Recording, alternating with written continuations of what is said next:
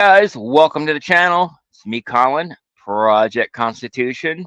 Joining me today is my guest host for the whole week, Yakova Renewed, which is convict to conservative. That name, I gotta change that name for you, brother. yeah, it's not.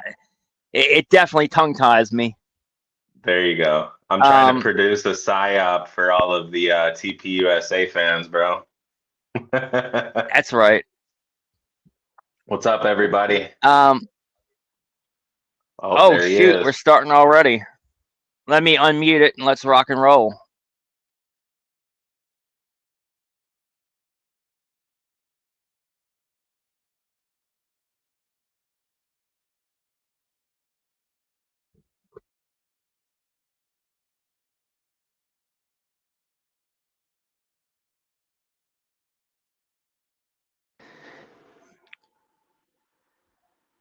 By the way, if you guys want to send a super chat, just scan the buy me a coffee on the screen right there. And I will read them all in between breaks when they take lunch or if they take a break or whatever. I'll read any of your super chats.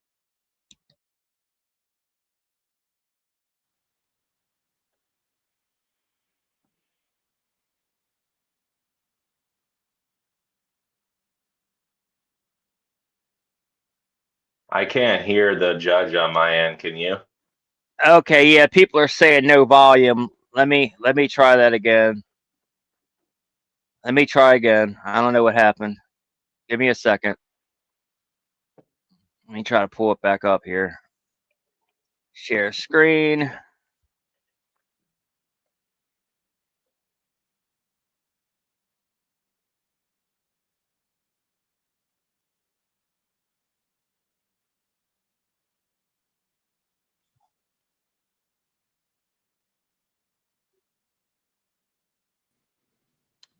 All right. Second, the court will address the camera operator, and the court knows there is no still photographer for today's proceedings pursuant to the court's ruling from last week.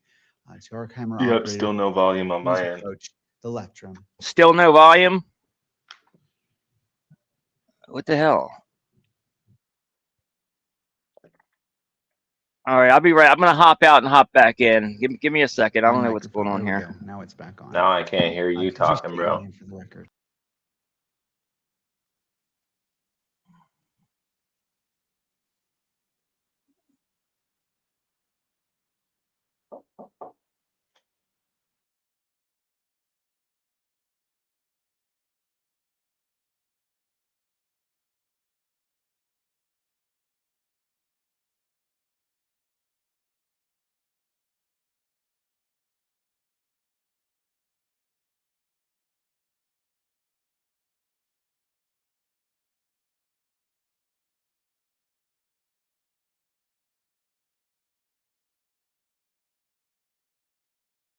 Here.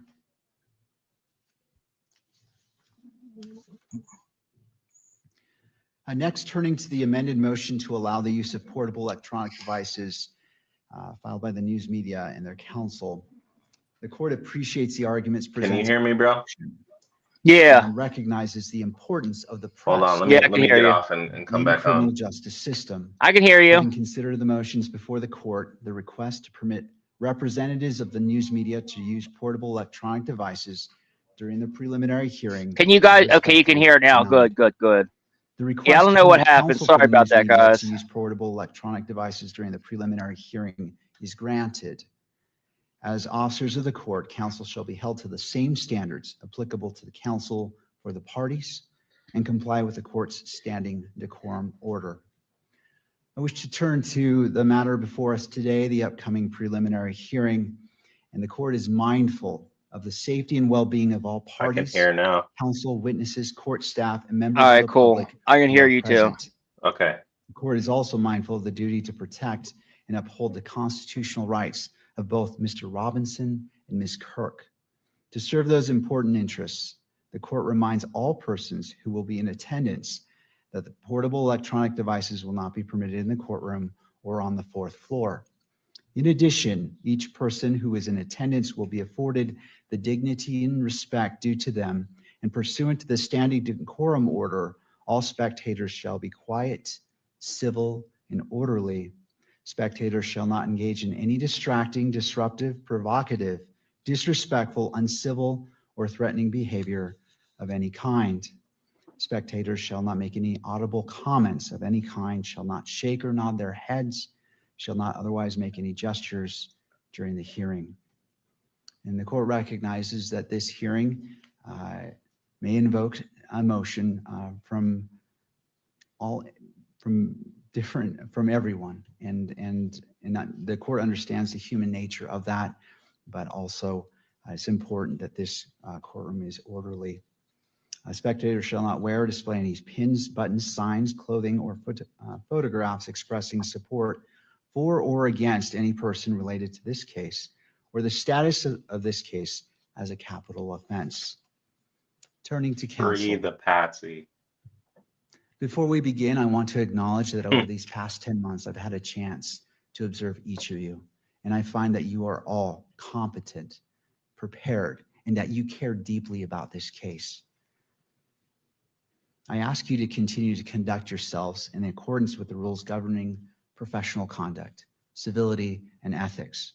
I also ask that you remain mindful of the constitutional rights of all parties, and in every engagement that you treat each person you engage with the dignity and respect they are inherently due, as they are human beings. I want to turn also to objections, the format that I wish to follow if objections are made. When an objection is made, all parties shall pause so that the objection may be heard. Speaking objections are not permitted. If any party believes that an extended argument is necessary, particularly on sensitive matters, that party may request to approach the bench, and all parties will approach the bench.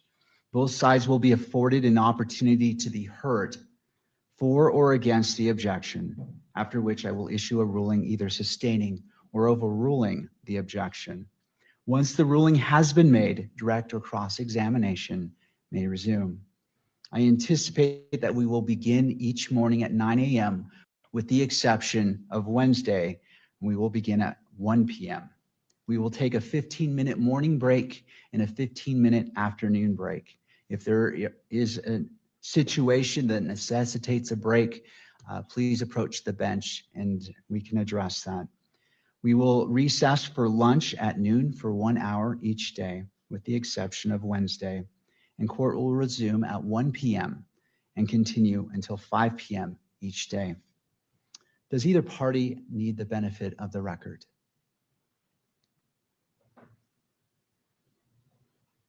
No, Your Honor. Thank you, Ms. Nestor. No, Judge, thank you. Thank you, Mr. Grunander. Do either party wish to invoke the exclusionary rule? Defense invokes, Your Honor. All right. The defense has invoked the exclusionary rule. I ask that all witnesses, if present, be excused from the courtroom. Present, as I'm not familiar with who they are. Of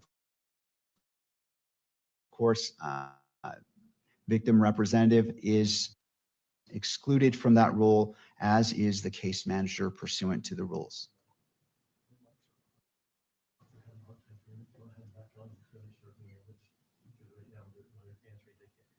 Okay, and I anticipate that from here on out that they're just going to come to the lectrum. So, okay, so just for the benefit of the record, to the questions, the yes or no questions.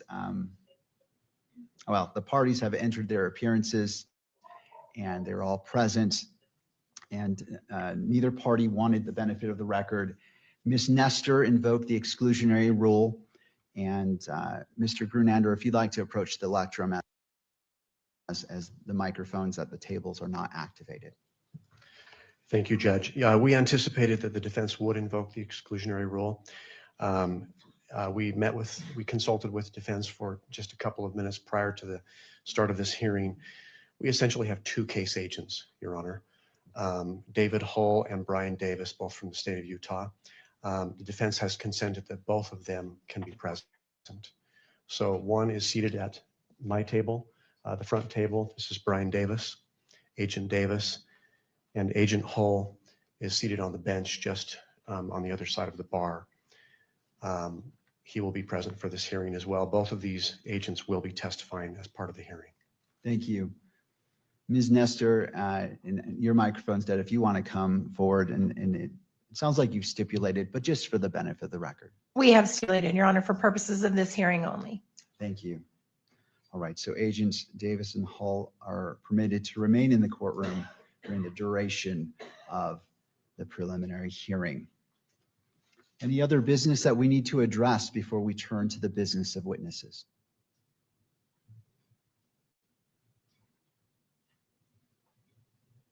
Mr. Novak. Thank you, Your Honor. Richard Novak for Mr. Robinson.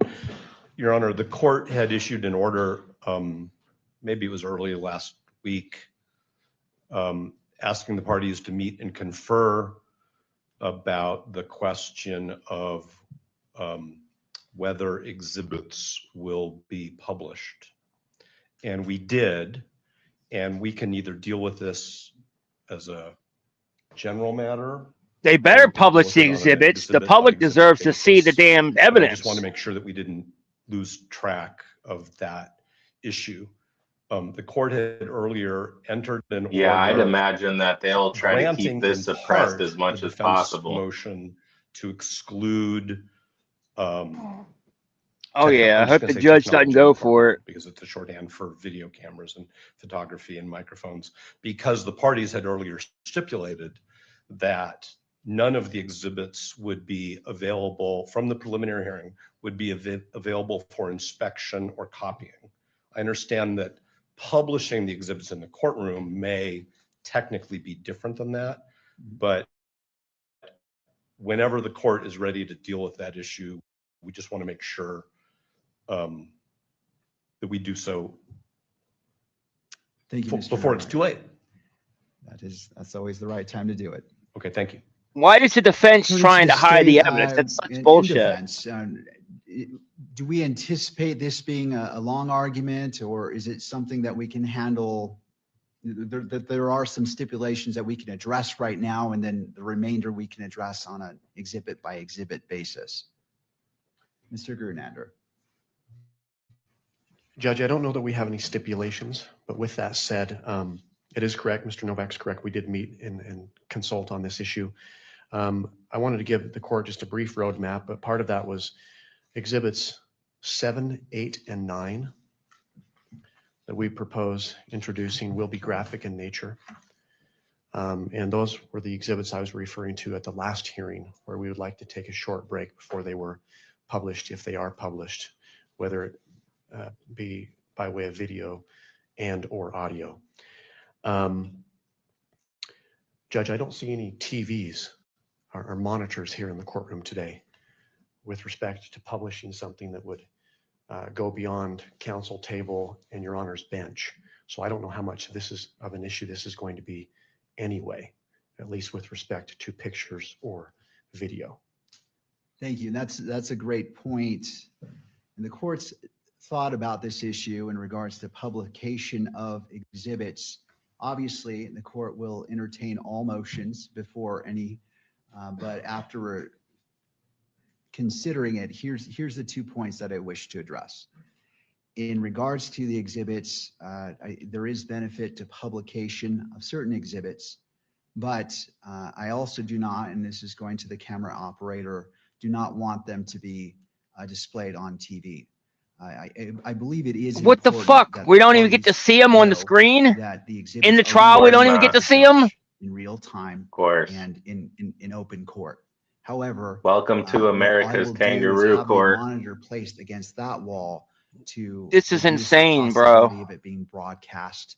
And so on the exhibits that the court grants to be published in court, and not going to Mr. Novak's point, not to be given copies to. and This the makes court me is so trying to be mad. Mindful that if it's shown on TV, that's essentially giving a copy to. And so the court is taking Mr. Novak's point in consideration. And so the anticipation is, and I know I'm catching staff a little bit off guard, is placing that television right behind Jeff, our bailiff, to minimize the accidental capture by the camera and in allowing it to be displayed. I recognize that that is not the ideal spot for viewing, but I'm also trying to balance the rights and important considerations that defense has made. And again, this will be on an exhibit by exhibit basis on what is published or what is not. But for the exhibits that the court rules can be published in open court, that is going to be the location of the monitor. And again, the court spent a bit of time weighing what should be done, where the monitor should be placed to accomplish the purposes of publication, at the same time protecting. That's ridiculous. Especially as it may relate to sensitive material if the court deems that to be publishable. So we get to see none of the evidence Any at questions all. that I can address from either side or clarification. Not surprising, needed, or bro. Thoughts that you wish to share. Then we'll have to wait 50 years for it to be released. And Mr. Grunander, as it relates to that, This is a fucking kangaroo court, man. I'm This is just a show anticipating trial. the possibility of that coming up very soon in regards to publishing potentially exhibits. Not real soon, but today certainly I would anticipate, Judge. For the course information, we anticipate presenting 4 witnesses. They're all law enforcement witnesses. Officer Chris Bagley, he's now with Spanish Fork Police Department. He was with Utah Valley University Police Department. He'll be the first witness. Of course, he's with The Spanish second Fork witness Police will be Department. Agent David Hull, and those exhibits 7, 8, 9, we anticipate coming in through him. The third witness will be Agent Brian Davis, again with the state of Utah, a case agent who's here presently. And lastly, Sergeant It is all Jennifer rigged. Moina, also of the Utah Department of Public Safety. Big And time. we do anticipate admitting between 40 and 50 exhibits. Thank you. All right, Mr. Grunander, I apologize. You walked away before I got my question out. If we anticipate taking a break around 10:30, do you anticipate any potential exhibits for publication being requested prior to 10:30? I do, Judge. I Okay. do. I think the first several exhibits should be published. So. All right. Well, let's do this. I want our preliminary hearing to move smoothly and with the least amount of delays as possible. So let's take a brief break to allow the placement of that monitor, a brief test to make sure it's working, and then we can be seamless in moving forward. One quick question, Judge, for council's benefit. Are the monitors at the tables going to be turned on? The monitors are, and Okay. that's why I wanted to give that instruction early on for each party to monitor their monitor. Because if the camera is doing a wide sweep picture of the courtroom, I can't prevent the accidental capture. Obviously, the decorum order anticipates not focusing in to the point that is focused on your monitors. But I ask all the parties to be mindful, especially as it relates to the sensitive material that may be published or may not. But please just take a look at that and be mindful of that. It won't be I published. will leave it to you. So I believe it's important that all parties see what is before the court. No. So if you have objections, it's right there. You can say, okay, I see what the court's seeing. I have objection or not, or just to confer with your client. Yeah, I that's just a wanna good make sure point. that We're going to there's read her no, statement that she put out this morning when they take a misunderstanding break what's here in a being second. presented to allow all So parties we'll the read that in benefit a of the minute, record, guys. and I think it's clear important for people what to is being understand what this, presented to the court for you know, consideration don't get your and hopes too evidence. high. I want to explain what this trial is And we really do about. have one exhibit that will be in physical form. And so we will be using the easel, I think that's just Okay. over by the jury box. All right. Thank you, Mr. Grunander. Before we break, I do wish to remind the parties that this is a preliminary hearing. It is a probable cause standard. And if you could keep that in mind as you're presenting your evidence, this is not intended to chill what you present, but keep in mind that the standard is probable cause, and that is what the court as a magistrate will be looking to. All right, with that, let's, how much time do we need for the placement of the monitor? All right, well, let's break for 6 minutes. Well, let's make it easy on ourselves. Let's just come back at 9:35 and we'll resume court at that time. Thank you. All right.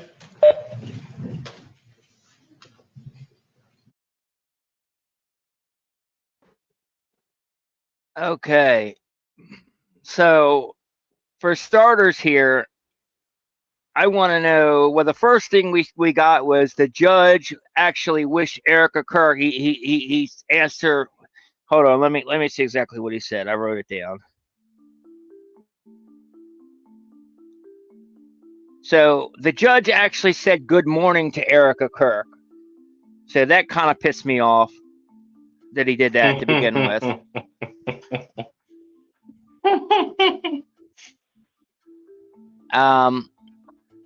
It's one big club, brother, and we ain't in it. Oh, exactly. And the judge knows what his role is here. You know, like I said, he's in on it. They're all in on it. Yeah, let's go ahead and read. I think it's important to read what Candace Owens had said here. So, give me a second to pull it up.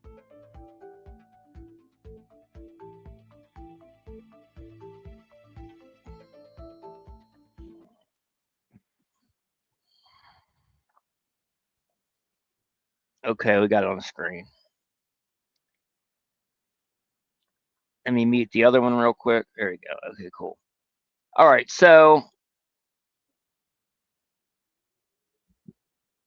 this is what Candace posted this morning.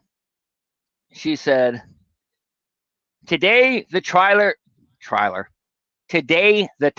Robinson show trial begins.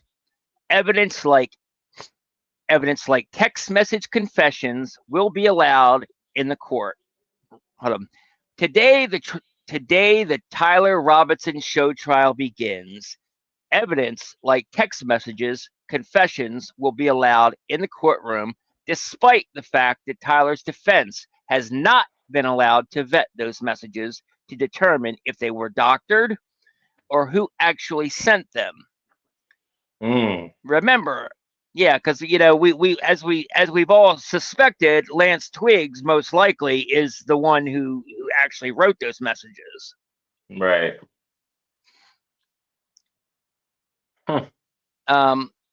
Remember, the FBI and ATF was not forced to turn over key evidence despite multiple discovery requests because the judge has ruled it is not necessary at this stage, which is also true.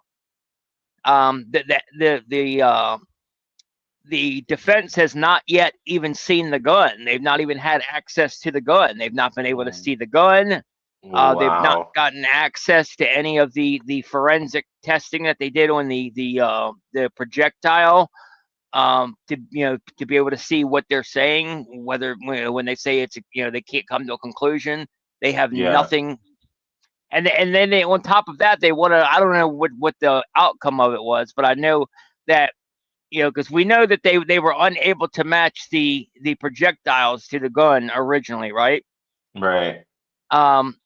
And then what the FBI wanted to do was they wanted to run a second test on them, which, by the way, the test they wanted to run on them has been discontinued for 20 years because it doesn't work. It's got so many red flags and been proven inaccurate multiple times. But they want to run that test they want to run a secondary test on a lead. I think it's called a lead. Something about the lead in the bullet or whatever to see whether it's the from the same batch of bullets or whatever. And in order to do that test, they will have to destroy the last bit of projectile material that they were able to retrieve from Charlie's body, allegedly. So they want to do that. They want to destroy the last bit of evidence that they have of whatever hell there was that went into Charlie. without even letting the defense look at it, without letting the defense examine it, without letting the defense look at their records of how they came to whatever conclusion they came to. So, yeah, I mean, it's insane, guys. Absolutely insane. And then,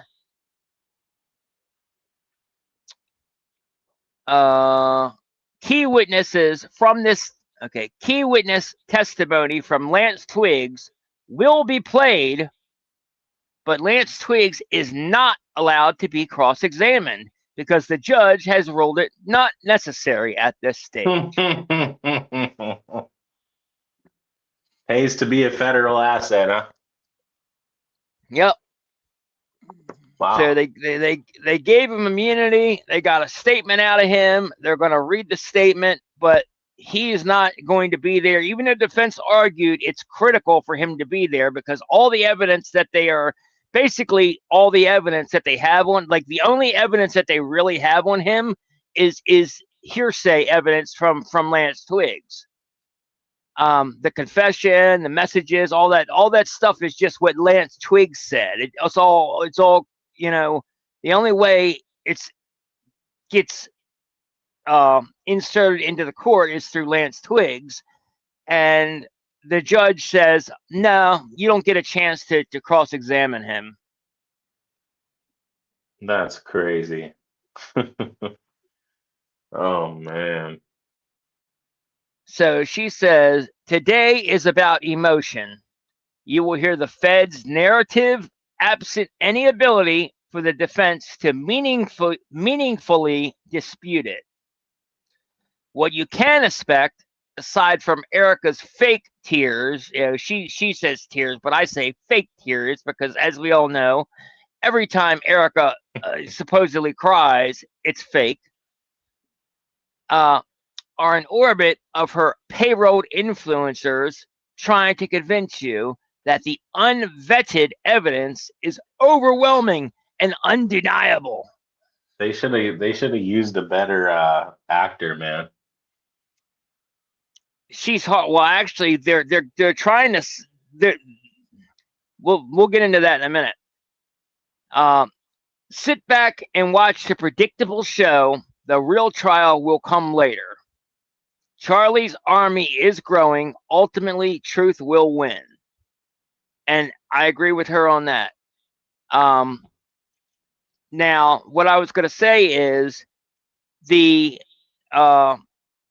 actually they're trying to, like, somebody has decided, well, I don't know whether it's Trump or the Rothschilds or whatever, but somebody has decided that Erica Kirk is no longer useful. And she's a liability and they want to get rid of her. So what they're doing now, I don't know if you're seeing this, but like with that report that just came out today, where's it at? Hold on. See if I can find it real quick. Let me make sure it's not back one yet. I don't want to miss anything. Okay, no, it's not. Okay, so that report, did she delete it? What's going on here? Hold on, give me a second. I gotta find out what happened to it.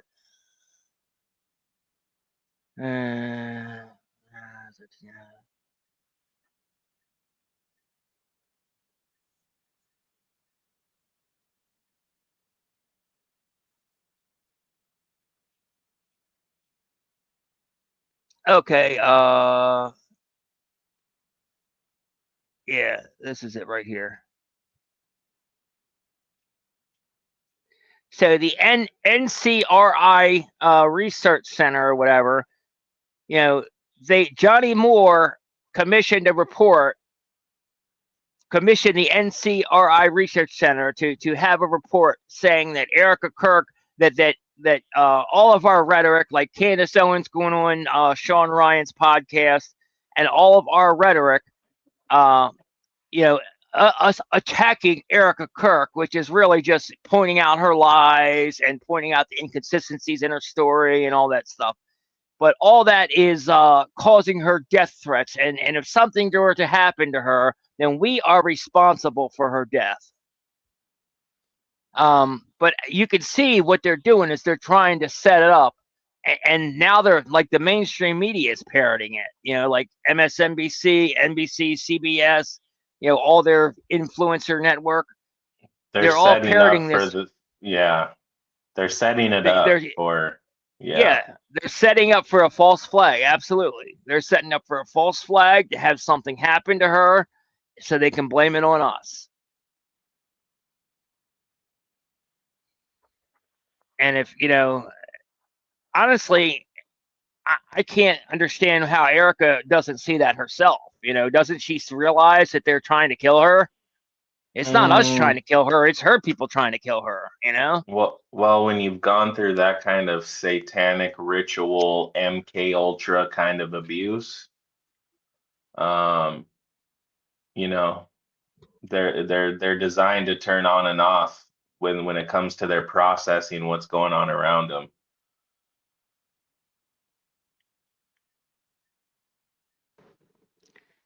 Yeah, I guess you're right, bro. It's crazy to me, you know. But yeah, they're trying to set up for a false flag attack and blame it on us. And they've been doing it for a while. You know, we can go all the way back to the, you know, Athens, Georgia, you know, where she pulled out of that event, that Athens, Georgia event with JD Vance, claiming that she had a credible death threat to her life or whatever. And then it comes to turn to find out there was no credible death threat. The only death threat she had was just random people online, you know, saying they hope she dies and stuff, which is like normal troll shit, you know? Yeah. So, like, it started all the way back then, you know, and then they ramped it up again with the, you know, with the White House Correspondents' Dinner, which that whole shooting was fake to begin with. That was staged, you know. Oh my gosh, man. They can't even, you know, Butler, Pennsylvania was a semi-decent staged assassination attempt on Trump. But that one right there, it's like they're just getting so sloppy and messy and careless that you're able to pick these things apart quicker now. Like within hours, they're being called out. People are seeing it for what it is, and you know, it's nothing but a distraction. It's trying to keep those who are still getting their news sources from places like Fox News and the mainstream news media. And, you know, as far as the landscape of the internet, like they've lost complete control of the narrative. There's so many people waking up and seeing this psyop operation for what it really is, and it's wild, bro. It's wild. Yeah, exactly, 100%, bro. I want to go home. Yeah, you know what the best part of that was? Somebody, and Jesse on Fire is the one that actually pointed it out. I didn't even hear it at first, but like when she said, "I want to go home," somebody that was in the crowd there watching her, you could hear it on the mic, picked it up, said, "Oh, why so sad?" Oh my gosh! Like if you think about it, like if you think about it, somebody really trying to run into that section of that building, like if you're a real, you're gonna get smoked before you even hit the door. You know, like it's just it's stupid. Yeah. Absolutely. Oh dang! Yeah, and then they tried to. Yeah. So we'll play this just for a little comic relief, real quick, because someone mentioned in the comments down there, they said the widow. So of course we got to play the widow. You shall That not widow's afflict got a any big widow or bank. fatherless child. If you afflict them in any way and they cry out at all to me, I will surely hear their cry and my wrath will be hot. Cursed is the one who perverts the justice due, the stranger, the fatherless, and the widow. Learn to do good, seek justice, rebuke the oppression, defend the fatherless, plead for the widow. Do no wrong and do no violence to a stranger, the fatherless, or the widow. I will come near you for judgment. I will be a swift witness against sorcerers and against those who exploit the wage earners and oppress the widow. Honor widows. Our Lord God defines himself as a, quote, father to the fatherless and a defender of widows. Widows, widows, widows, the widow. You shall honor the widow. You shall worship the widow. I'm going to keep telling you, the widow. And you will see we are biblical here. This is it. The whole hand has been revealed. Okay, I am sorry, but the people who are clocking this as a grift, whether they're on the left or on the right, recognizing that this is just a grift, there's no substance behind these words anymore. They just get up there and they just find whatever Bible verse they want and they tell you, this is what it means. This is what it means. Bingo. Manipulating Nailed it. scripture. Yep, exactly. Then of course all right. the ops they're pushing against everybody that's speaking out against. Officer Bagley, if you'd like to come forward, looks like he's being Yep. brought into the courtroom. We are back, guys. Again, if you want to leave a super chat, just scan the QR code there, buy me a coffee or whatever. You can leave a comment and we will read it during the breaks. Yeah, so Officer there you Bagley, go. if you wouldn't mind coming forward past the lectrum and being sworn in.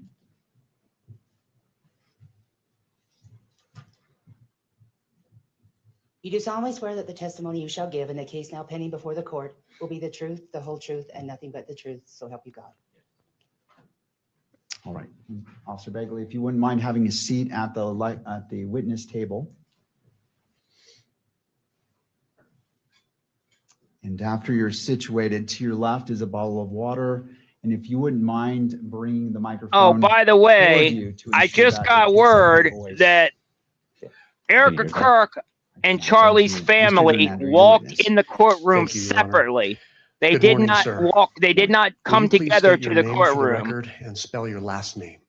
Christopher Bagley, last name spelling Bagley. And how are you employed? I think that's important. Police department as a police officer. As a police officer. What is your position or your rank there? I'm just a senior officer. Senior officer. Okay.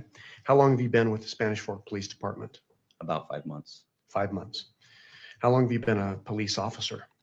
I wonder if this Bagley guy is one of the ones in the bricks and minifigs thing too. Benefit, your training, what you did to become a police officer.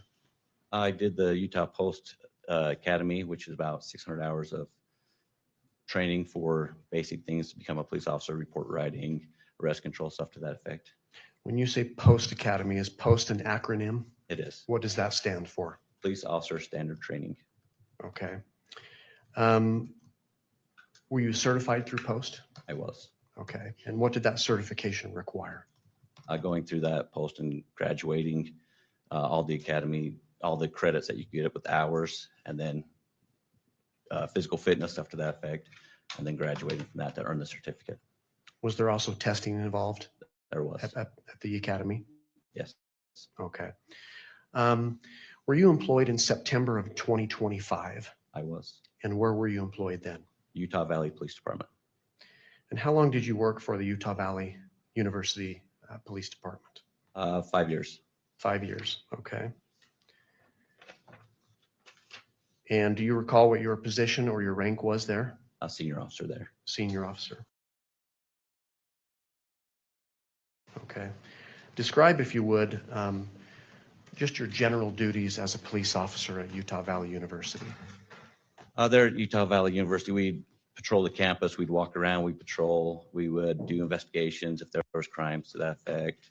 We'd make sure that students or staff, if they needed something, we'd be there for them. So basic police, kind of like a school resource officer, community-oriented policing.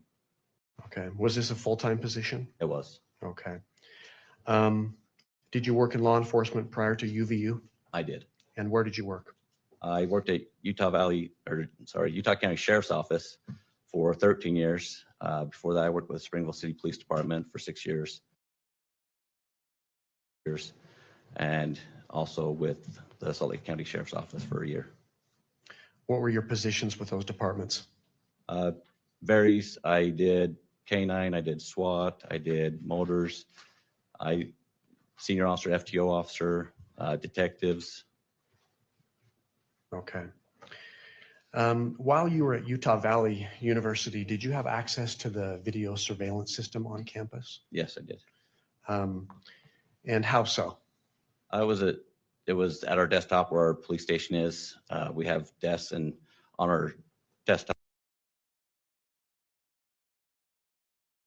we'd have access to it there, or we'd go into dispatch and they'd have a wall full of camera systems that we could look at. How familiar did you become with that system? Very familiar. Can you describe how you became very familiar? Like I said, it was one of our daily routines that we'd go in there. If we were looking for somebody or tracking something back, we'd go in, we'd go back to that time frame. We could trace somebody to track somebody through campus. I'd also turn around and make some maps, so it was easier for dispatch or somebody to click on an area in this campuses where the buildings were and be able to click a little bit easier and get a faster response. So made some maps and stuff like that. And how often did you use this system? Every day. Okay. Did you become familiar with the campus at Utah Valley University when Yes, you were working there? Yes. And explain how you became familiar with it. Like I said, we'd walk around. I would train other officers. We'd make sure that we knew all the ins and outs, the back doors. We'd make sure we knew where every classroom was, where every entrance and exit was. We'd secure the building. We patrol the neighborhoods. We patrol around campus. And then we also have off-site campuses that we drive to and make sure that they're secure also. Okay. You mentioned that you patrol the neighborhoods Yes. surrounding campus. Yes. What about the neighborhood to the north and east of campus? Yes. Okay. What was your purpose for patrolling those neighborhoods as an officer for UVU? One, it was right next to UVU, so we patrolled it. Sometimes people would run up in that area or be walking up that way. We'd have stolen bikes, stuff like that. So we'd go into the areas, look for stuff. Also with Orem Police Department, we'd go back up them quite a bit for other calls, and a lot of it would be in the area. Okay, so back up just a little bit. So Utah Valley University is located in what city? Orem, Utah. Orem, Utah. Okay. How familiar did you become with the buildings on campus? Very familiar. And the walkways? Very familiar. You mentioned the entrances and exits to the buildings? Yes. What about parking structures? Yes. Same answer for that? Yes. Okay. Are you familiar with the courtyard or the outdoor amphitheater on campus? I am.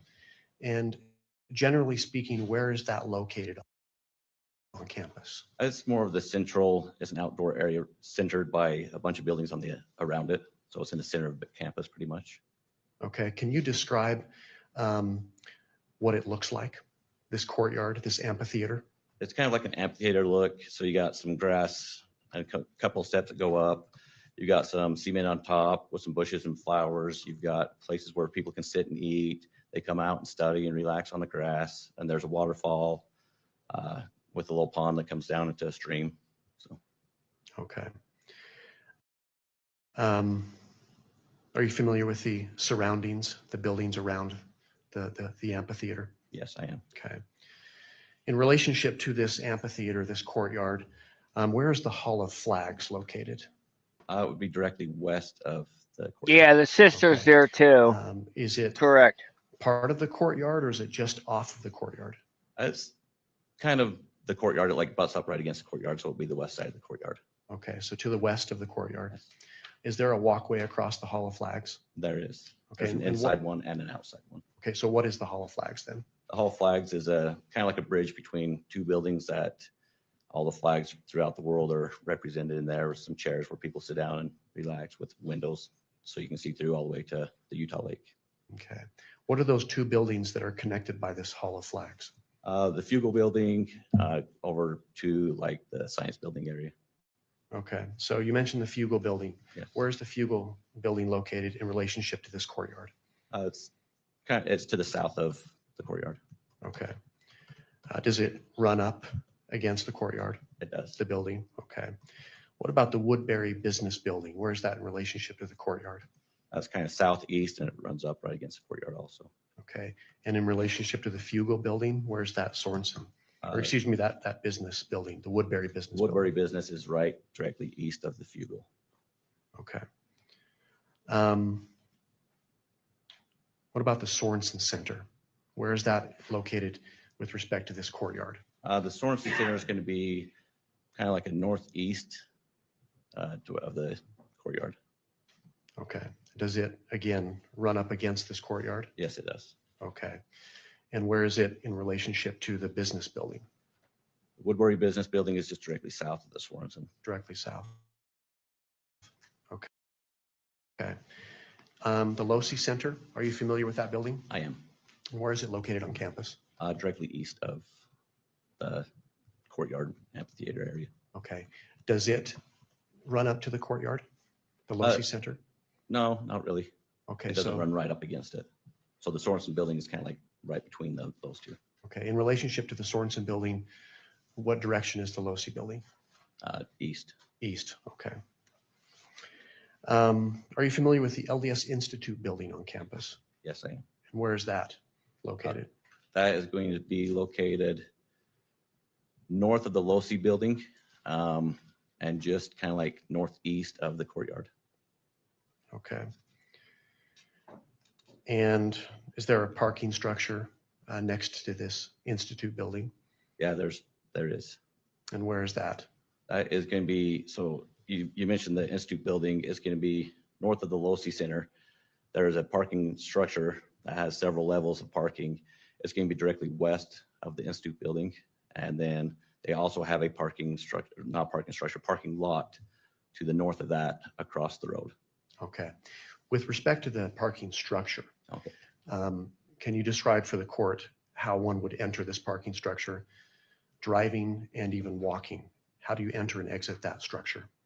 So on the north end of the parking structure is Campus Drive. You can drive in and exit on the level 1. So that's a ground level. That's where you'd enter if you're driving in or exiting back out on campus. Then goes up to level 2, and on level 2, exit is what's called Heat Plant Road. In between the Institute building and the garage is a little road, and there's an exit right there that you can drive out. You can also, if you were parking there, you could walk out right there at that exit only where I was talking about on that southeast side. You can walk out there, or on the north end of that garage, there are some stairs that go up all the levels, and it goes down to the bottom level and across the street through a tunnel to the LDS Institute building. And then when you pop up on level 2, you can walk over to the Institute building. Okay. Can you describe how long of a walk it would take from that parking structure to get to the courtyard on campus, approximately? A couple of minutes, because when you go to that far southeast exit, you can walk directly almost to the courtyard. You can also walk along the south end of the LDS Institute building up towards the Losi building. Okay. Officer, I'm going to turn your attention to State's Exhibit number 1. It should come up on your monitor there. Show us the money. Hell yeah. Let me know when you can see that. I can see it. Just for staff, let's go ahead and not publish it until it's admitted into evidence. So we're going to take it off the monitors. What the? But Oh! he should. Psyop such bullshit.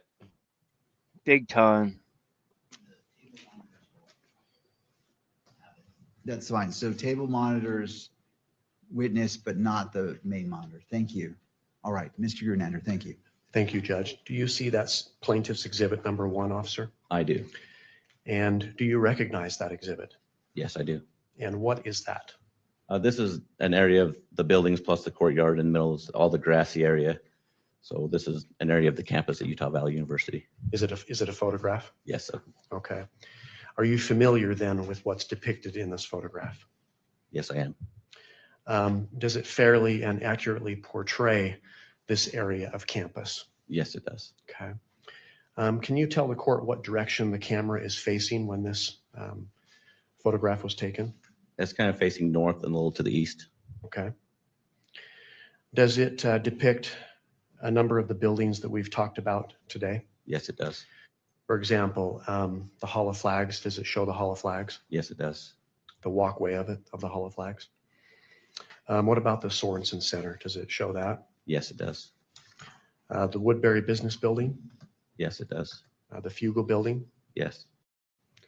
What about the Losi Center? Can you see that from this photograph? Yes. Is this photograph a fair and accurate depiction of this area of UVU campus on September 10th, 2025? Yes. Your Honor, the state offers State's Exhibit 1. Your Honor, we would object to failure to lay a foundation for, oh, I'm sorry. It is a little bit tricky because that microphone. Sorry about Ms. that. Nestor. Your Honor, we would object to inability to authenticate. There's not been a foundation laid that this officer took this photo, can verify when it was taken, or by whom it was taken. So we would It object. looks like they're showing the Excellent. Would you like us to parking lot cameras, huh? Well, as it relates to this, Yeah. I'll hear argument. Okay.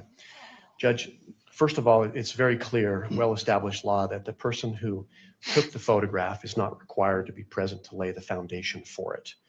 What's required for foundation is that the Well, that's witness has bullshit. knowledge of what's depicted in the photograph, and can testify to its accuracy.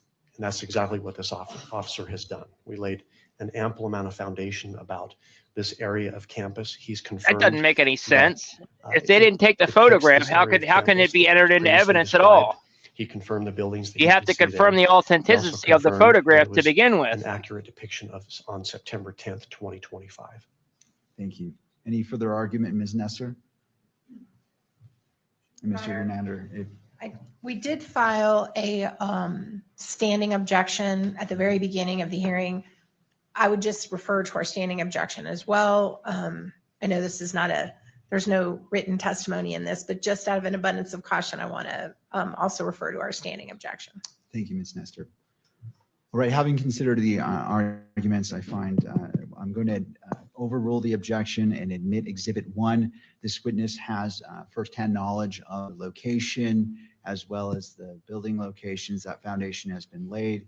He also Kangaroo stated it's a court, fair and accurate man. representation of Absolutely what's being kangaroo court. depicted here, and for Of those course it reasons, is, bro. the defense objection is overruled. State's Exhibit 1 is admitted into evidence and may be published to the courtroom. Okay. So the state would move to publish that. to the Dang, court. Tyler's hair is going bald in the It is back. so All that granted. cell living, he's got the I boy imagine it stressing. would, man. Officer Bagley, are you able to see the Exactly. monitor Stress will do that's, that to you. here in the Oh, court yeah. that's pointed towards the Especially when you're facing gallery. a charge you Yes. didn't commit. From where Yeah, you're seated, are especially you when that's comfortable in serious, describing you know. where the Where courtyard they're is trying to on kill that you, photograph on the life, you exhibit? know, or not Yes. even life And for the imprisonment. They're record, where trying is to that located? give them the death penalty. So all the grass that looks like a triangle, the amphitheater look, that is going to be the courtyard amphitheater area. It's got the tent in it, the white tent that's at the bottom on the far left of the picture. That would be the courtyard area. That's it's surrounded by buildings, more of the grass area. I'm going to approach the photo. Well, I'm just going to, when you look at this exhibit to the left of the photograph, there's a walkway there. What is that walkway? So the red brick walkway that is going north to the top of the picture on the far left is going to be the Hall of Flags, the outside top of it. Okay. On the bottom of this photograph, there's a white roofed building. It's the largest building, at least as far as what's depicted on this exhibit. Yes. What building is that? That would be the Fugel building. Okay. And just to the right of that, so that would be to the east of the Fugel building. What building is that? The other red brick pathway area, that is the Woodbury business building. Okay. And if I were to walk north, so left on this photograph with respect to that red brick walkway area, there's another building sort of triangular in shape, the rooftop. What building is that? With that white rooftop, that would be the Sorensen building. That's the Sorensen building. What about the Losi building? You've described that. Where's that located on this photograph? If you go to that triangle white roof, if you go directly to the right, so the right side of the picture, that is going to be the low-C building. It's got several levels. Is it to the right and up a little bit as Yes. well? Okay, and that would be east on this photograph, is that And correct? it's got the gravel rooftop. Gravel rooftop, okay. I referred you to the LDS Institute building. Are Can able you to guys that in this see photograph? Yes, what's you are. on that And where's picture that if you located? zoom in on That's it? going to just be directly north of the low-C building. It's going to be that other white roofed building on the far top of the picture. Okay, thank you, officer. They're showing the Yeah, I parking can't lot see one, You can right? take anything. that down, Your Honor. as far Is as it? the It looks like the publication. parking lot photo. Officer Yeah, that's what Bagley, it I'm going looks to take you like. back to the date of September 10th, 2025. Do you recall that day generally? I do. Were you working that day? Yes. it is. Robinson was Yeah, already Yeah, it skinny. does I look was, like he yes. lost a Okay. lot of weight. I mean, he was skinny, but it does look like he lost Do you weight. remember what time your shift started approximately? Yeah, it approximately started about 11 o'clock in the morning. 11 o'clock in the morning? Yes. Okay. Did you receive a specific assignment shortly after coming on to duty? Yes, I did. And what was that assignment? It was to secure the top of the Hall of Flags on the south end. So we had people that were gathering on top of that were looking down on top of the tent. So we wanted to secure that area. So I was put up on top of the Hall of Flags on the south end. Okay. My apologies, Your Honor. Could we have Exhibit 1 published again? Go ahead and republish State's Exhibit 1. Thank you. You mentioned that you were securing the south end of the walkway on top of the Hall of Flags. Yes. And so where do we find that in this exhibit, officer? So if you can see the tent, the white tent, there's that rooftop where the red brick is. I was on top of that, and there's some, actually looks like yellow crime scene tape. That was some of our barrier that we put up so people wouldn't go above that and walk. So I was sitting right by those flower plants that were by the fugal on the south end. So is the south end on the bottom of this photograph? Yes. Where that walkway kind of begins from the bottom? Yes. And you've referred to a tent. Is that the white object we see inside the courtyard? Yeah, that square white object with the tent. Okay, thank you. So you were securing that area. Yes.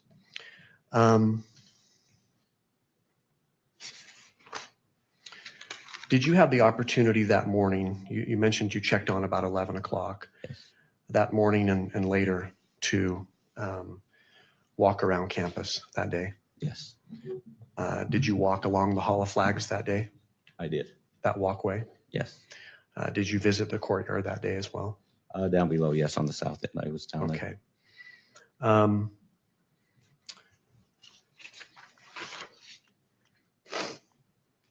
Let's see.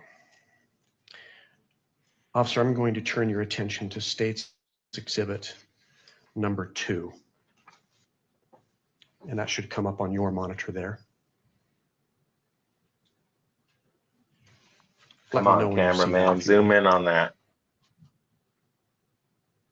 Your Honor, if we could maybe not have it I on the know. lectern screen, we're getting reports that the documents shown on the lectern screen are being live streamed. It's live streamed. Oh my God. So maybe if we could just Come not show that on, get until the- it's admitted.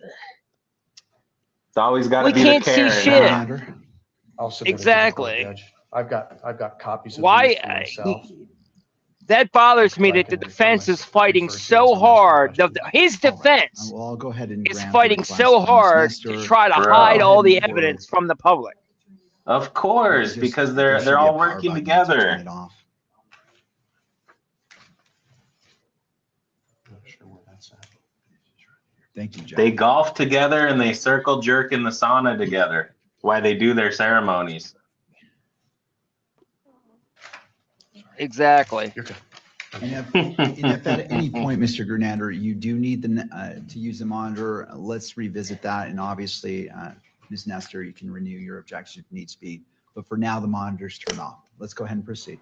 Thank you. Yeah, Officer, they're do you all see in State's cahoots Exhibit together. Yeah, Absolutely. 2 on Of your course, monitor? they all Yes, go. I They do. all belong You to the same recognize that? Masonic lodges. They all And golf what is that? together. They're all. This They're is all. a picture of It's all just a from the east facade side and a looking show. west of the campus. Yep. Okay. Are you familiar with what's depicted in this photograph? Yes, I am. You know, I got my Dorito and does fingers it, ready. show, For example, the Losi Center. that Dr. we talked Kirk about? loves my Dorito Yes, it does. fingers. Project Does it depict Constitution is the the, troll of the year, man. Woodbury Business Building that we've talked about? Yes. People How about the get so Fugal Building? offended by you, Yes. bro. It's Does it show the hilarious. I love Sorensen watching Center? it. Yes. And also the Hall of Flags? I do Yes. too. In this It's particular exhibit, hilarious. can you also see the courtyard? I can. A partial of it. They think they Partial, bother me, but okay. it doesn't. I actually get a chuckle out of it. Does it fairly and accurately depict this area of campus of UVU on September 10th, 2025? Yes. Okay. Your Honor, the state offers state's exhibit number 2. Your Honor, we renew our standing objection. We also argue that a foundation hasn't been laid in terms of the time this was taken or who took it, and at what point in time this was created and how. So I don't think he has. I wonder why they any moved personal knowledge him of from that. jurisdiction that he was at In UVU arguments, campus. Judge, he has testified that he's familiar with it. He has personal familiarity with it. He's testified that it's. Yeah, fairly I don't accurate, know, but the fact that he, As of the day of September. but the 10th, fact that he went to American And that's what Fork was is asked. very telling, you know, because American Fork go has ahead and gotten in so overrule the much shit for objection being a by horrible defense, police department with noting that that Briggs the and witness Minifigs has Lego laid, lawsuit case. Well, he's expressed Yeah. that this is a fair and accurate representation of what it purports to be, and he's familiar with it. He was there on the day on September 10th, and because that foundation has been laid, State's Exhibit 2 is admitted and may be published. Thank you, Judge. State moves to publish Exhibit 2. All right. Well, at least they're allowing that to be Officer, I'm gonna direct published. your attention to this exhibit on the monitor facing the gallery of the court today. Can you describe, there's a large building in the middle of that photograph, slightly above. the middle. Everybody in What the building chat, are I you want you looking at? guys to be paying You're looking at the attention to top of the what the rooftop of the Low-C building. It's got pieces the of roof up there. It's evidence like they're light gray, dark displaying so gray. you can see if you can Are you familiar with that analyze rooftop what there? they're Yes, showing. And what's it made of? Made of gravel. Gravel, okay. You mentioned 2 different grades, or did you say Grays. grays? Grays. Grays, Yeah. okay, Yeah, grays. all right. Now you described that you could see the courtyard, but it wasn't easily visible in this photograph. Where is the courtyard located on State's Exhibit number 2? So you got the white roof that's going to be in the middle, just to the top of the building where the Low-C is. I described there's a white roof there. That's the Sorensen building, and it's just below that. You can see some grass, and that's where the courtyard is. It's just to the left of that white roof. Your Honor, I'm going to ask if the witness could actually come down from the stand and point out where the courtyard is located in this exhibit for the court's benefit. All right. Do we have a second microphone so it picks up his voice? Okay, Ms. Nestor, thank you for allowing us. Officer, you may step down, approach the monitor, and I would ask that you speak into the microphone when responding to a question. Okay, can you hear me? I can. Thank you. So officer, for our benefit, would you describe again where the Low-C Center is in this photograph? The Low-C Center is going to be this one with the gray roofs. It's got 2 different colors of gray. 2 different colors of gray. Okay. I'm blind. I can't see those 2 different colors from here, but can you describe where the court, looks like we went blank. There we go. Can you point to where the courtyard is located on that exhibit? Courtyard is going to be here where this grass is in this area right here. Okay. And what about the Fugal Building Fugal building is going to be this building right here. and the Woodbury Business Building then? Woodbury is going to be this one right here with this red brick path. And the Sorensen Center? Sorensen Center is going to be this white roofed one that's right here. Okay.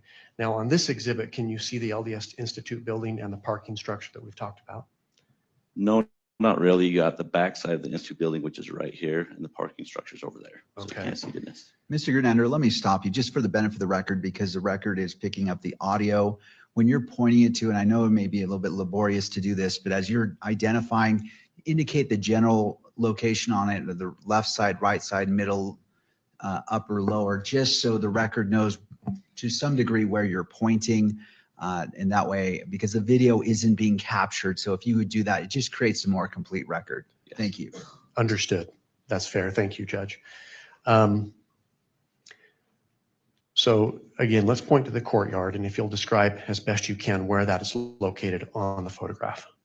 On this photograph, the courtyard is going to be This grass area that's going to be towards the top of the picture, the baseball field's behind it. It's closer to the surrounding buildings. There's some grass in there. That would be the courtyard area. Okay, we've talked about the Hall of Flags and the walkway above that hall. Where is that located on this photograph? The Hall of Flags is going to be right by the courtyard, just to the west of it. There's a red brick towards the top of the picture. There's a red brick pathway that goes from the Fugal building, which is on the left of the picture, towards the right of the picture, which is the science building area. Okay, and then the Sorensen Center, is that the building in the middle with the large white roof? Yeah, it's going to be kind of towards the upper part of the picture, middle of it. It's going to be a white roof. That will be the Sorensen Center. And it just to the north and east of the courtyard? Yes, north and east. Okay, and then finally, if you would describe the Losi building, the location of that on this exhibit. The Losi building is going to be pretty much in the middle on the right side. So middle to the right. It's going to have two different colors of gray, a darker gray and a lighter gray. There's a red pathway, and that will be the Losi Center. Okay. You mentioned, officer, that there were different stories on the Losi building. How many stories does the Losi building have? There's 4. 4 stories? Okay. You mentioned that you were familiar with the rooftop. Do you know how to gain access to the rooftop of the Losi building? Yes, there's actually an outside stairway right here that comes up. It's going to be just to the south of Losi building. There's a red. Oh pathway yes, absolutely right we in the middle of the have. picture. Off to the south. They're of that, they're on the left side of the definitely picture, all is an one outdoor click. They're all staircase, involved. Is that open to the public? It is.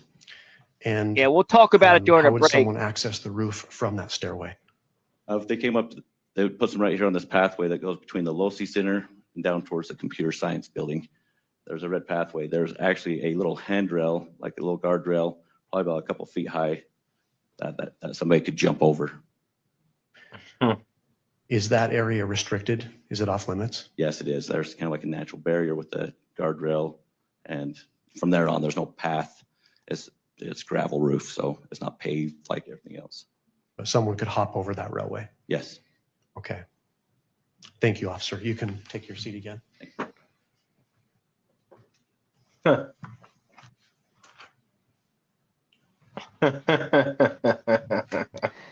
But yeah, Tyler Robinson's defense counsel, Michael Burt, is actually cousins to Terrell Officer Bagwell, I'm now Farnsworth, going the to guy that took refer you the to camera your and attention SD to cards State's out. Exhibit number 3. That's going to come up on your monitor as well.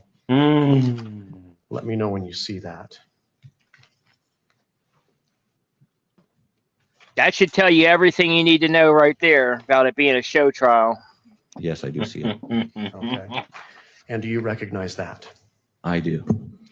And what is that? This is a drone picture of the campus, more of the courtyard looking eastward. Okay. I've asked you about several buildings on campus. I'm going to ask you about those same buildings, whether they're depicted in this exhibit, okay? Do you see where the Hall of Flags is located?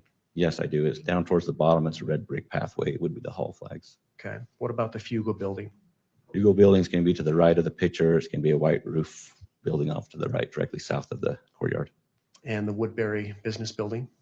Where's that at? Woodbury is going to be another red path. That's going to be just to the east of the Fugal building. It's got a gray roof and some red path. The Sorensen Center?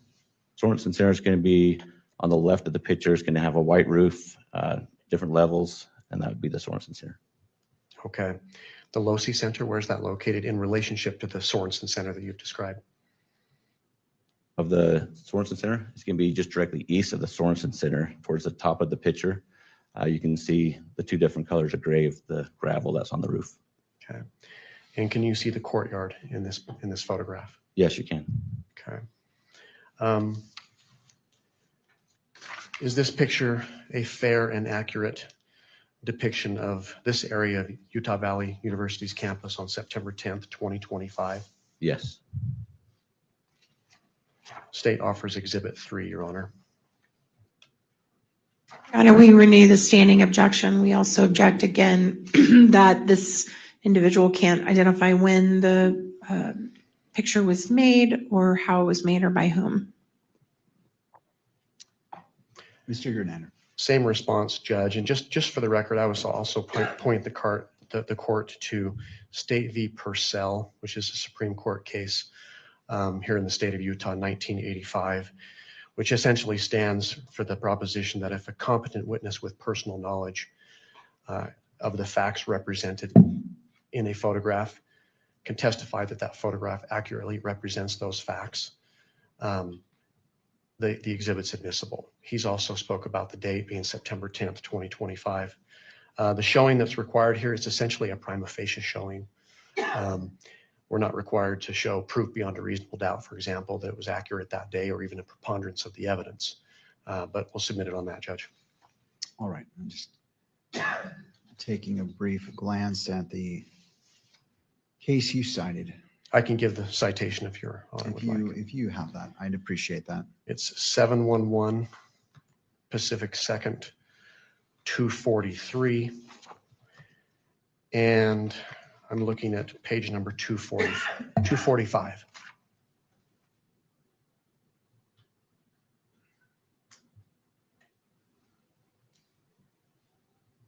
All right.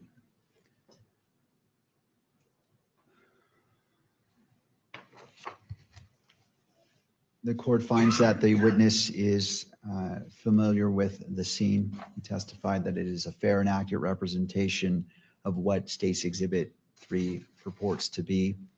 And the court finds that necessary foundation has been laid and overrules the objection. State's Exhibit 3 may be admitted, is admitted, and may be published. State would move to publish State's Exhibit 3. All right.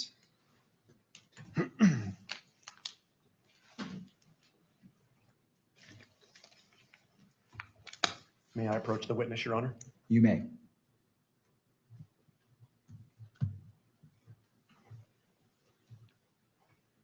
Officer, if you would come down into the well of the court, I'm going to ask you a few questions about this Exhibit 3 as well. Okay. Can you point out where the Hall of Flags is located and describe that for the record? The Hall of Flags is going to be down here on the bottom of the picture. It's going to have a red brick pathway with some flowers along the top of it. You mentioned that you were securing an area of that Yes. walkway. Where were you stationed? I was down here by the end of the flower pots, which is down here on the south side towards the Fugal building on the far right of the picture. Okay. In relationship to where you were stationed, where is the Fugal building then? The Fugal building is just to the right of me, so it would be on the south end of me. Okay. And so it's on the right side of the photograph there? Far right side of the photograph, yes. What about the business building? The business building is just going to be in the middle of the picture on the far right. It's going to have some red brick pathways. It's going to be multi-level, and that would be the Woodbury building. Okay. The Sorensen Center, where is that located on the photograph? Sorensen Center is going to be middle to far left of the picture. It's going to have a white roof on top of it, multi-level. Okay. And the Losi Center, where is that located? Losi Center is going to be towards the top of the picture, kind of off-centered a little bit, but it's going to have the 4 or 5 floors that are the 4 floors that are sitting right there. Okay. Can you describe those stories, what we're looking at? Where do you find 1, 2, 3, 4, and possibly 5? So this is ground level where the courtyard is. So this, as you go over in towards the Losi building inside, there's an elevator that would be ground 1, level Okay. 1. Level 2 would be the second one where these red ATVs are sitting on the grass right there in the middle of the picture. If you go up from that, that would be the 3rd level, and your 4th level, which is the actual top level of the building, is that very top one with the windows that you can see. Okay. Is there an atrium on the top of that? There is an atrium. It's got a little sphere on the top of it. It looks like a little square right on top of the Losi building. That would be an atrium. Now, you mentioned 2 shades of gray on the rooftop of the Losi building. Yes, Can you see that on this exhibit? I can. So where the Okay. atrium is a lighter gray gravel. And on the west side, because I'm looking east, on the west side, there's 2 ventilations for the Losi building, 2 vents on top, and that is in the darker gray Okay. gravel. You mentioned you're familiar with the rooftop of the Losi Center, correct? Yes. When someone is standing on the Losi Center, can they see down into the courtyard? Yes, they can. And where is the courtyard located from It's the going to rooftop? be in the center of the picture with the grass and the atrium style steps. Would that be west of the Losi Center then? Yes, it would be directly west of the Losi Center. Okay. Now, in a couple of the other exhibits, we saw a tent that was down set up in the courtyard. Can you see that tent set up in the courtyard in this photograph? You cannot in this picture. You can't. It would be where I explained where the hall flags is. It's directly underneath the hall flags, like just on the grass right there. Okay. Is there a clear line of sight between the tent and the top of the LoSI Center, the rooftop? Yes, there is. Okay. Is some of it obstructed? Yes. Obstructed by what? The Sorensen building that's right here, this white roof that's going to be, this kind of obstructs a little bit of the view of the courtyard. So where would you have to be standing or perhaps lying down on the LoSI Center to see into the courtyard where that tent was? On the far south side of the LoSI building, you could have a line of sight towards the courtyard. And that's the top roof? The top roof, yes. With the darker shade of gray that Yes. you see? Okay, thank you, officer.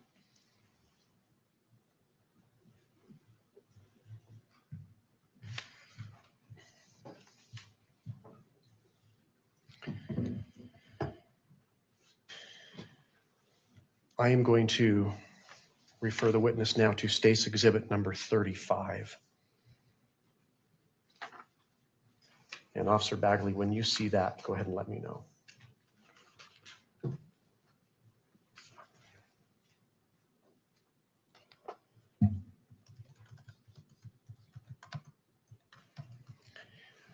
Do you recognize what that is, officer? I don't have it yet. Oh, okay.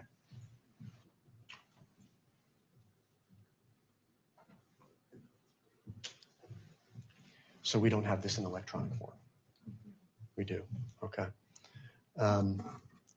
Well, I'll refer you to the exhibit. What is that, the aerial of the left and campus? behind you. Do you see that?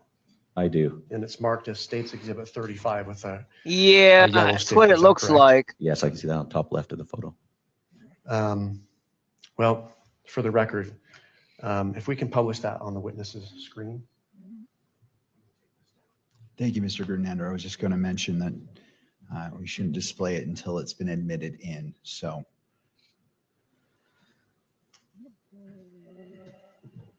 Of course not. Why would they want to show us anything?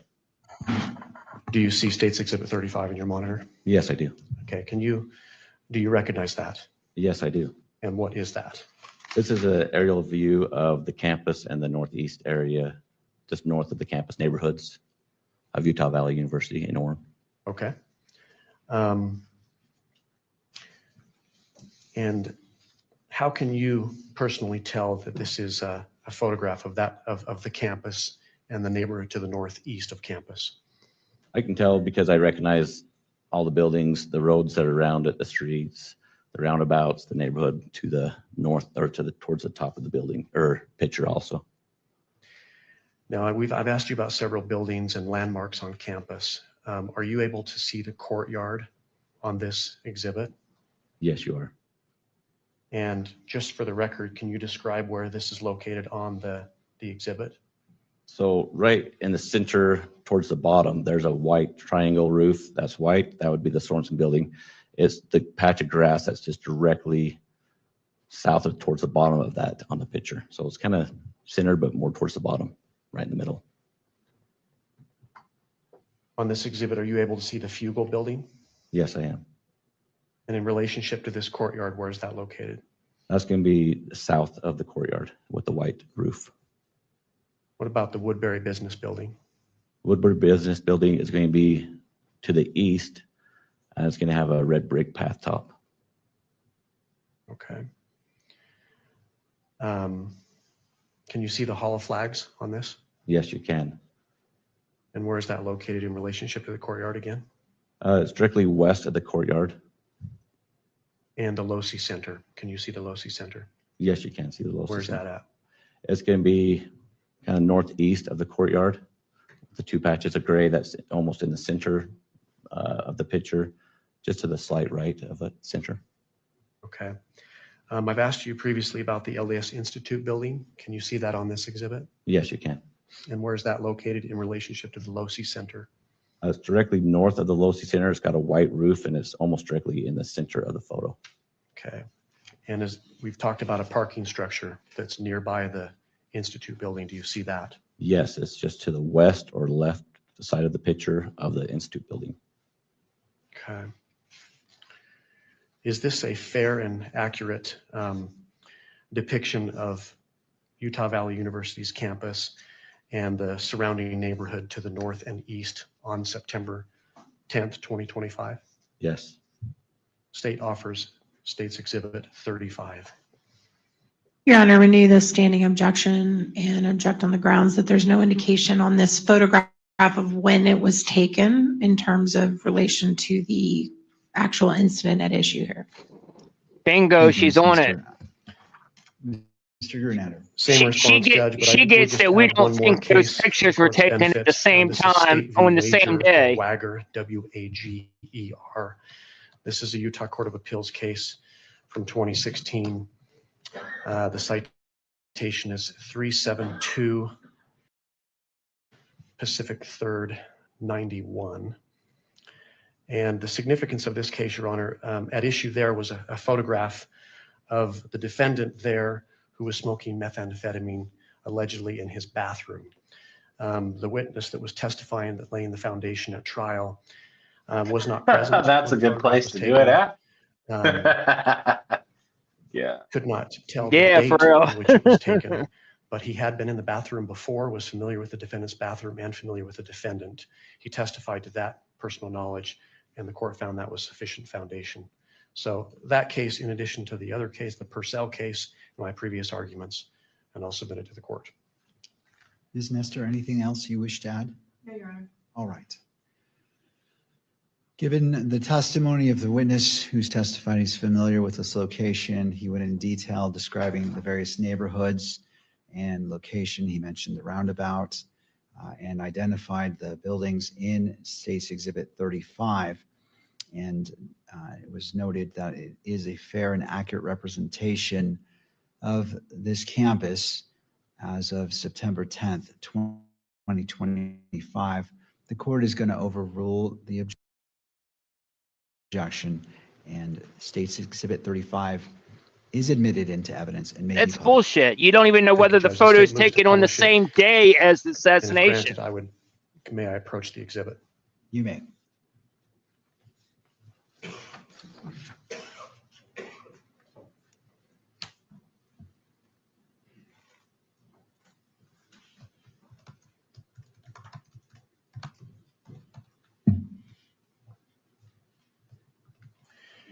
Officer, I've asked you about a number of the buildings located on campus. I'm just going to ask you a couple of questions about those and to help orient the court to what the judge is looking at, and then ask you about some of the streets in the neighborhood, okay? Okay. For the court's benefit, can you point out where the LDS Institute building is? Yes, I can. And I'm going to approach the witness again, if you could describe where it's at on that Exhibit 35. Okay.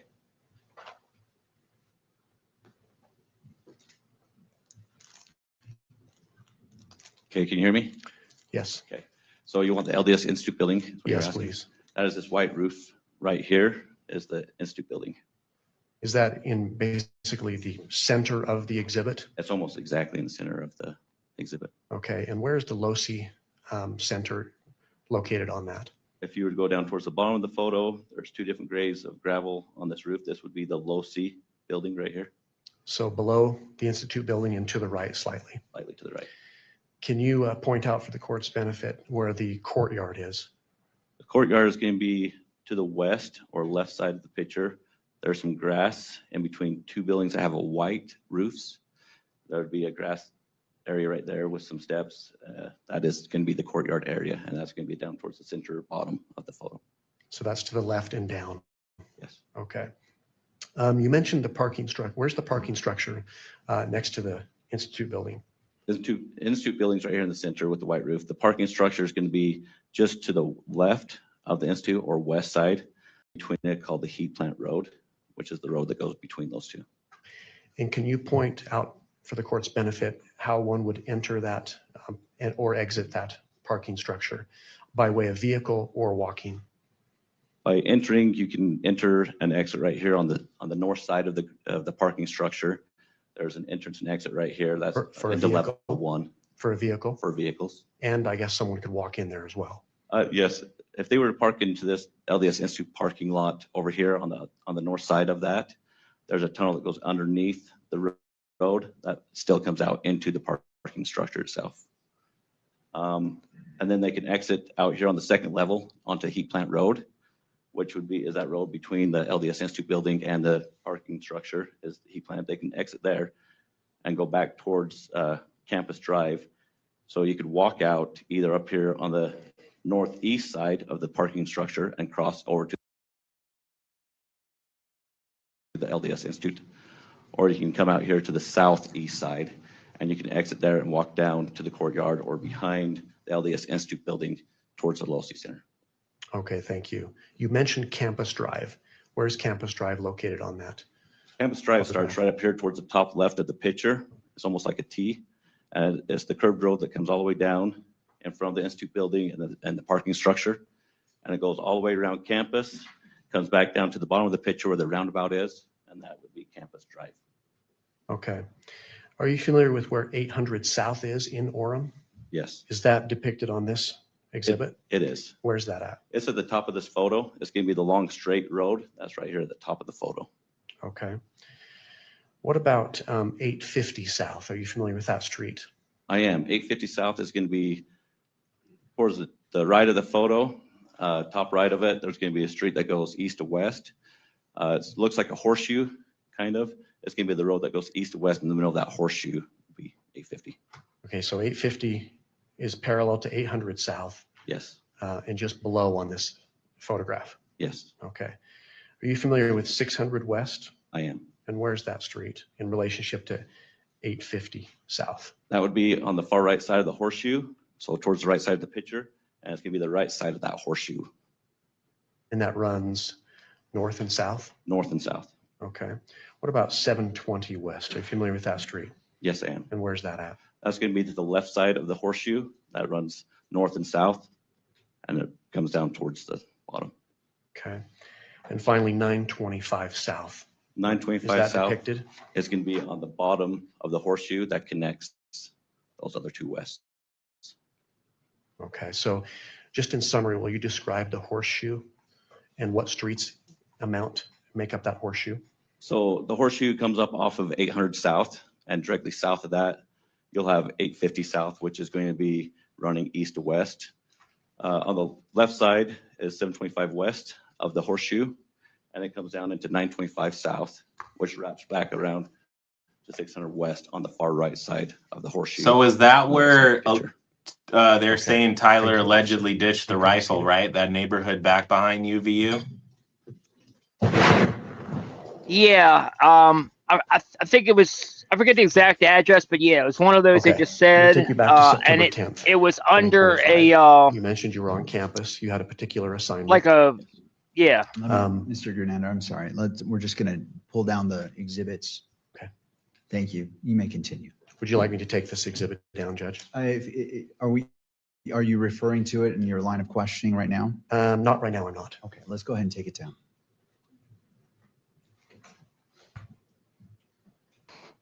Yeah, they ditched it under a chicken coop or whatever.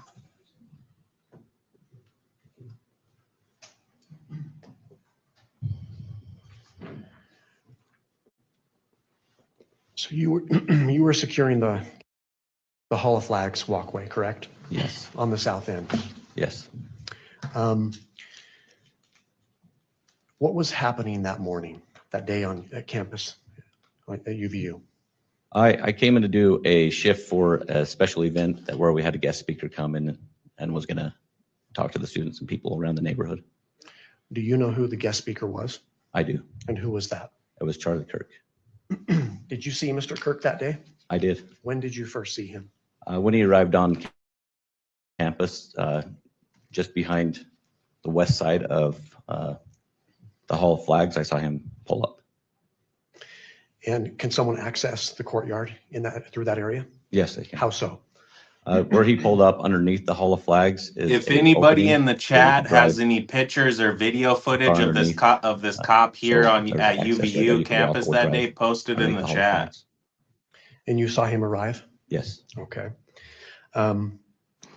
Yeah, or DM it to Describe me, what you were because you seeing. can't, if What you're did on you observe? YouTube, you can't, but you could DM it to me or you On can that day, email me. I observed Project Charlie going Constitution back, doing some meet videos and greet with at some people, getting some gmail.com. photos taken.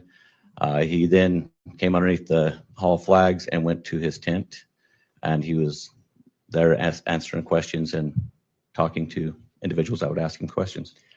The tent you're referring to, is that the tent that we see when it was set up in the courtyard, Yeah, that white square tent. the white top? Yes, he was Okay. under that.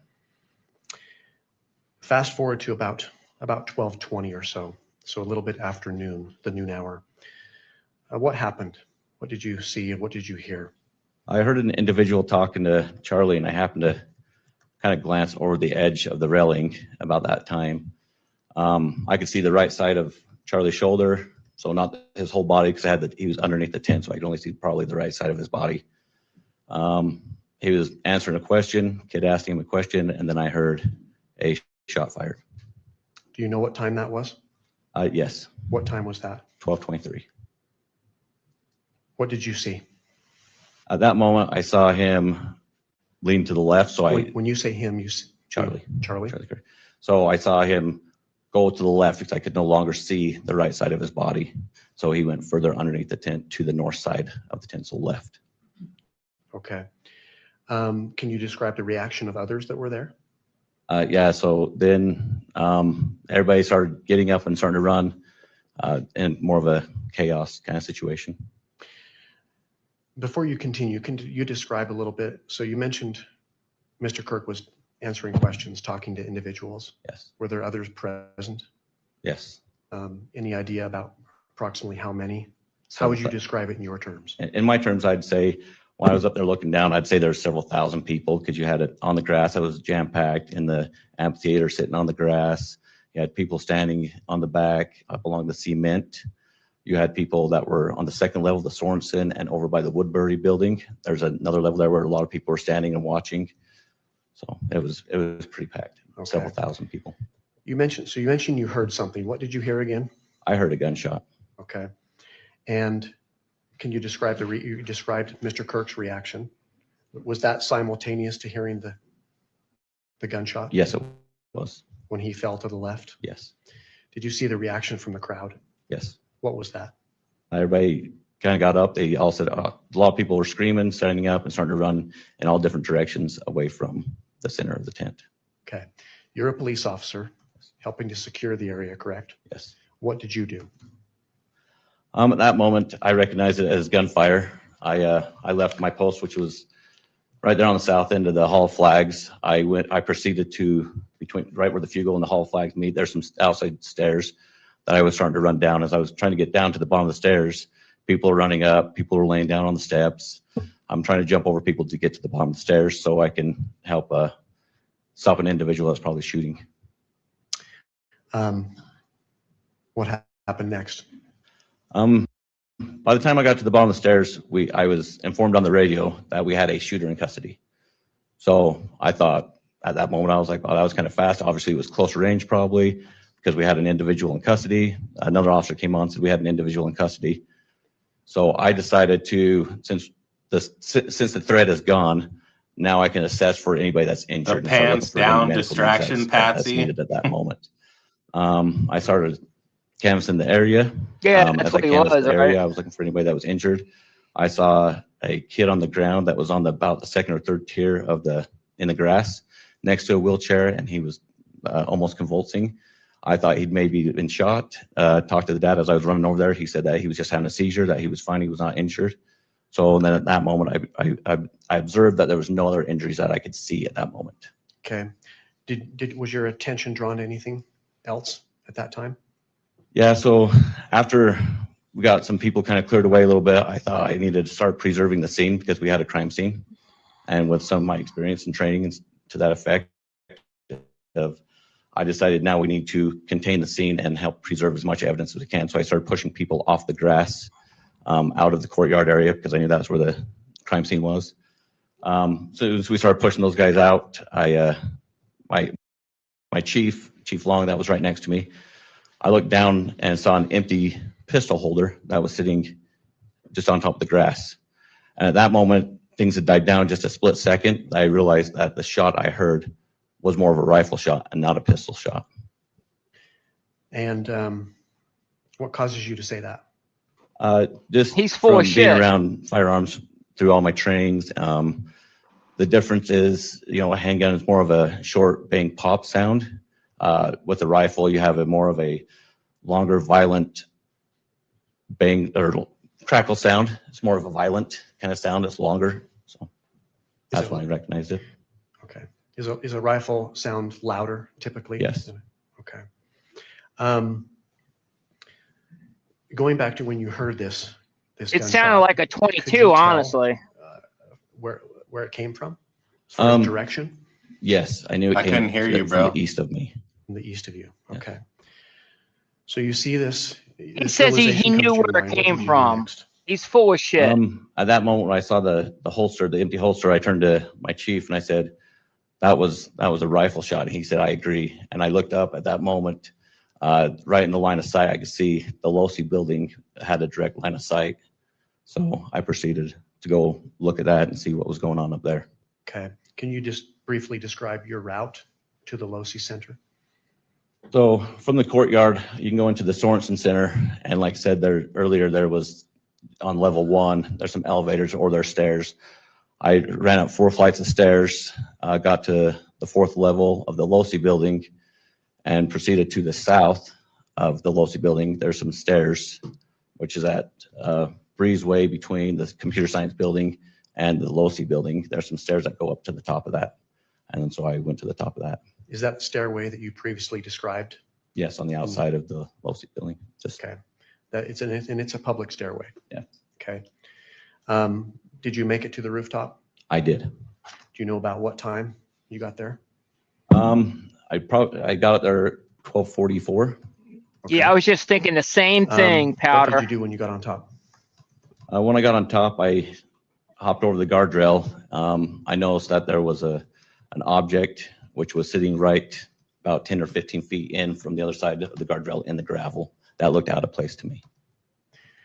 And in relationship to where you hopped over the guardrail, what direction was that object? To the west of the guardrail. Okay. And did you recognize the object? I did. And what was it? It was a red and black screwdriver. Okay. Did you touch that No, object? there I did wasn't. not. Okay. No, there wasn't. I am going to refer He's the full of witness shit. on your screen, Officer Bagley, to State's Exhibit 3.1. Let me know when you see that. Yes, I see it. Do you recognize what that is? I do. And what is that? That's a picture of the screwdriver that I saw that day on top of the rooftop of the Losi building. Okay. And of course, And we that's don't how get to appeared see on the it. rooftop. That may Yes. have been Is planted that a there fair and because accurate Tyler portrayal Robinson of the sure did not screwdriver you observed and found that day? take apart that rifle, You're on the state offers. put it back State's Exhibit together, 3.1. take it apart, and jump off the roof again. Your Honor, we renew. No, there's no way. We And you renew wouldn't our be able standing to. objection and object on the grounds that there's no Yeah, I can't hear foundation you, laid as bro. to Your when mic the is photo not was working. taken or by whom. Thank you. You Same wouldn't be response, able Judge. to shoot either. My You previous said you can't arguments. hear me? And did you state that this was You fair can't and hear accurate me? representation as of September 10th, 2025? I had said that day. I'll ask it again All right. to the officer. Officer Bagley, you saw this screwdriver you're describing on September 10th, 2025. Is that correct? Yes. Is State's Exhibit 3.1 a fair and accurate depiction of that screwdriver that day, September 10th, 2020?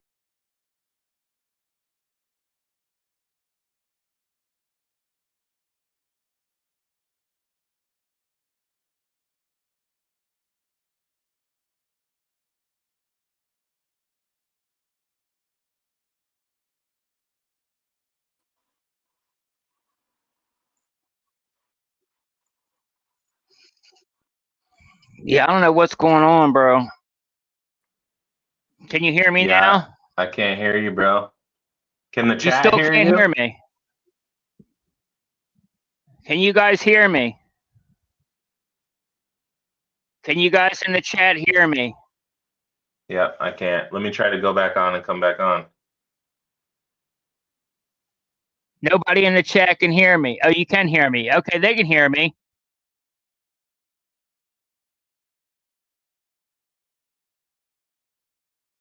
Okay, thanks. Cool.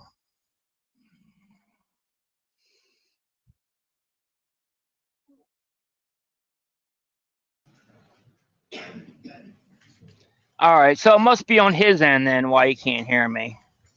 So you guys could all hear me. All right, cool. We'll go back and we'll watch. They're taking a break. We'll go back and watch the last couple minutes of it since we missed that. Yep, I can hear you now. You can hear me now. Okay, yeah, it was on your end. The chat could hear me, so I don't know what was going on. Oh man. We'll go back and watch the last couple minutes of that since we had kind of audio trouble. Questions. Right now might be a good time to take a break. All right. If that's Sure, the Of course it screwdriver is. be on top of the rooftop of the LOC building.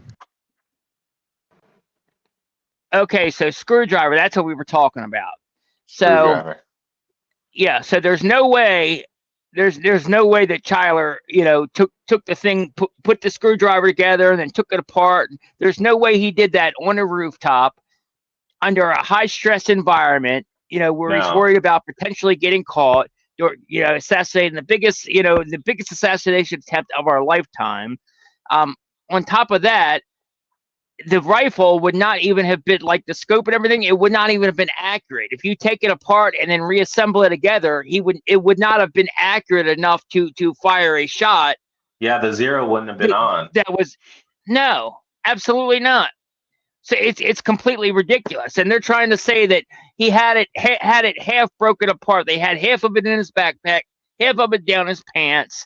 When he got onto the roof, he put it all back together. He fired a shot. Right. So remember there's stories. They're saying he took it all. Then they're saying he took it all apart again, jumped off the roof, and then reassembled it all before he hit it in the woods in a towel. Ridiculous. So I want somebody to go and practice and see if you don't break your legs. Put a buttstock down your jeans, stuff a barrel down your jeans, and go jump off a 20-foot roof and tell me if you don't break your legs in the process. Exactly. I agree. When they showed video footage of the rooftop, or actually pictures, remember they had they were showing evidence of the footprints on the rooftop. Nowhere in those pictures was there a screwdriver. Do you recall seeing a screwdriver that was published in those pictures? No, not at all. It's a complete lie, man. They're full of shit. They planted them. They planted that screwdriver. And then a bunch of people were trying to pull video footage from Tyler Robinson allegedly jumping off of the roof, right? And they were trying to show that he was jumping off the roof with the rifle and a towel. But if you guys go back to October, I posted that clip slowed down, and you could see the towel, whatever that was. It looked like a sweatshirt or a jacket. You could see there's nothing in there keeping it stiff. It was just a jacket. There was no rifle in there. There was no rifle in his jeans. There was no rifle when he jumped off of that roof. I think you're muted. There you go. I agree. Yeah, no, he when he jumped off that roof, it was just the towel was just flopping around. It wasn't. There was nothing. No. The rifle was not in it. Absolutely not. So listen, so I want you guys to think about this too. After you just got done killing one of the biggest political commentators in this nation, would you have the calmness to go run into the woods and reassemble a rifle again? What would be the purpose if the rifle was broken down on the roof to then go into the woods and reassemble it? It makes absolutely no sense. And then the picture that they posted online, they came out and said that was never even the rifle. So why were they posting that picture of that 30-06 trying to say that that was the rifle that killed Tyler Robinson when it really wasn't even the rifle? Exactly. I agree, man. All right, so while we're on break real quick, we have this picture right here. This is this is Charlie's parents walking into the courtroom. Obviously, one big thing that you're noticing here is Erica is not with them. So she may have been able to, she's claiming just because she got them to, I guess, go to the court hearing, they're not there with her. They might sit with her in the, I don't know if they're sitting with her in the courtroom or not. Unfortunately, they don't allow, they're not allowing them to have their, like I said, Billy Webb, by the way, if you guys don't know Billy Webb, great independent journalist, but she's working with us as well. She's actually there in person in the courtroom. She's going to be giving us updates throughout the day, but they will not let her have her laptop or phone or any electronics inside the courtroom.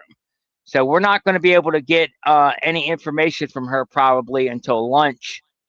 But when we talk to her at lunch, we'll see we'll see what happened in the courtroom, whether his parents are sitting with Erica or not, or with the kind of interactions between them. But it's definitely very telling that Charlie's parents walking into this courtroom without Erica. And like I said, that we know that they had we know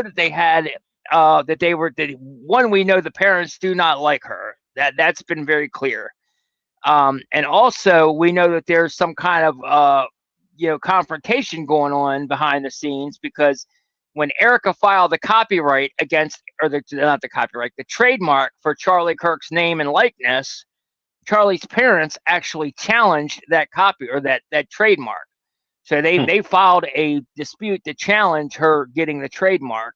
Good for them. And that's still pending in the courts. So obviously there's definitely some conflict there. There's turmoil. They may pretend like there's not, but there's definitely friction behind the scenes going on there. And then you got Stacey Sheridan right there in the background, and then Marina Miaz. Angela. Yeah, and then this is one of the security guards, just one of Erica's little security guards here. I guess she gave him I guess she gave her security to Charlie's security. What is that woman even doing there? Like, oh my God. Yeah, I don't know. She's not family. She really has nothing to do with anything. It's crazy. Let me see if the trial.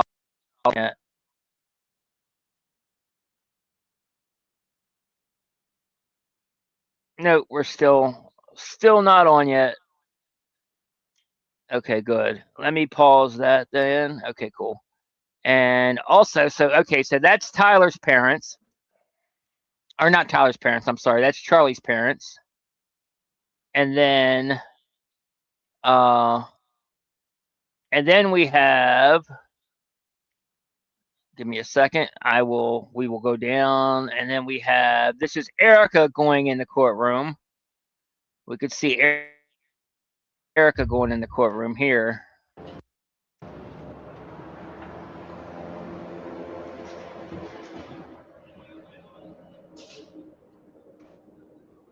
What a skank. I can't stand that skank.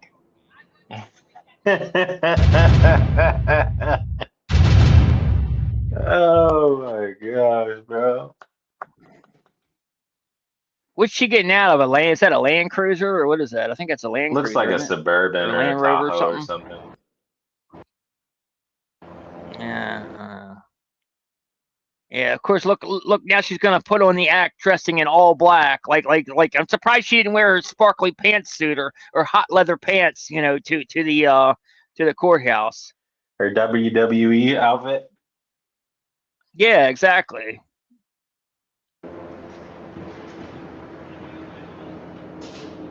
God, she's so full of crap. She's such a bad actress. I don't know how she's a bad people actress. don't see this. I know, man. And then we got one more here. I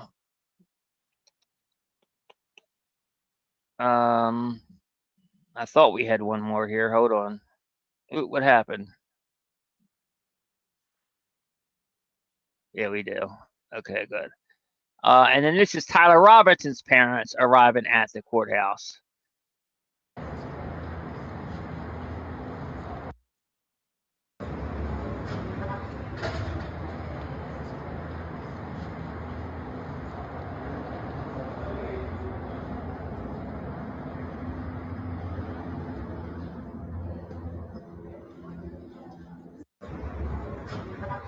I want to hear their statements. That's what I Yeah, really I do want to hear. I too. want to hear what they have to say, because there's been conflicting reporting where the parents are basically saying that what has been being reported is not true. It's I mean, we not don't even true. have Yeah. CCTV. We don't even have And CCTV footage of Tyler Robinson turning himself into jail. no, they deleted that footage. They hid it. I mean, not only. I mean, they didn't. Well, yeah, I guess they hid it, but yeah, they deleted that footage. They actually deleted it. It's intentional because I went through that. Their laws. They have laws where, like anytime in Utah, anytime that the police interact with a Suspect and a citizen or a citizen, even just a right. citizen, anytime they have an interaction with a member of the public, they're supposed to have their body camera on. And he walked in the courtroom, and you mean to tell me that all the cops in that not courtroom, the police station, all the cops in that police station, not a single one of them turned their body cam on for the most What high about profile arrest of the century person that would be coming in. oh And then you mean to man. tell me, that the security cameras, they didn't bother saving that either? They just let that Right. get deleted? Nah, Everything was bull crap. gone. Everything was gone. Oh man. It's a ridiculous, man. This whole thing is a setup from day one. Everything they've done, they've been caught faking evidence. They've been caught destroying evidence. They've been caught hiding evidence. Yep. What's also kind of telling too is, you see Erica and Charlie's parents kind of getting special treatment, being walked into the courtroom, given private detail and stuff. Charlie's parents have to sit here and wait in line like the rest of the plebs.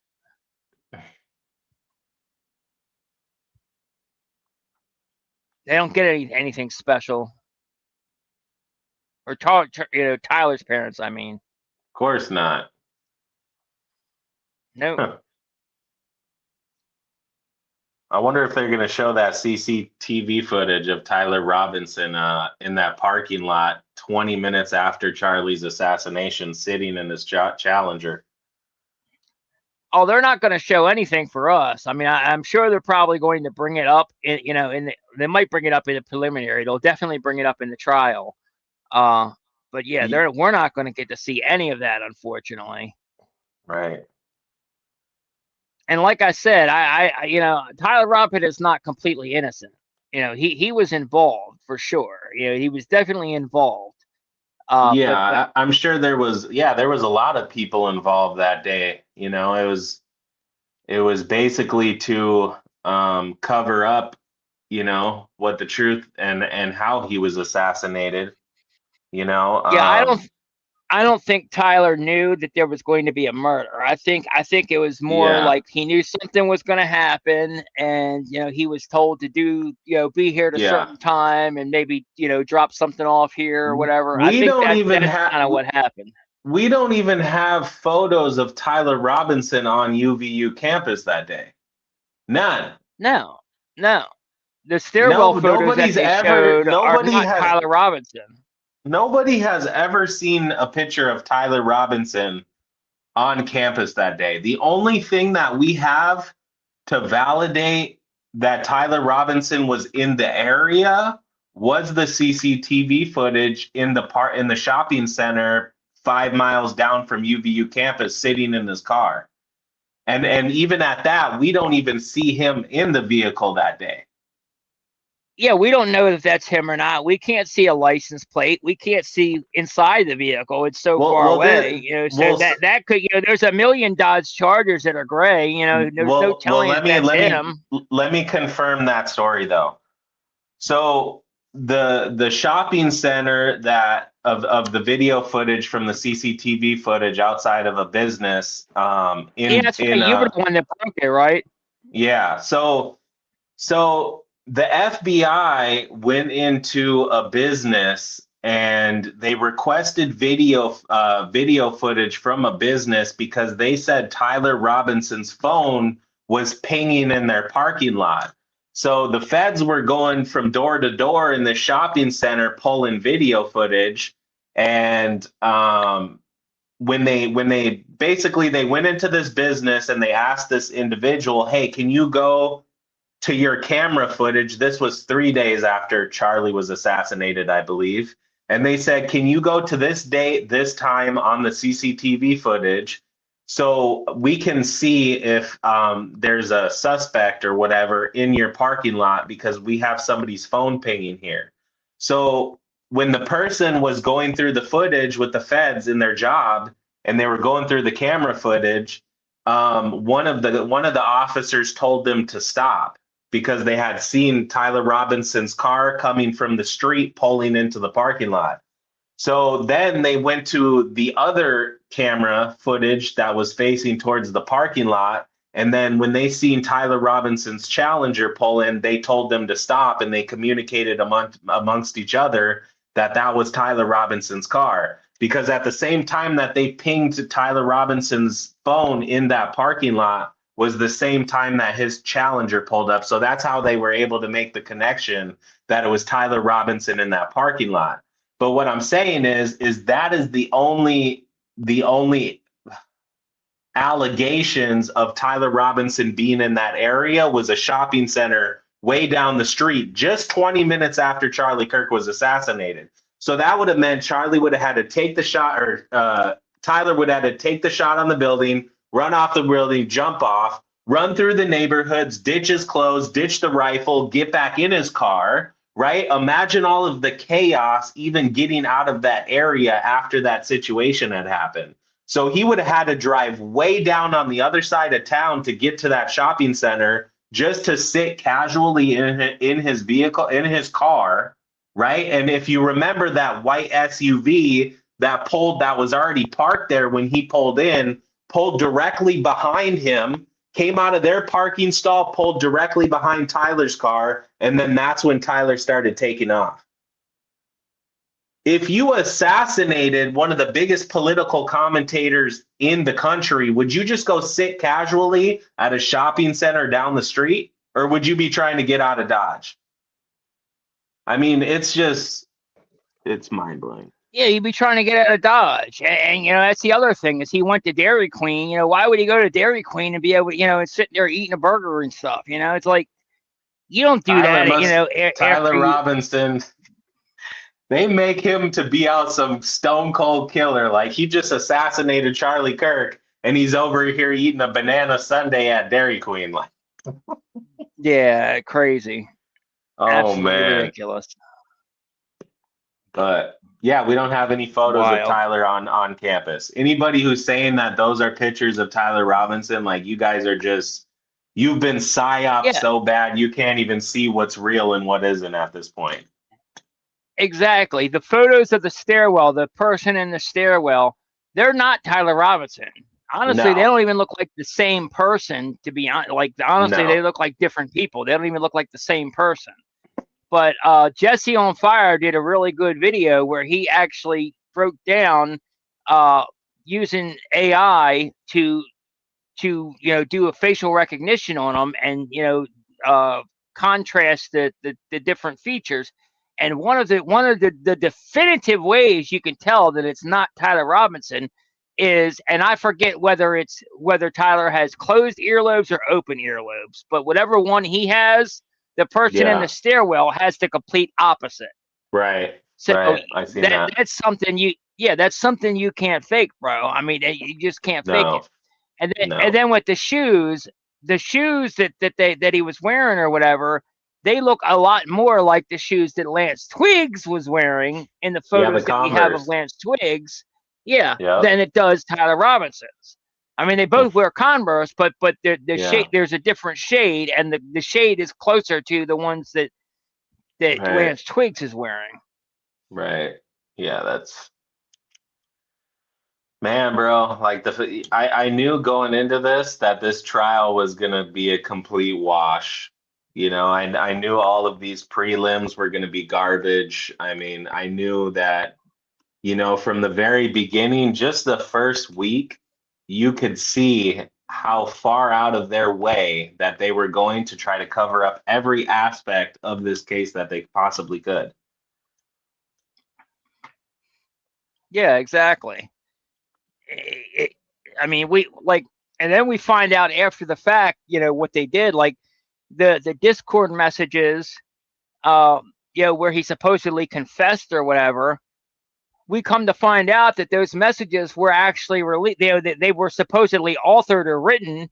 The time that Right. they were written, Tyler Robinson had already turned himself in and was already, Right. you know, in Right. the jail, or not the jail, but he was already in the police station, detained, and they already taken his phones and everything away.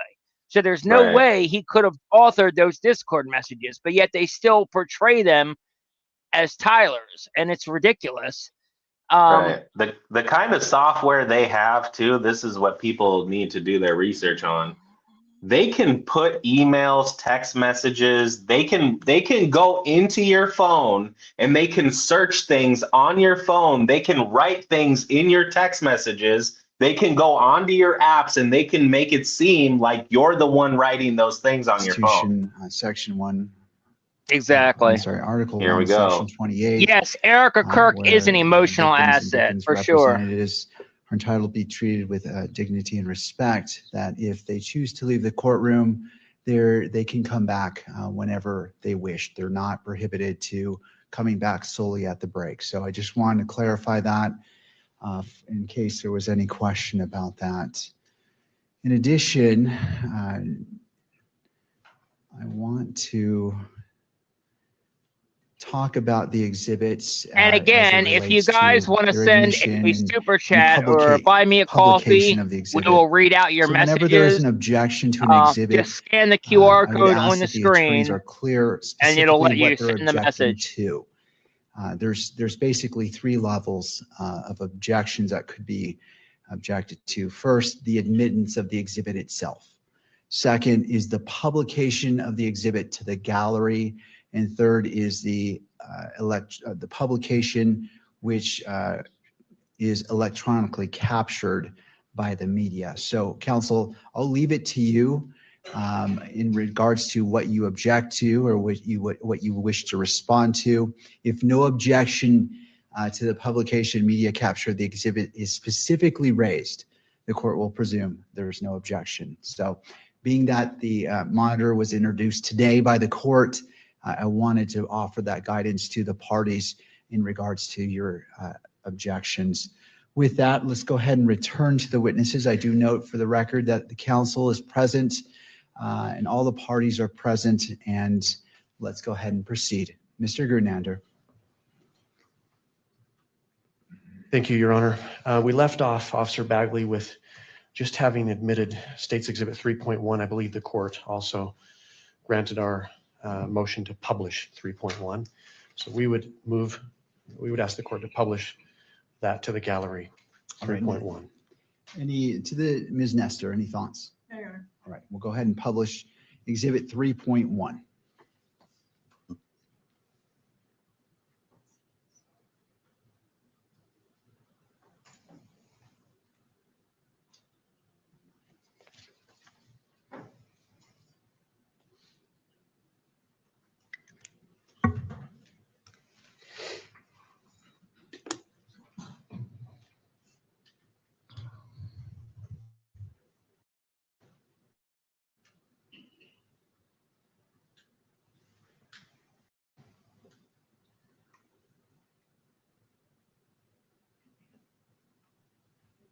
Looks like it's just taking a second to come up on the screen.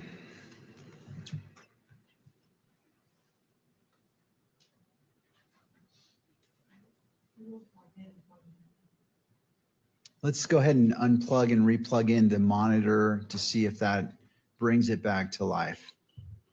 to display.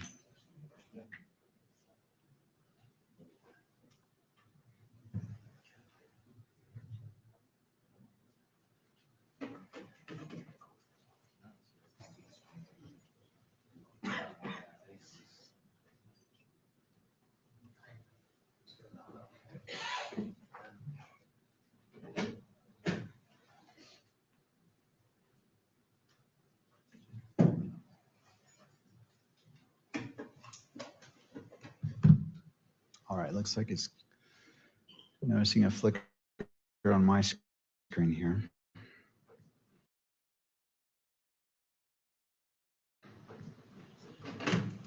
Thumbs up. All right.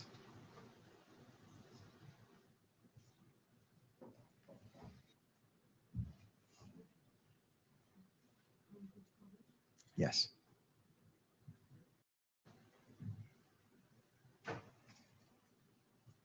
All right, Mr. Grunander. Thank you, Judge. Officer Bagley, so you testified that this is the screwdriver as you saw it on September 10th, 2025, correct? Yes. I'm going to, and this was on top of which roof? The Losi building. And in relationship to the entrance, the stairway, and when you hopped over the rail to get there, There's where about was 10 it located? About 10 or 15 feet in.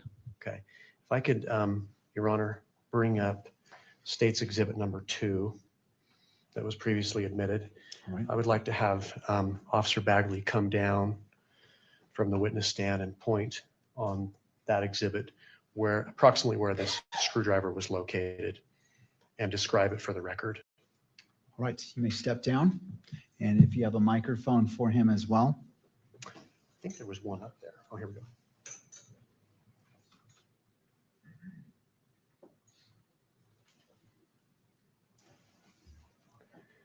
So if you can describe where you saw that screwdriver, point to that. Yeah, so this is the Losi building right here, with the light gray. Here's the guardrail in the center of the picture with the red brick. Just over that, about 10, 15 feet in, about right there. About right there. Okay. Now on this exhibit, exhibit 3.1, there's an evidence tag, yellow number 5. Was that present when you found the screwdriver? No. Okay. So that was left there by an evidence tag. Yes. Okay. Thank you. You can take your seat again.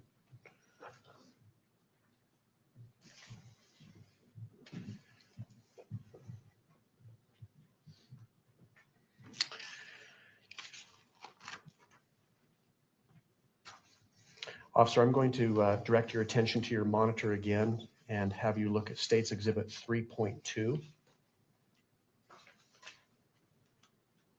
And if you'll let me know when you see that.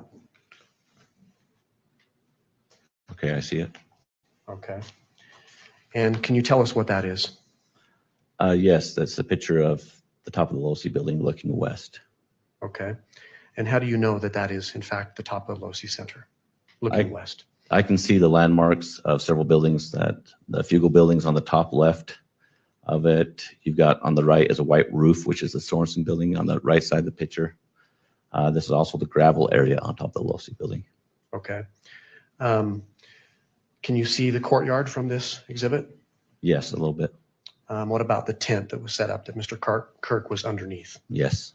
Okay. What about the Hall of Flags? Yes.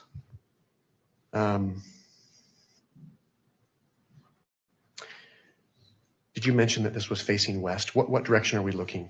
We're looking west towards Utah Lake. Okay. Officer, is this a fair and accurate depiction of what you observed on September 10th, 2025 on top of the Losi building? Yes. State offers State's Exhibit 3.2, Judge.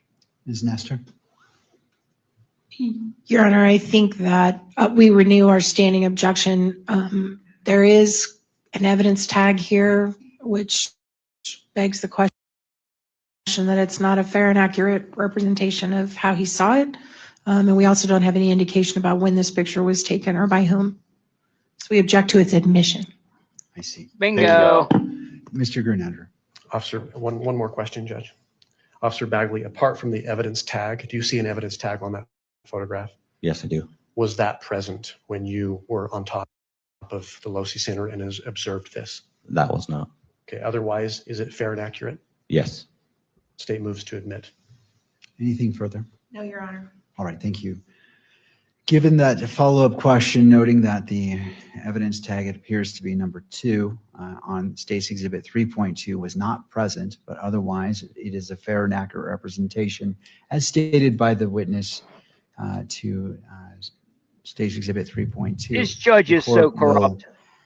admit it into evidence, and it may be published. Who does he remind you of, bro? At the request of counsel. Who comes to mind? Who does he look like? I'd move to publish it. All right. I know you think. Phil Lyman. Officer Bagley, will you describe what it is that we're looking at here? He looks just like Lyman. yes, Honestly, he on might the even be top of the related to photo, him for all I you got know. the mountain range in the back. Utah, they like That's to, gonna be looking west. screw each You also other. They- have Utah Lake. They like which to is marry towards the their top of own it. cousins in As you come Utah. down So. towards the center, on the top, you've got a pond, which is the ponds over at Utah Valley University. I've come down from that, from where the water meets that red brick part, more towards the center is the Hall of Flags. And just below that, where you can see the grass and the white tent, is where Charlie Kirk was sitting looking west. And we're on top of the LOSI building. And is this depicting a particular corner of the LOSI rooftop? Yes, it is. And this is the top rooftop. Yes. Is it the same level where we observed the atrium that's to the north? The atrium's up just a little bit higher. So this is level, at the top level of 4. Level 4, okay. And what area of the rooftop are we looking at here? You're looking As far at as the gravel? southwest side of the LOSI building. Southwest side, okay. Is there a line of sight down into the courtyard Yes, there is. in that area? Okay. What else do you observe on this exhibit that's significant to you, officer? There was some disturbance in the gravel right where, around the area where in the area where the yellow marker is there was some disturbance that caught my eye there.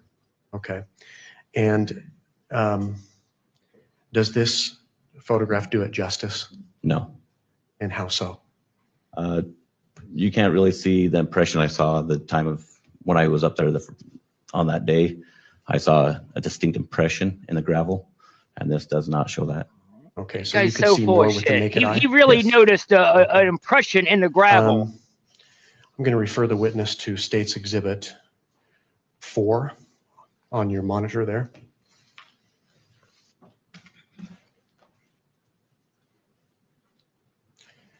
And let me know when you can see that.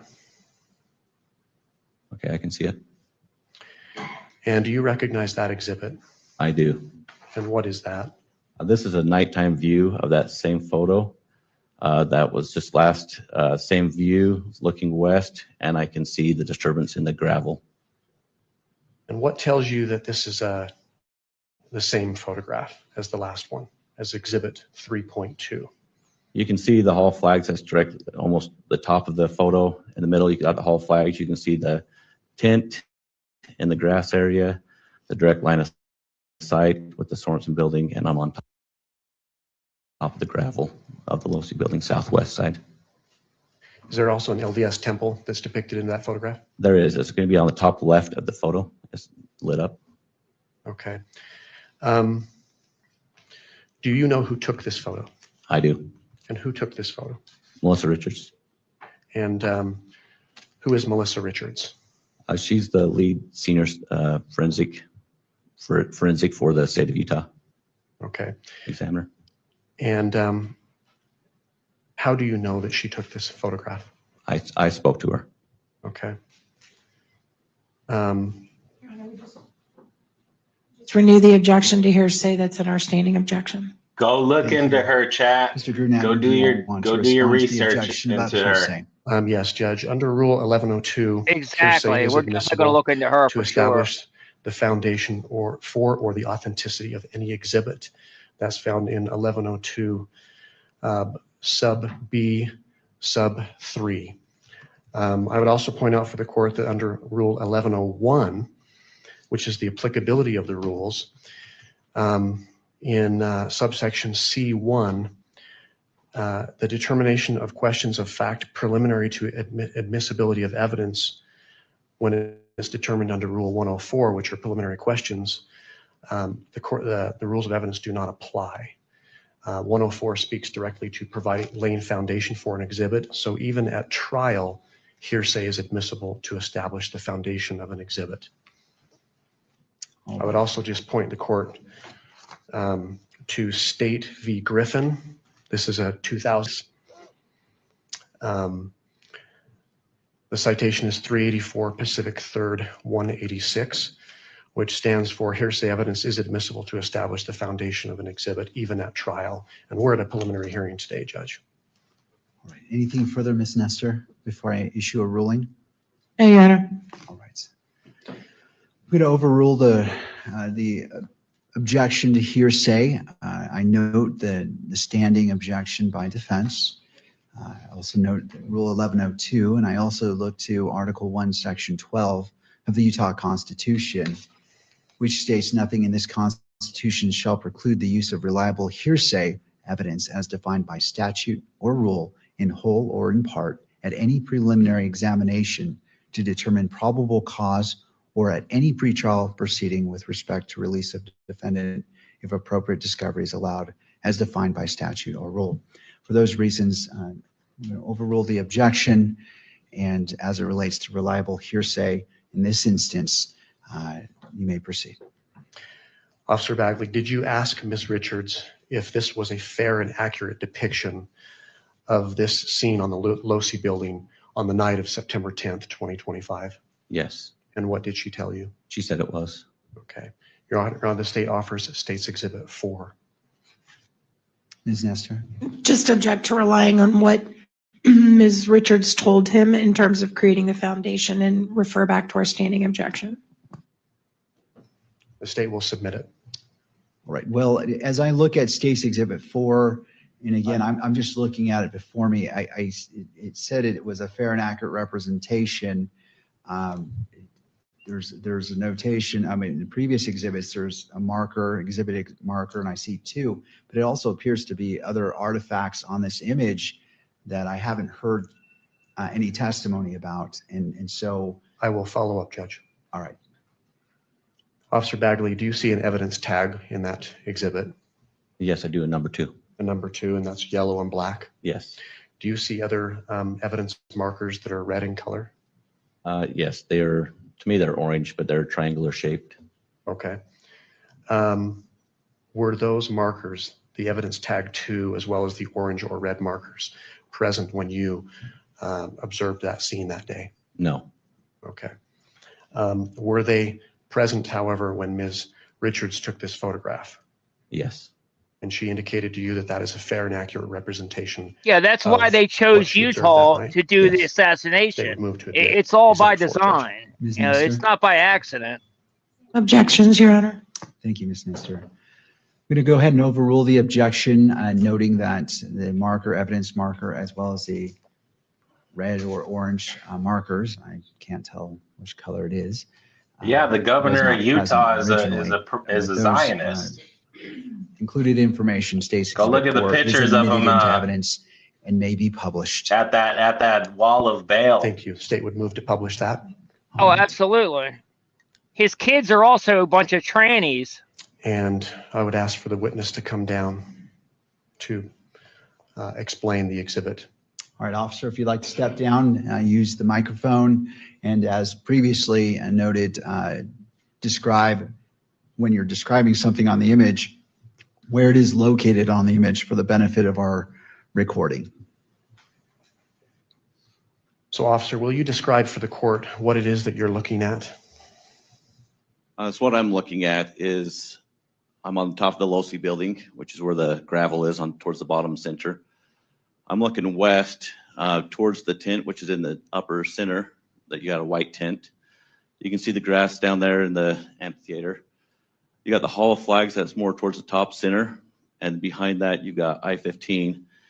But what I'm looking at is in the disturbance of the gravel is what I saw that day. Okay, and what can you describe for the record that disturbance? To me, when I got up there and I could see this disturbance of gravel, to me, it looks like a sniper pad, a person that has been laying in a prone position, and you've got markings of elbows, knees, and feet to where somebody was in the line of sight of where Charlie's tent was. Thank you. And if we could, again, take the, if we could publish State's Exhibit number 2.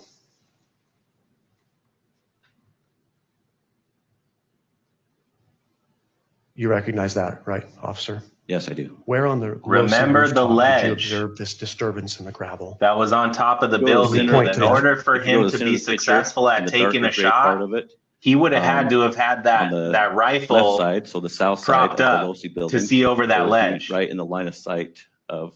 He couldn't have the just tent laid straight in front of flat and it, the taken the southwest shot. side of the roof. There would have had to Thank have been you. a stand on the rifle or something putting him above over that ledge. He couldn't have laid down straight forward and taken a shot at all. It'd have been impossible.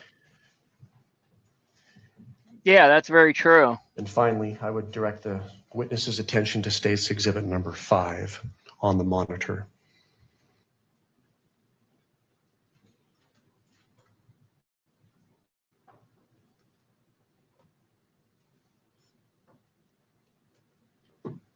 Let me know when that's there. It is. It Yes. And they haven't Do even you shown recognize that video exhibit? I footage do. of that And shot what is being that? taken. They This is going show to be a what appears picture to be of an the side allegedly profile Tyler of that running last photo from we the looked at halfway midpoint of the with some building red or and orange running. markers and a number They didn't 2 with show also him a in the tape prone that's position at all whatsoever. There's on never top of the been Losi building. footage What that was that ever tape that showed you said? that. And There's a that measuring camera tape, it looks view like. that was behind the Are you able to Losi tell building which could have direction the showed that photograph corner. the photographer was facing? Yeah, they intentionally cut And what that part direction is out that? and did not It's show the facing public south. that. So either they don't have it because they're This is a lying. nighttime photograph, I mean, correct? I don't Yes. understand why they wouldn't just Um, show that. Do you know who took this Someone picture? said here I the do. same who corrupt took the judge picture? in a It reckless was most Ben Richards. case, brick Same by or individual that brick. you spoke about It's before? Yes. bricks and Did you minifigs. ask her whether And this yes, is a it fair and is. By accurate the way, depiction of this what she judge is the observed? same Is that right? judge in the Yes. bricks and What did minifigs she say? case She said it that's been was. corrupt, ruling respect to against what you observed that reckless day, Ben the whole time. Apart from the evidence tag, the yellow tag, as well as the orange or Judge red Tony markers, Graff. is this a fair and accurate depiction of what you observed? Yes. What's different about what you observed as far as what's on the photograph, the previous exhibit, compared to this? Yeah, and even their whole You can story see about more the of dad the noticing the length of an rifle was a individual. complete So lie you can see too, that because more, there's 2 elbows. they never knee published a areas, plus picture also of the towards rifle the far on any of right the media photo to is begin with. That also was a stock marker where, photo like, of somebody a different rifle they laid the gun down. published. So Okay. there's Like a no way prone the position. father could have recognized the Your Honor, rifle. pursuant to Rule 1102, as well as other authority that's been cited today, the state offers State's Exhibit 5 into evidence. Your Honor, we renew all the same objections we made to Exhibit 4. Thank you.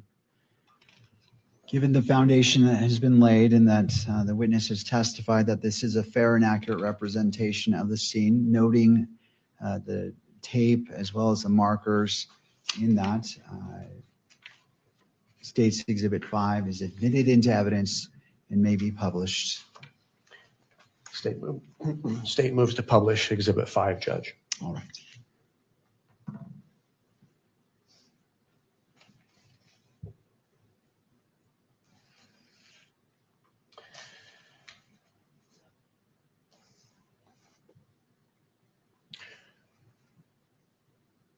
Before turning to what you did next on that day, taking you to back to the daytime of September 10th, 2025,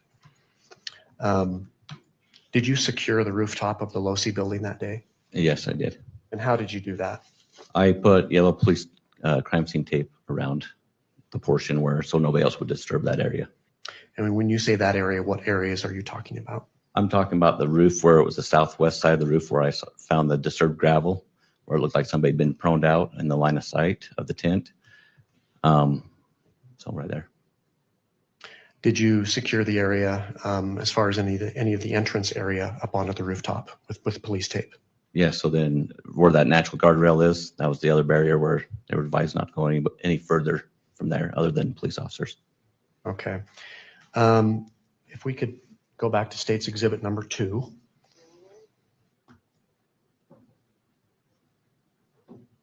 If we were to zoom in on this photograph, are you able to see the police tape that you put up on the rooftop of the Losi Center, officer? Yes, you would be able to. Kimberly, if we can zoom in.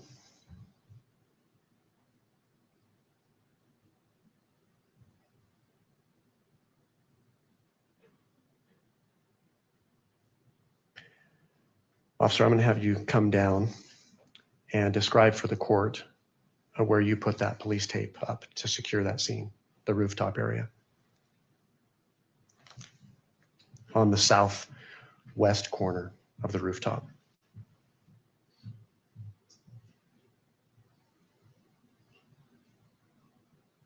So this is the top of the low-C building. You got your two different grays.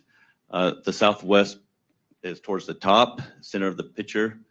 You can see some yellow tape that spans from over here on the far right side of the picture by these black pipes, goes around a silver vent, comes back down around to the corner of that silver to keep everybody out of that area where that prone position was at. Okay. On that photograph, are you able to see where you put the tape up as far as the access way to that roof near the stairway? So it was right here, actually, this natural barrier where you have to climb over the guardrail. So this is the elder barrier that I had set up. And you put police tape on that? Yeah. Okay. Did you eventually leave that area? I did. Do you recall about what time you left that area? Oh, I have it in my notes. It would be when I left that area, it was almost 1 o'clock, about 1:03, 1:01. Okay. Before leaving, did you leave the scene with anyone? I did not leave the scene. Or did I leave the scene to somebody? Yes. Just to someone else? Yes. And who was that? It was a county deputy, a female. Did you provide instructions to her? I did. And what were those instructions? I advised her not to let anybody inside the crime scene Okay. without being a police officer or an investigator. Okay. Thank you. You can take your seat again. But you allowed Terrell Farnsworth to go into the crime scene and take down that chip from that camera, though. Officer, upon seeing this disturbance in the gravel, you've described what it looked like to you. Yes. Someone lying down in a prone position, correct? Yes. What did you do next?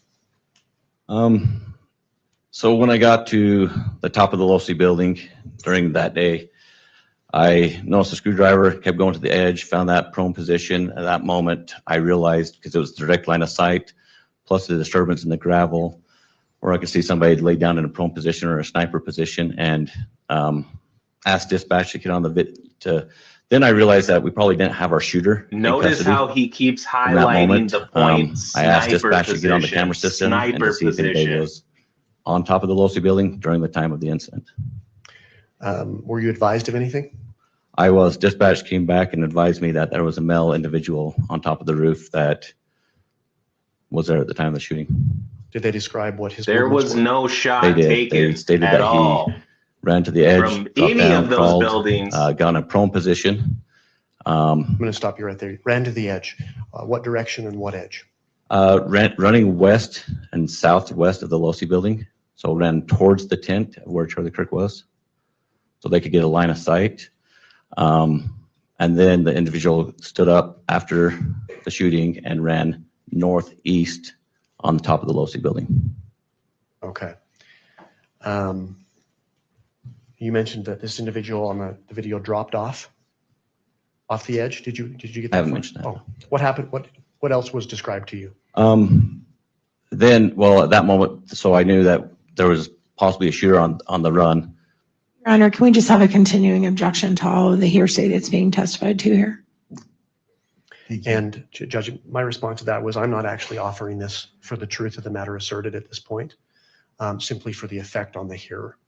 So I'm not offering what's been described in the video as substantive evidence. All right. Ms. Nestor, with that clarification, any thoughts? I'll just stand on the objection. I don't think, I mean, he's clearly offering it for the truth because he's asking him to describe the route of the individual, and it's based on what other people told him. So if he wants to circle back to it after he's put the video in, I mean, we could do that. But right now, I still think it's inappropriate hearsay, Your Honor.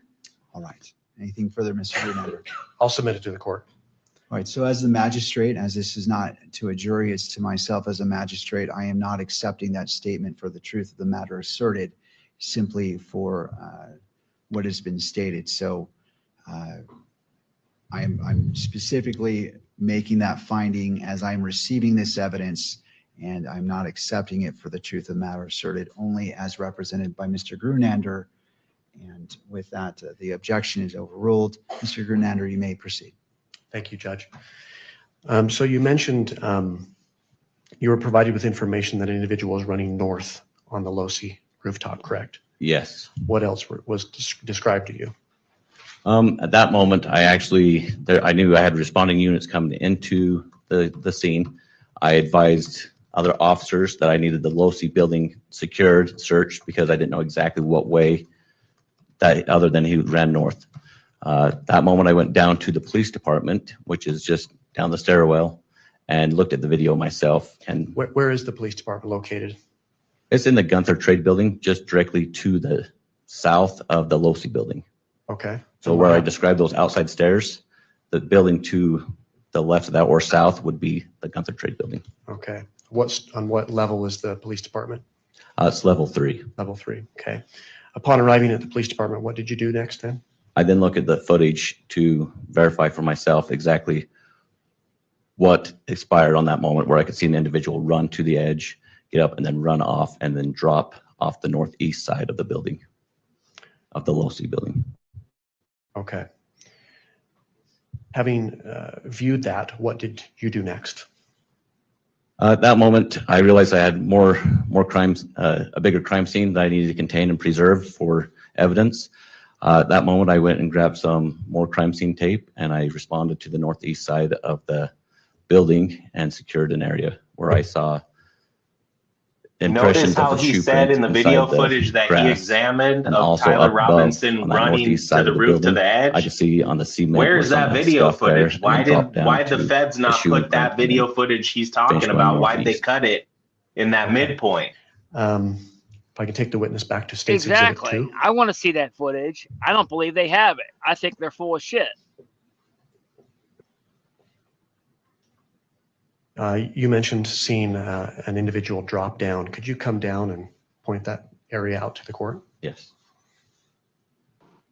Yeah, that's why they chose Utah, because Utah allows hearsay.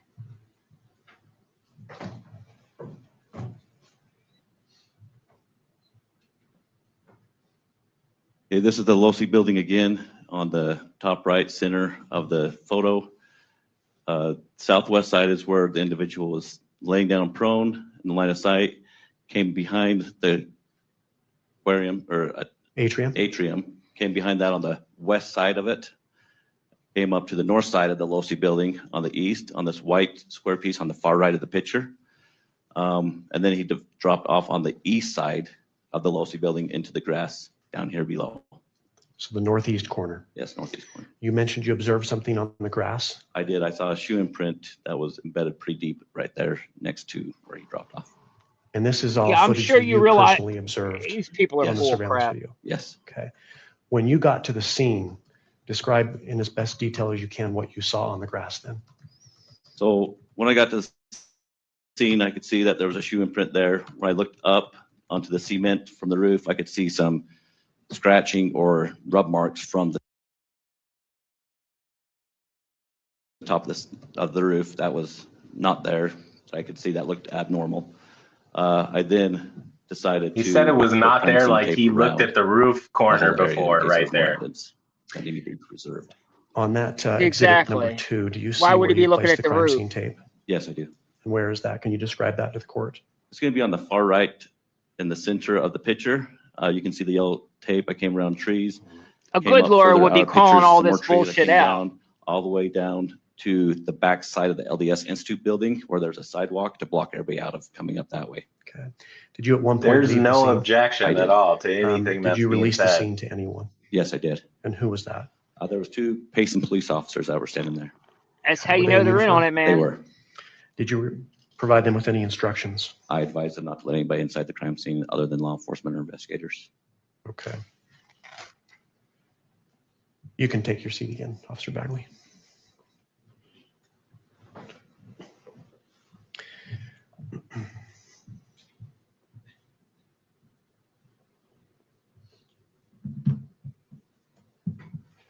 You've talked about the disturbance in the gravel that was observed on the Losi building. Yes, Did you walk through that disturbance in the gravel? I did not. Did you otherwise touch it in any way? No. With respect to the shoe print that you observed on the grass on the northeast lawn area below the LoC building, did you walk through that? I did not. Did you otherwise disturb that? No.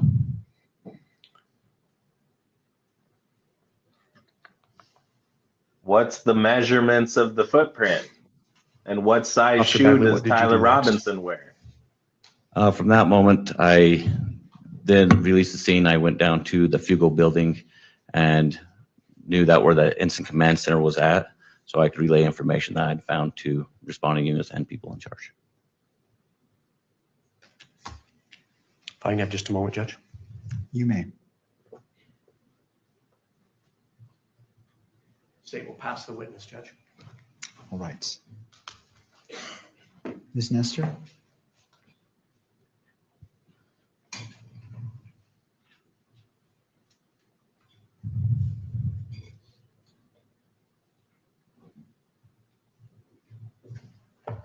Ms. Nestor, before you begin, what time would you like to break for lunch? I don't want to interrupt a line of questioning, and so I just want to make sure that we're just taking a look at the clock and when you feel. You're is gonna a get good your time to dog break, treats, roughly buddy. in that Don't worry. 12:10 range. I will aim You're for gonna that, get to Your Honor. talk That to your shouldn't be a problem. handlers. Okay, thank you. You may proceed. May it please the court. Yes.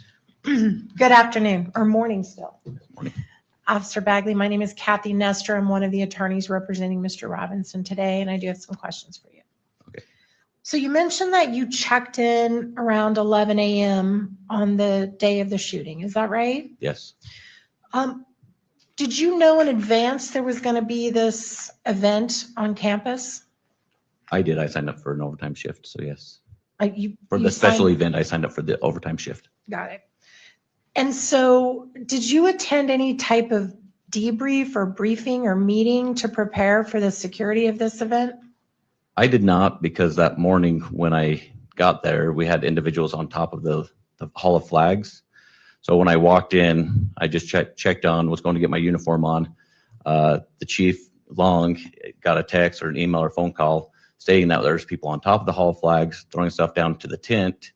Therefore, he sent the two officers that were on duty down to secure the area. I got dressed and then came back and then went to the Hall of Flags to secure that area. So you never attended any kind of, I'll just use the word debrief or meeting to talk about what the officers on scene were going to do that day to keep everybody safe? No, not that morning. Do you know if there was such a meeting? I don't know, because when I got there, it was people were throwing stuff down on the tent. And Of course there do you wasn't, know because how they already many knew what their positions were going to be UVU before they even got there that day. officers you guys employ normally? Employee, there was 15 Exactly. And do you know how many were assigned to cover that event that day? that were assigned to cover it. There was 6 of us there was patrol 1 and then 5 others that were there with the chief. Did you all have an idea there were going to be thousands and thousands of people there? Or was that a surprise to you? Had an idea.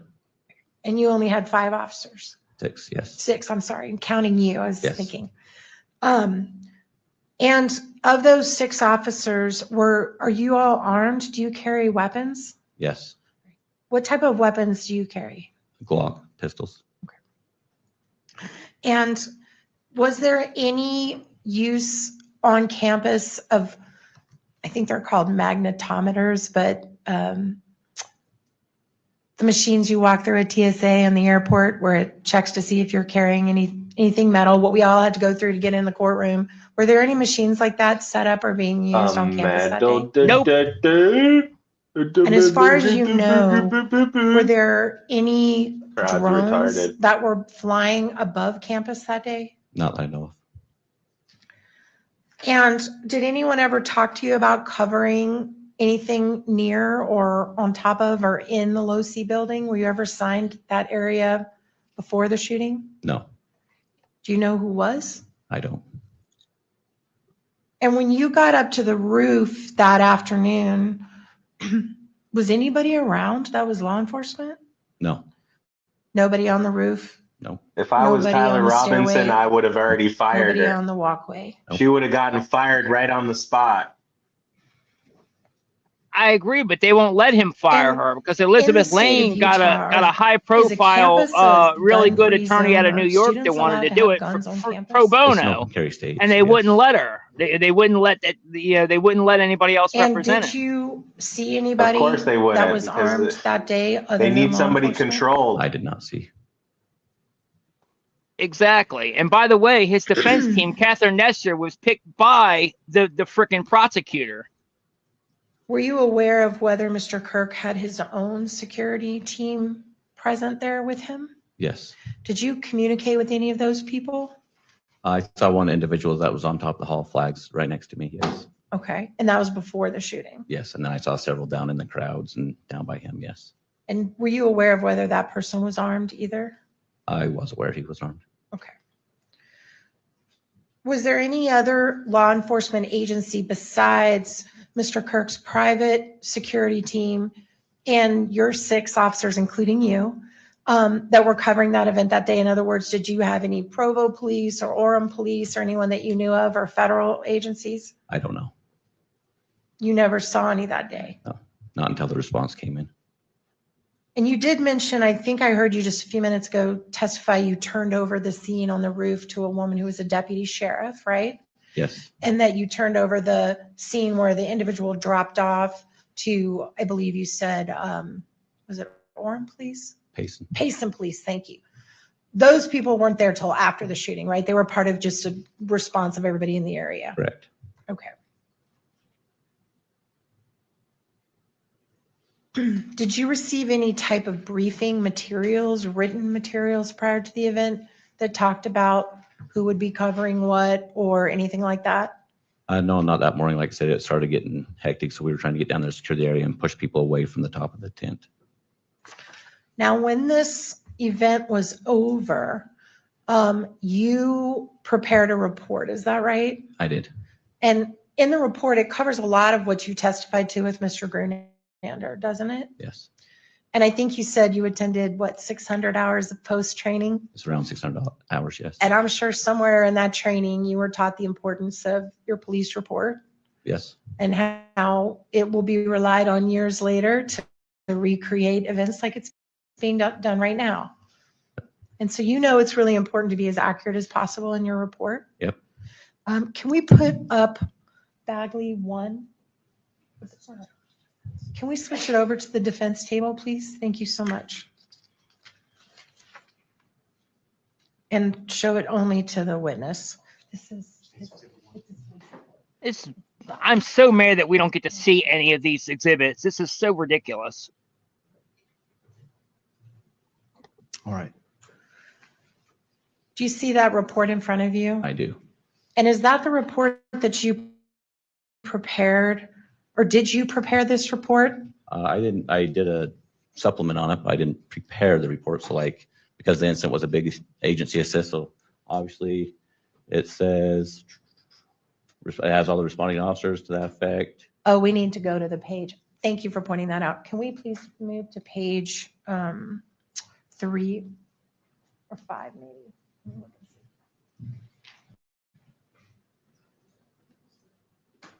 Dude, she's not even aggressive with her questioning. Like, oh my gosh, bro. All right, now let me ask the question again. Sorry, we just had the cover sheet up. Is that your report? Yes, this is. All right, and did you prepare that? I did. When did you prepare this report? It looks like it was done the next day, either that day or the next day, because I wanted to make sure that I had it done where everything was fresh on my mind.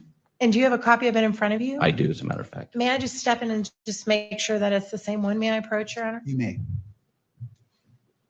Oh, you're good.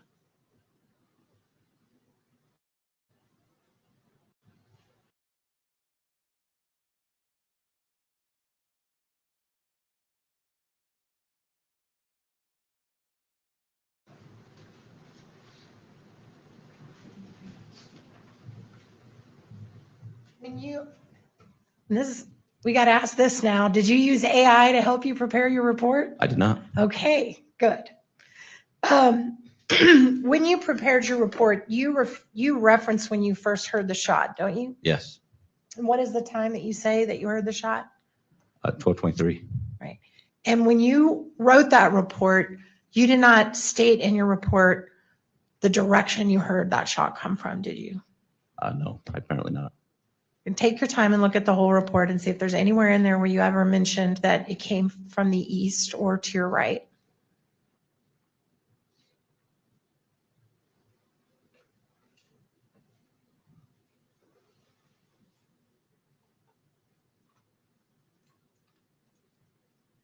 I don't see a direction. Okay. And you also, I believe, in There your was no report, direction. You also don't state whether or not. Exactly. It was exploding microphone You don't mention receiver. anything about thinking it came from the Low-C building or anything like that, right? Later on, when I recognized when I saw the empty holsters, I think I actually said that in there, where I see the empty holster, that I realized the line of sight. Okay. So let's talk about that holster for a minute. So you heard the shot, and you only heard one shot, correct? Yes, And then you came down from the walkway above the tent, right? yes, And you came down to really the grassy area that we've all been looking at, the courtyard. yes, And there was kind of chaos, people running around. Yep. Yes. And while you were down there, you saw what you said was an empty holster. yeah. It was as I was clearing people out and making sure that the evidence was preserved. About towards the top, after a little bit, I saw an empty holster sitting there. And when you say towards the top, can you be specific and tell us where you were?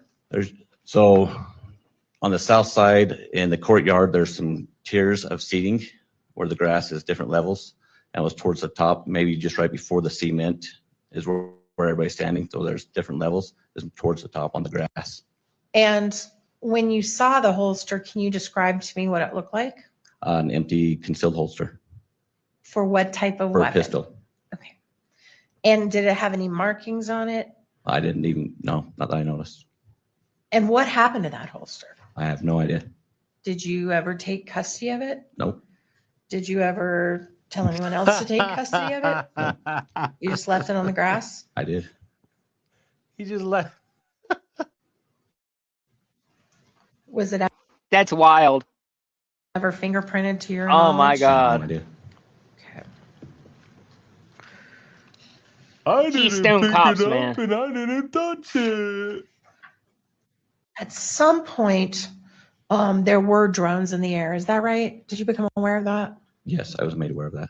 Right. Do you know Picked who up put the that drones in baggie the of air? dope and put it in his Sergeant pocket. Cam Though. Nelson with the Provo Police Department. So Hold was on, it hold on. you? No, Did you guys even have drone The dro- capability? Did you have a drone? I on didn't hear what he campus that you said about the used? drones. All right. So someone would have had to bring one after the shooting onto campus because you wouldn't have had one there. true. Because there were drones up in the air for sure. We saw many of them that day. And they were military style drones. Right. You mentioned that as you were coming down into the grassy area from the top above the tent, you come down the Hall of Flags, you come into the grassy area. You mentioned that you heard, I guess on your radio, that they had a suspect in custody. Yes. And so how long do you think between the shot being fired did you hear that? I was in, like I said, trying to get down the stairs, jumping over people, trying not to step on people as people were fighting up. Within 30 seconds, maybe. Right. So they pretty much instantly had someone in custody. Yes, and that's why I was quite surprised. Were you aware of where the person was taken into custody? Right down by where Charlie Kirk was sitting by his tent, somewhere down there. So in the courtyard area, the person would have been in the courtyard area at the time of the shooting. Yes. Was that person in or near or around the holster in any way? No. You don't know? No, he wasn't. Where the you- holster was up on the top level up there, and it was where when the incident happened, when Charlie got shot. Within seconds, the other officer that was down by him said that he was in custody with a prisoner of the shooter. So they had been So within right there. you didn't, at that time, it was your understanding the person they took into custody was close by Mr. Kirk. Is that right? Yep. But it didn't occur to you that, well, that's not where I heard the shot come from. They must have the wrong person. I should talk to somebody. During the chaos moment, no. They said they had a person in custody. I figured those guys saw something I didn't see. They took the person in custody, and I thought that was him. Okay.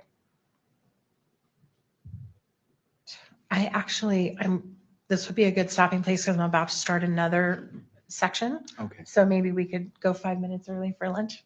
absolutely. All right. Thank you. Thank you, officer. We're going to go ahead and break for lunch. We'll come back at 1 o'clock. I do want to note for the camera operator, if you would just be cognizant and turn off the microphone during breaks and when we break for recess, that would be helpful. Does either Give party us a need the hot benefit mic. of the record before we break for lunch? Not the state, no. All right, we are in recess. Yeah, that'd be nice. All right.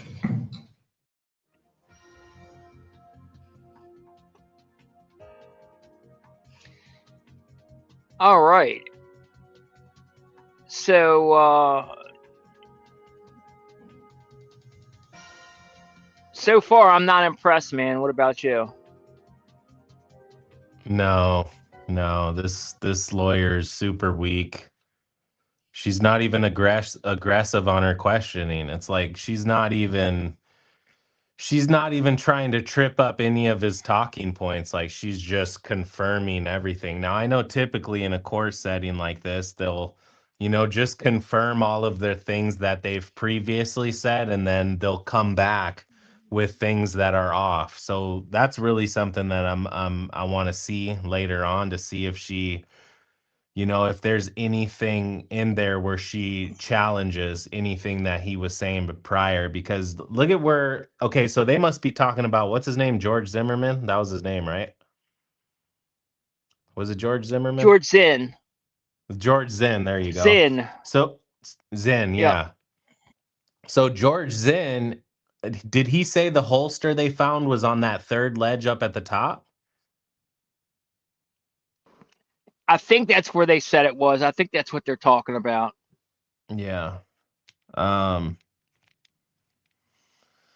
Yeah, George Zinn obviously played a major role in the distraction for that day. I forget who sent me. Big time. I forget who sent me something, but one of the FBI agents that was investigating this was a Zinn too. And Yeah, possibly related. Me. Yeah. So I mean, this is remember too that George Zinn, when they took him to the hospital, he supposedly told a bunch of nurses he was singing like a canary. He told a bunch of nurses in the hospital that he was supposed to be paid to do that. That he was being paid. That somebody was supposed to pay him to do that. Right. So he's definitely a big part of it, and I'd like to know who paid him. And then 2 weeks later, they just so happened to find child porn on his computer. Yeah, which I've never believed that. I believe porn that we planted on his computer. Well, I've never believed that. The only reason that I think they planted the child porn on his computer, and I think they did it intentionally to make sure he was behind bars, so where nobody could talk to him. Yeah, that's what they wanted. So nobody could trust in anything that he had to say. Yeah, well, that too, but they also wanted to make him inaccessible. They wanted to make sure people couldn't easily get to him too. Oh, for sure. And then, about the gun. So I said I would mention the gun thing when we got to break or whatever. So when it comes to the gun, remember, supposedly Tyler Robinson. This is not the truth, but this is what all the Fed sloppers are claiming, is that Tyler Robinson's father recognized the gun on the news and realized it was his son's gun, so he was suspicious, and that's why he called Tyler and was like, I want to see the gun, and and then they ended up leading to him turning himself in. Well, we know that's complete bullshit because they never actually showed the gun on the news. They never showed a picture of the actual gun. The image that they showed was a stock image of I think it's like a 200th Mauser. anniversary or something. I forget. No, Yeah. it was a Remington. It wasn't even a Mauser. It was a Remington. Oh, It dang. wasn't even. It wasn't even the same kind of rifle. That's the crazy thing. So for them, and the media now, and they're saying that because the media obviously ran with it. The media, when it came out, the media were claiming that was the actual gun, but Right. it wasn't. And they quietly had to walk that back after the fact, and they changed all their headlines to reflect the accuracy that that's not the correct gun. Right. But they, it's all a psyop. They wanted to trick people in their minds. Like once they put it out, like it's going to get all the attention in the beginning when people are first putting it out. But when they make the correction, nobody's paying attention to the correction. So nobody knows that it's not the real gun. Most of the people that saw that still think, oh, it was the gun, and it's not. And another thing about the rifle too is, I was the one to point out that it has a this is a caveat because it could have been retrofitted with an aftermarket safety, but if it has the original military style safety on the rifle they claim is Tyler's, the Mauser rifle that they found or whatever, if it has the original safety, which is a wingtip safety, because we know Tyler's rifle, or the Ledge rifle that they say Tyler's, we know it has a low mount scope over the barrel, Right. or not over the barrel, but over the stock. And if it has the original safety, we know that gun is inoperable. That gun could not have fired because the safety would have hit. The safety on that rifle that they claimed is Tyler's rifle, it would have had to rotate all the way around from left to right. So it would have had to rotate all the way around the top of the barrel. And if you have the scope in the way, it would hit the scope. It wouldn't be able to rotate around the other side of the barrel. So you would not have been. They would not have been able to disengage the safety to take the shot. So therefore, it's inoperable. That's something I noticed as well. And I think that's one of the reasons why they're hiding the rifle from the defense in the first place. I think that's why they're not allowing the defense to go look at the rifle or even take pictures of the rifle. Yeah, here, If, you know what I'm if gonna they do? saw that would immediately shut them down. I'm gonna send you that video footage so you could play for the viewers of Tyler Robinson in that parking lot. Okay, yeah, for sure. I'm gonna send it to your inbox on X. Okay, cool. Let's see. And then also remember to like with the gun, when it comes to the gun, not only can they not match the fragments found, and they like to say the bullet found, but it's not a bullet, it's fragments. And we don't even think, like I said, I'm pretty sure it's not a bullet, it's fragments, because it would be the piece of the exploding mic, the shrapnel from the exploding mic that actually went into him. It wouldn't have been a bullet to begin with. But they said that they cannot match the fragments found in Charlie's neck to that rifle. Well, they said they can technically, I guess they said they can't match it. They can't rule it out. They can't say it is or it isn't. But to me, that means it doesn't match. If you can't rule it, that means it doesn't match. But they also can't put that rifle at the scene either. There's no witnesses that said they saw anybody with a rifle on the scene that day whatsoever.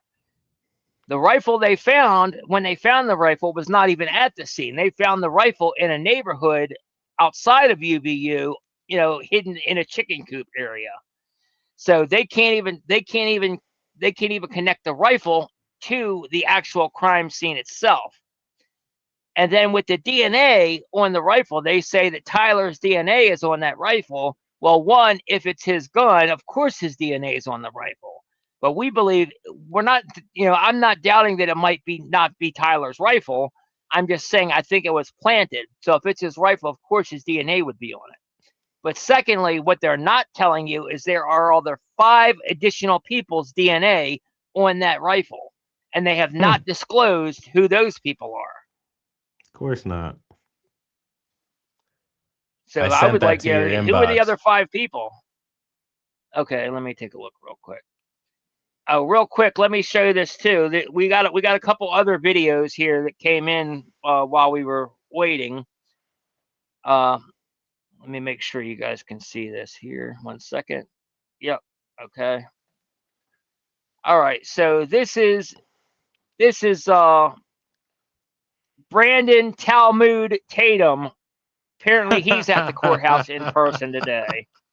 So let's watch Talmud Tatum walk in. Talmud Tatum. Talmud Tatum. The evidence. Well, the mountain of evidence. Oh my God, that one video. Did you see that one video he did where he was like, "Oh, yeah, the people that think they're exploding microphone, y'all are absurd. Y'all is just absurd. Y'all think this bullet, y'all think that the bullet this size can fit in that microphone right here. You think it could fit in that microphone?" He actually thought the whole bullet, and he thought that we were saying the whole bullet and the show and everything was inside In the the Rode microphone. microphone? Yeah, no, that's not what he Yeah, said at all. no, the guy's a nutcase, bro. And then also, of course, the big time military Fed operator, definitely intelligence agent, Jack Posobiec. He's there in person as well. So let's go ahead and watch his.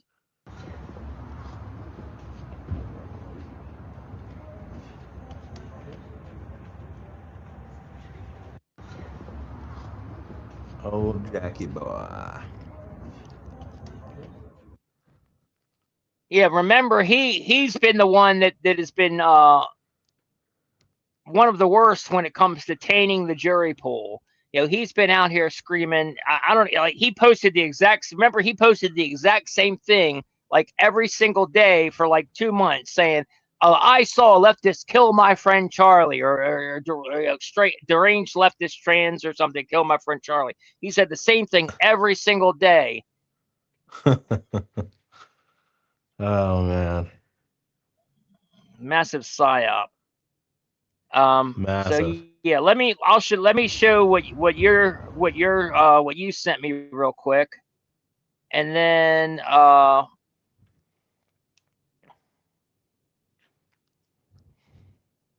we'll get into Andrew Colvin and Candace Owens are going at it on X too, so we'll go into a little bit of that as well while we're waiting.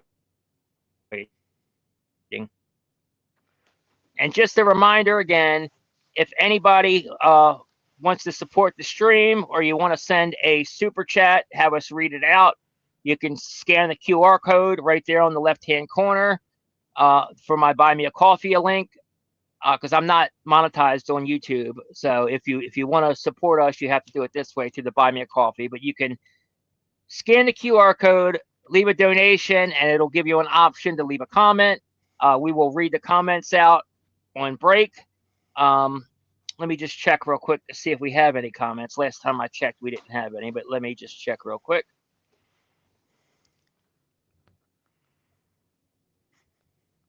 Okay, we got some. Cool.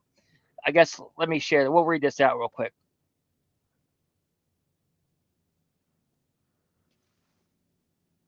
All right. So we have Mike here. Mike, I'm not even going to try to pronounce your last name. I don't want to butcher it. Propaganda is spelled pro-pagan, duh.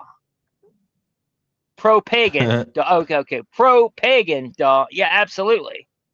It is. It's evil. It's devil worship is what it is.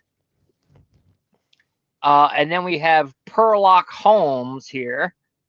Said, appreciate all your coverage and detailed research over the last 9 months on this case in pursuit of the truth. Absolutely. Thank you very much. Yeah, I mean it's what it's about. We want to get to the truth is what it what it's all about. If it turns out that Tyler Robinson, in a very slim chance, if it turns out that Tyler Robinson is the one that did this, great, fine. That's what we want. We want to get to the truth. But with all the evidence that we've found, that's basically impossible. But yeah, I mean that's all we want is to get to the truth for sure. All right, so Now, before he okay, so plays here you this go. video, I want you guys to put everything in perspective of the day of Charlie Kirk's assassination, the time that they allege the shot was taken, and everything that Tyler Robinson would have had to do after taking that shot, including what they say at that point right there. I'm trying to think of what What do you mean? I'm trying to where'd they say his car was located in that neighborhood where he parked it? It was quite a distance through that neighborhood. Like it wasn't on Oh directly on yeah, that 600 West Street. It was like deep in the neighborhood where they were saying he was parked, huh? yeah, exactly. It wasn't on it was on the secondary street, and it was like around a bend or whatever. And that's if his car was even really there. I mean, we have it on, we have a car on video, but we can't, once again, we can't see the actual license plate of it to verify that it's really him or not. And there, by the way, he also had a female accomplice with him too, because there's Candace had, like, I played the video a while back where Candace has a witness who says, or not even a witness, but one of the people that live in the house is connected to Phil Lyman, says that they saw Tyler Robinson changing his clothes, and a female accomplice was assisting him. So he's got, supposedly whoever this person is that they think it is, that they say is Tyler Robinson, has a female accomplice with him. So whoever's could be Right. driving the car could even be the female for all we know. Yeah, so everything Tyler Robinson had to do, take the shot, run off the roof, jump off the roof, run through the woods, ditch the rifle, change his clothes, get back into his car, and drive all the way up into the shopping center that you guys are going to see right now. Now, how could Tyler Robinson have done all of that and had time to make it all the way across town to a shopping center just in 20 minutes of time? So Ryan Mata is going to break down this video that we released of Tyler Robinson in that parking lot. Go ahead, bro. Exactly. Great job getting this, by the way. You did excellent work getting a hold of this video, bro. Yeah, this was I didn't even want that video, bro. I didn't even want that video, bro, but it came. They tried to get it to Candace Owens. They tried to get it to Candace Owens first, but her tip box was full. So, yeah, this person had basically found one of my videos on TikTok and reached out to me. So that's how it happened. yeah, I've gotten tips like that too, where people have reached out to me, and I'm just like, oh man, this is gonna cause so much shit. Like I really don't want to be the one to put this out, but at the same time, you got to, Yeah, for sure. I mean, that's one of the reasons I'm probably the most hated person when it comes to Turning Point. I think they hate me more. They hate you, brother. Oh yeah. All right, let's go ahead and watch it.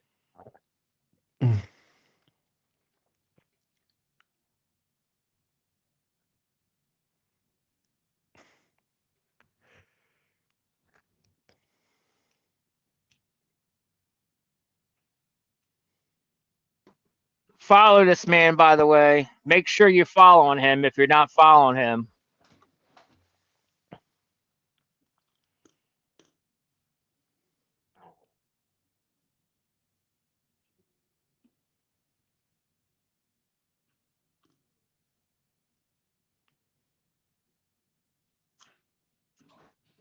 She's a Fed, by the way. Everybody stay away from her. She's a Fed.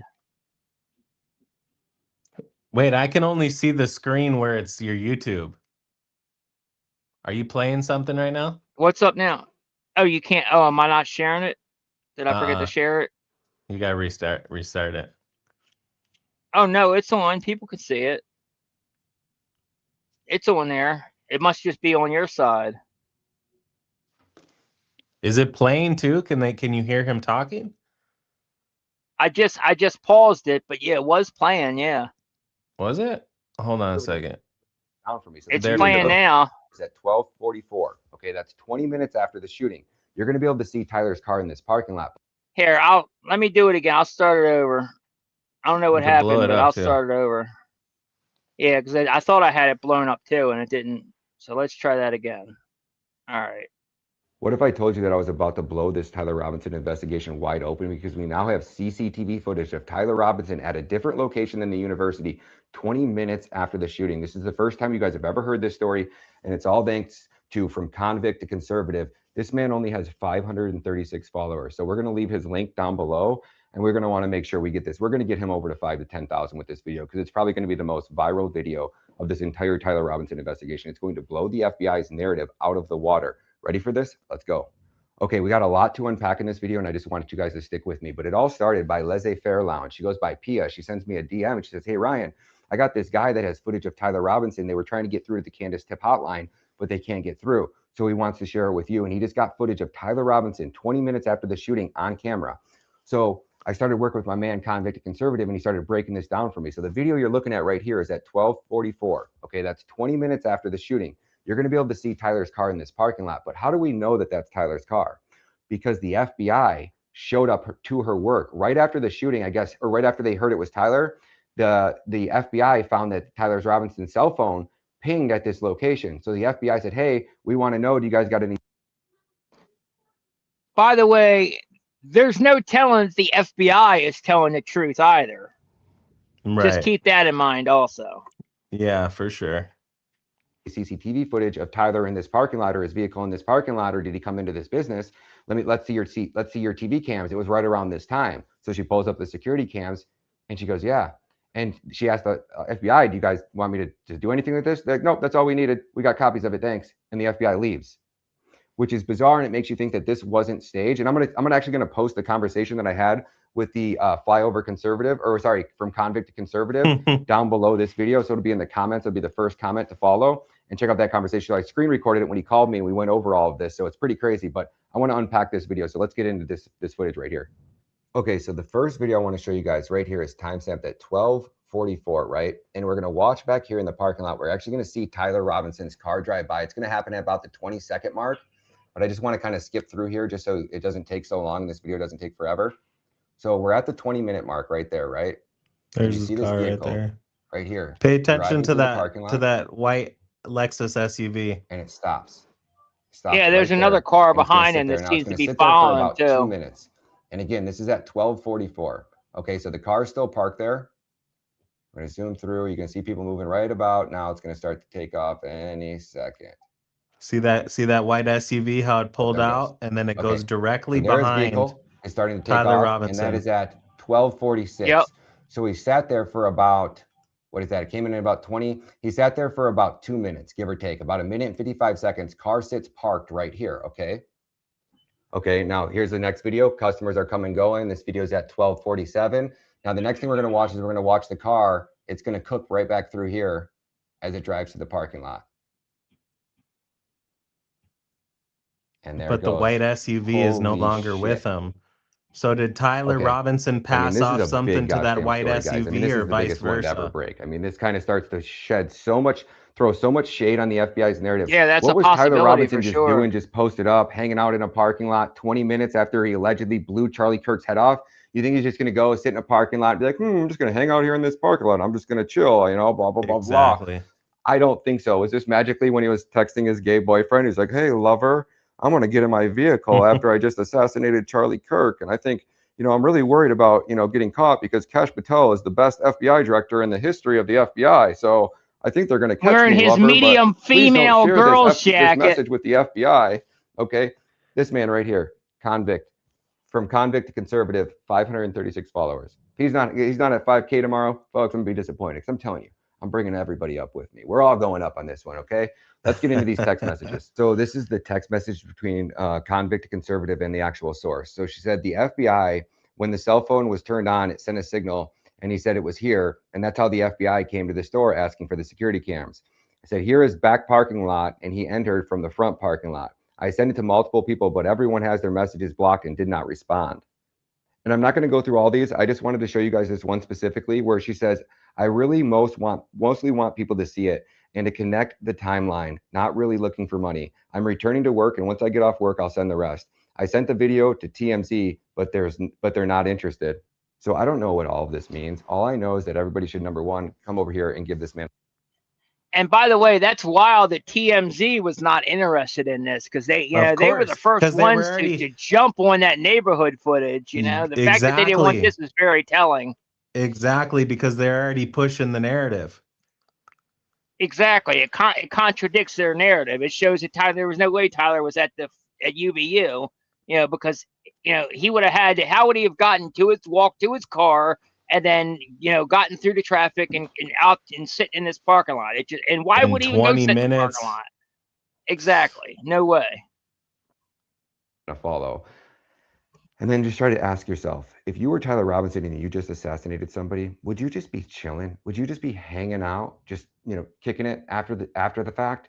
I don't think so. I know I wouldn't be. But what I'm going to do is I'm going to put all of this footage down below. I'm going to put all these videos here. You guys can do what you want with them. Use them how you will. Make sure you guys give this man here credit. Thank you guys very much. God bless you guys. Buckle up. Make sure this gets to Candace. So go ahead and tag Candace down in the comments. We out. Baron Coleman, I think, recently, somebody said that Candace Owens mentioned that video on the Sean Ryan interview. I haven't seen it yet, but I know Baron Coleman did a breakdown of that video footage, and he highlights, he goes through everywhere that they were saying Tyler Robinson was walking and all the directions that he was going. Baron Coleman did a good breakdown on that video footage. Oh yeah, absolutely. Yeah, Baron's actually been doing a really good job lately. Yeah, sure, you're good.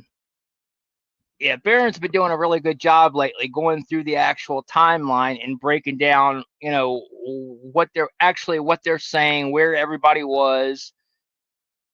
Because it's important, especially when you got a conspiracy this big, it's important to really look at the big picture and look at the moving parts of where everybody is, because it's easy to get to focus on one specific thing and not see how it lines up with something else. You could have two pieces of evidence, and if oh, we focus on this evidence, and then next week, oh, we focus on this evidence, but without connecting them and saying, oh, wait a minute, when you take this and this together, this contradicts each other, or this helps prove this narrative, or this, you really need somebody to do that, and Baron's been doing a great job at that. So I definitely want to give him a shout out for that. He's been doing a great job. Make sure, you all follow Baron, I'm sure, but if you don't, be sure to follow Baron as well.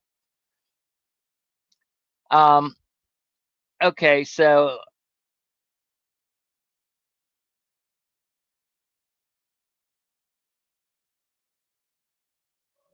like I said, Andrew Colvin has been crashing out here. Let me see if I can go down to the first part where he crashed out.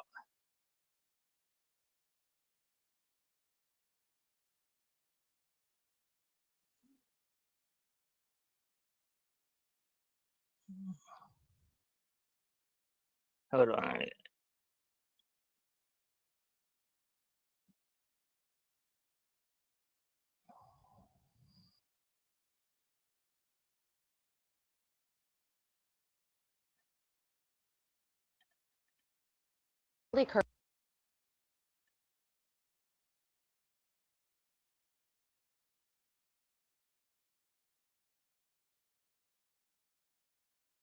Okay, so yeah, so Andrew had the balls to say this: Candace, you and Charlie were not friends.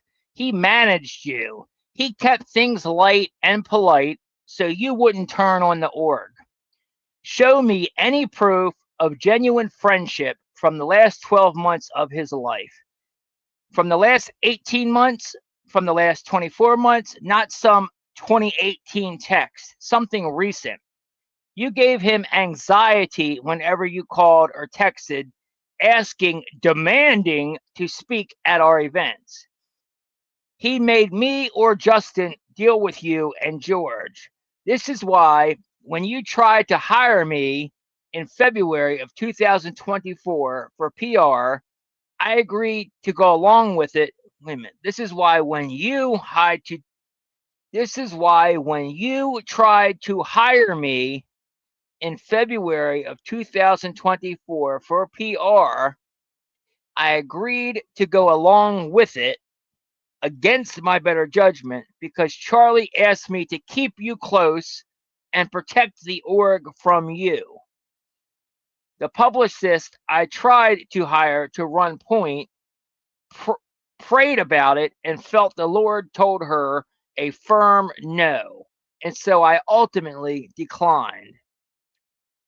This is your central foundational lie. You were not his friend. You were not his defender. You were his tormentor. And now you torment his wife and the organization he built.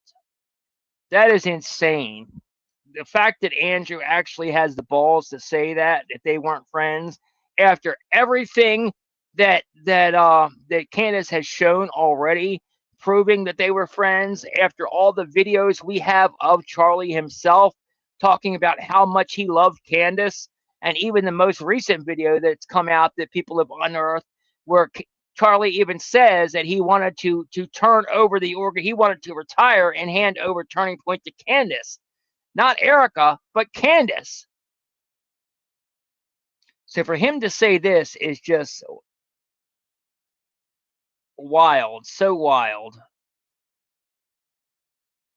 Where's Candace? Candace responded to that. Let's go back to Candace now.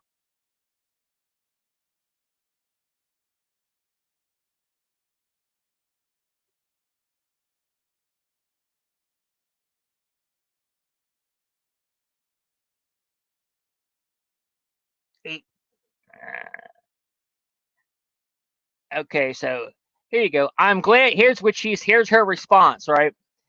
I'm glad you finally came to the surface, rat. Your previous employees told me it was you and Erica that were teaming up with the YouTubers to put out the utterly fake narrative that Charlie and I were not friends, and he had anxiety. You also worked together to lie about his pull towards Catholicism and to pull out of the deranged narrative that I secretly loved Charlie and hadn't spoken to him since 2019, despite me touring with him through to May of 2024. Your lies are easy to debunk. I simply could not have demanded to speak at any TPUSA event because we had a speaker contract that rolled over annually, Andrew. This means I never ever had to beg or even request to speak at any event because I was contractually obligated to speak at every major TPUSA event every year. It's also utterly ludicrous to suggest he didn't pick up my calls because I never call. Any person who knows me knows I never pick up or call people, but you lie so much. I'm going to accept this easy challenge to prove you are a liar by releasing every single time I dialed Charlie's number for the last 3 years. As soon as I am back on the air, that will be released. Gratefully, telephone logs go back 5 years. I simply prefer to text, and I thank God for that, as I've been able to debunk your lies about Charlie because of that habit. Like I said, your number one problem is you are dumb. Yes, he is very dumb. Regarding your narrative that we never spoke, I literally just released Charlie and I discussing your partner Johnny Moore's demonic attacks against Christ is King. a convo initiated by Charlie. Those messages are dated May of 2025. Oh, snap. There you go. But hey, let's hear Charlie in his own words regarding our friendship, shall we? Here is Charlie, captured August 21st, 2025, only 3 weeks before he died. He made it clear on stage that I was his friend and he would not be morally blackmailed against our friendship by people like you. Also, the night before he died, he texted you guys saying he wanted me back at AmFest after your Zionist backers demanded I be put on ice for AmFest 2024. Why did he text Justin and tell him he wanted me back? Do you deny that happened? Huh, Andrew, do you? Those were, again, Charlie's words, one of the last wishes he expressed. So was Charlie lying to his audience and to his team in private conversations weeks before he died?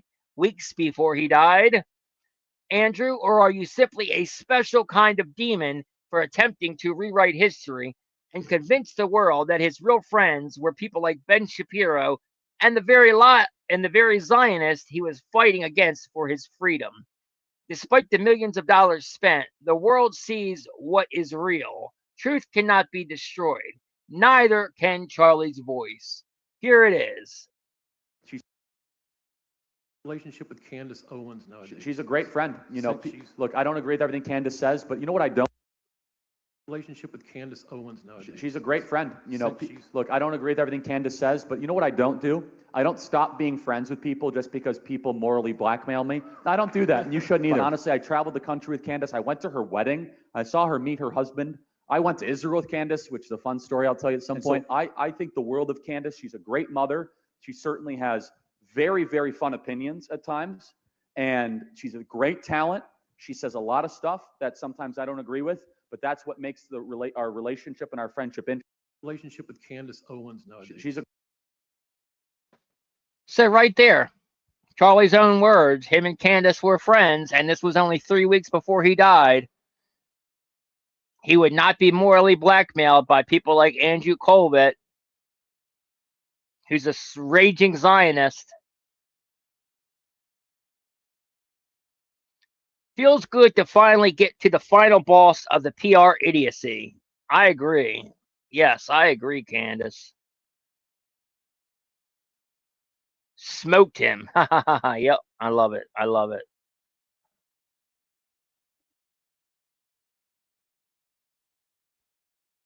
Oh, I have to. My food is here, guys. So just give me 1 second. Let me.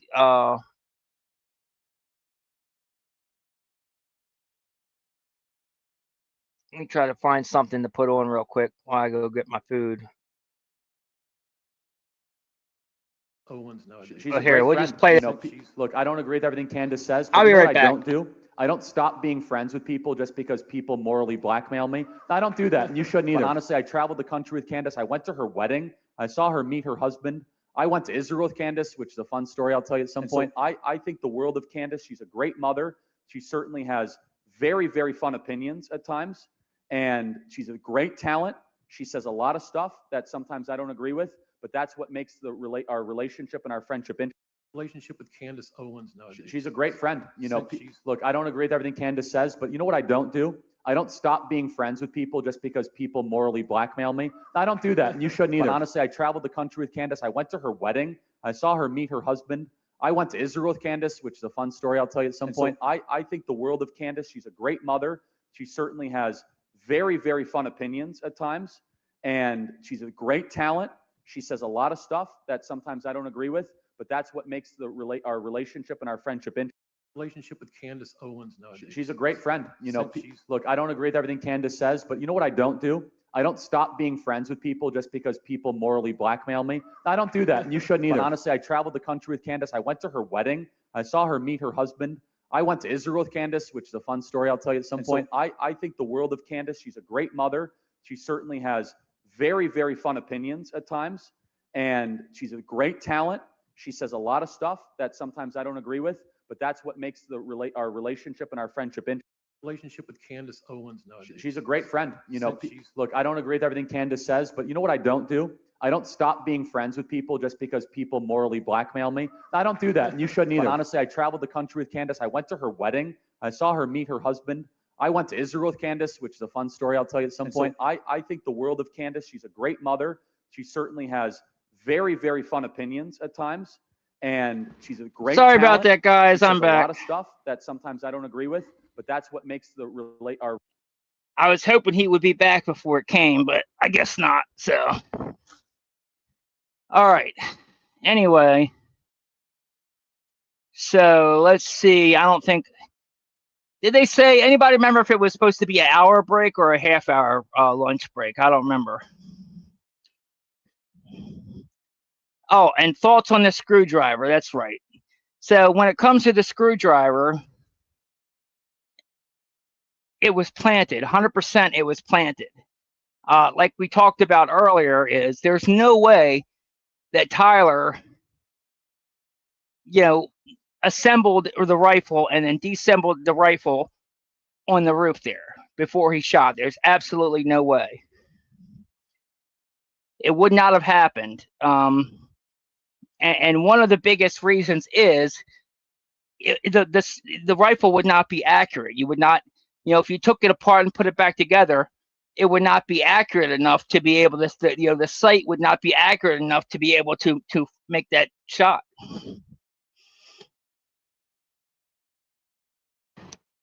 Okay. So we got about 20 minutes left. So it's an hour break. Gotcha. Cool.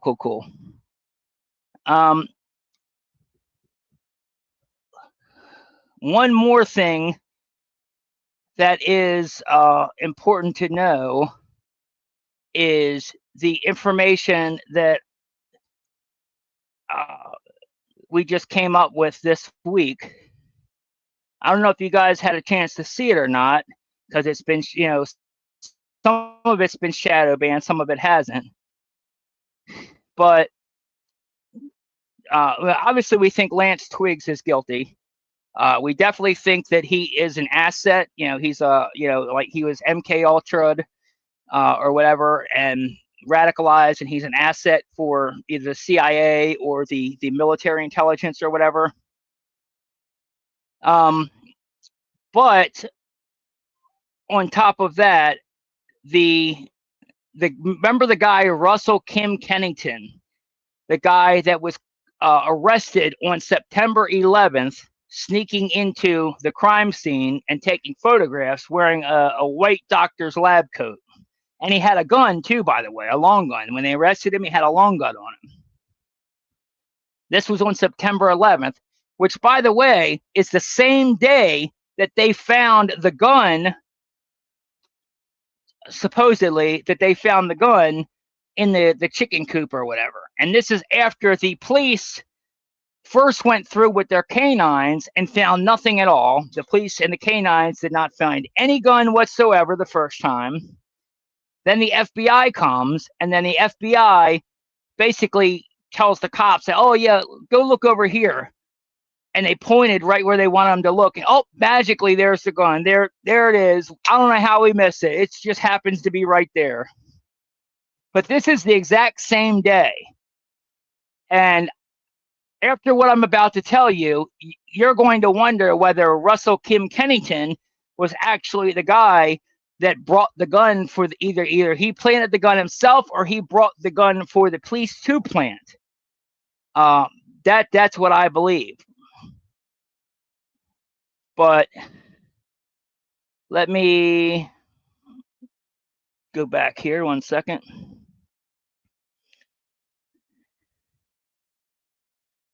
And make sure I'm sharing this real quick. Okay, good. All right. Okay, so now me and my team, we filed a GRAMA request, which is the Utah equivalent of a FOIA request. to get we wanted to get the police affidavit, the arrest affidavit, as well as if there was any body cam or anything else as regards to this Russell Kim Kennington guy, the guy that was arrested in the lab coat the day after the shooting on the 11th.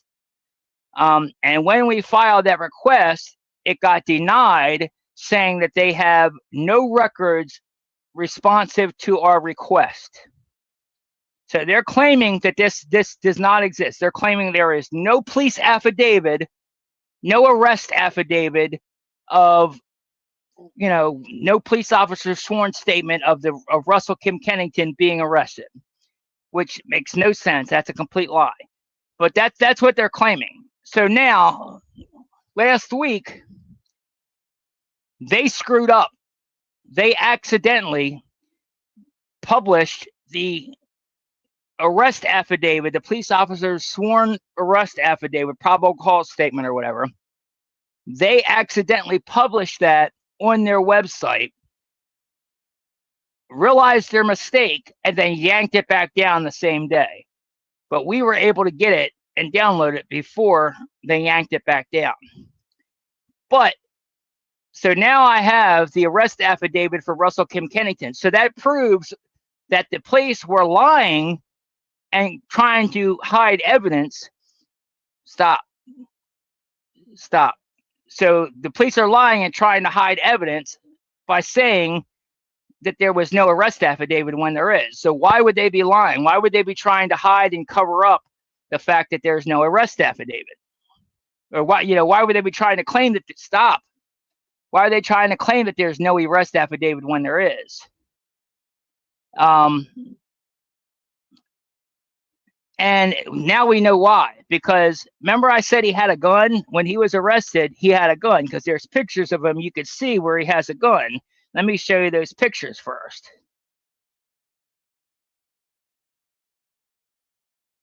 Remember you don't need that. But okay, so this is, let me see if I can blow it up for you. Okay, so here is Russell Kim Kennington when he was arrested at UVU wearing the white lab coat.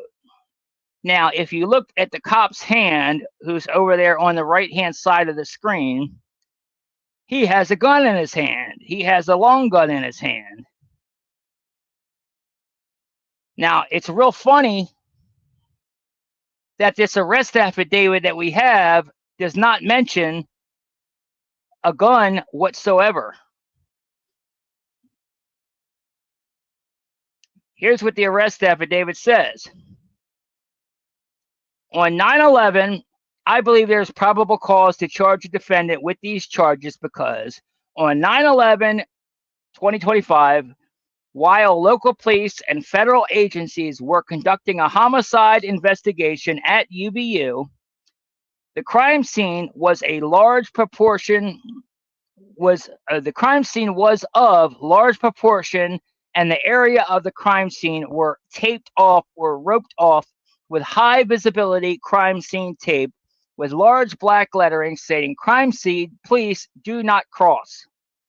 During the investigation, detectives were advised of a white male in a white lab coat who was seen inside the secured crime scene, who had crossed the crime scene tape and was using his phone to take photos and videos of evidence. When agents and detectives confronted him to speak with them, the male initially ran east of the crime scene near the Woodbury building, where detectives were able to catch up to him. So he ran from police too. Were able to catch up with him and tell him to stop, which he complied with. The male did not have his photo ID on him, but identified himself as Russell Kennington from Pleasant Grove, Utah. Russell was detained in handcuffs and was advised his Miranda rights. Russell explained he was in the crime scene taking photos and videos of the crime scene where a high-profile political person was shot, and he was reminiscing and filming the evidence as if it's like a pleasant memory. He's reminiscing about Charlie Kirk being shot.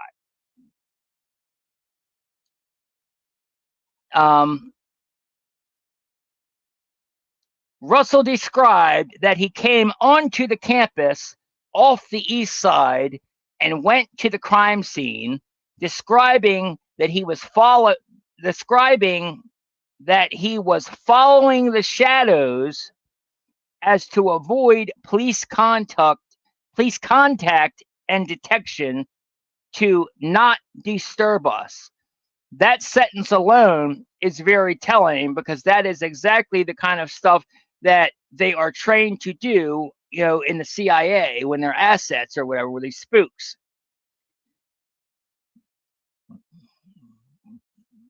Following the shadows, that's directly a term that the CIA uses.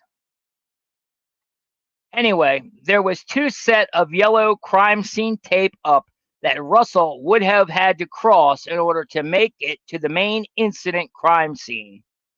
Russell told me that he saw the yellow crime scene tape and knows that it meant to stay out and that only authorized persons are to cross it. Russell deliberately crossed the yellow police tape to enter the crime scene to take pictures with his cell phone as well as video. A photo was later located on the phone where Russell took a picture of himself inside the crime scene tape. Russell was booked in the Utah County Jail. By submitting this affidavit, I declare under criminal penalty of the state of Utah that the foregoing is true and correct. And this is Officer Chad Black. And Officer Chad Black is a complete liar. He just lied on a legal form, because notice in this affidavit they don't mention the rifle that he had on him anywhere. There's no mention of the gun at all. 0 mention of him having a gun on him. And on top of that, he wasn't charged with any gun crimes either. He was only charged with felony. He was charged with a felony obstructing justice, obstructing investigation of a capital murder or whatever, a capital case. And also he was charged with, I think, trespassing, criminal trespassing. So he was charged with 2 crimes, 1 a misdemeanor, 1 a felony. No gun crimes, even though at the very least, and here's the thing, even though Utah is a open carry state, say the gun was registered legally to him, the fact that he had the gun on him in the commission of a felony, that alone is a charge. That's a whole nother felony charge when you're in the possession of a firearm while you commit a felony.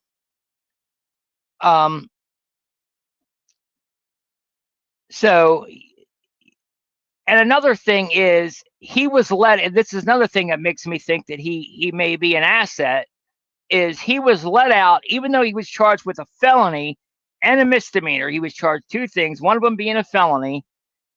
And by the way, he has a criminal record a mile long. He's been charged with DUI. He's been charged with stalking, a whole bunch of crap. So he's already got a record.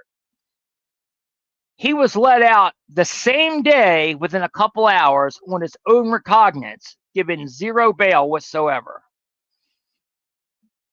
Make that make sense. Unless the only thing I could think of is the cops there got a call from somebody in Washington and were like, hey, he's one of us, let him go.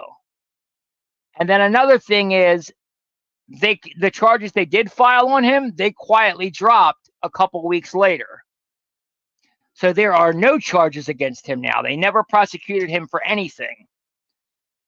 And another strange thing about this is that this guy is the prosecutor in the case. And see this picture right here with him wearing a white lab coat? He posted this picture on his Facebook after arresting Kennington. So it's like the prosecutor is fangirling over Kennington. Why else would he post a picture of himself in a white lab coat after arresting the guy at UVU in a white lab coat? And notice he also has a pentagram necklace as well. Means he's clearly a pagan worshiper, devil worshiper, or whatever.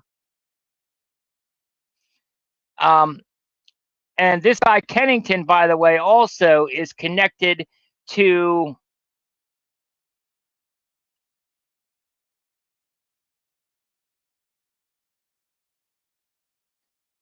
okay. So this guy's Kennington. He's gay, by the way, and by the way, he's also a member of the trans Tifa movement, and he's also a furry. So this guy Kennington is a furry, and he's a member of the trans Tifa movement. And his boyfriend name is Graham Durant. This guy right here is his boyfriend. His boyfriend works for an insurance company that has his boyfriend works for an insurance company that has the exact same last name as Lance Twiggs' mom's maiden name. And by the way, if you aren't familiar with it, his mom, Lance Twiggs' mom, also works for an insurance company.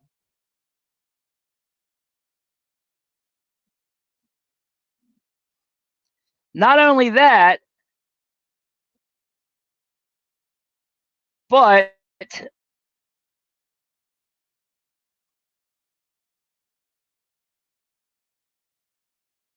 you check this picture out right there. There's a picture of him right there. He's a furry, dressed as a furry, all the way to the right top corner.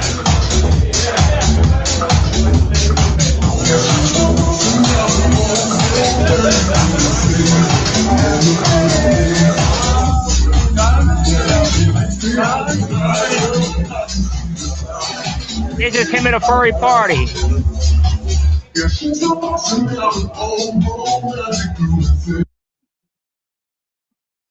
Yeah, so that's him at a furry party. Ooh, hold on. That's him at a furry party, and then this is here once again him pictured as a furry as well, wearing a furry outfit with his boyfriend, with the gay lover guy, Graham Durant, the guy who works for the same insurance company that has Lance Twiggs' mom's name.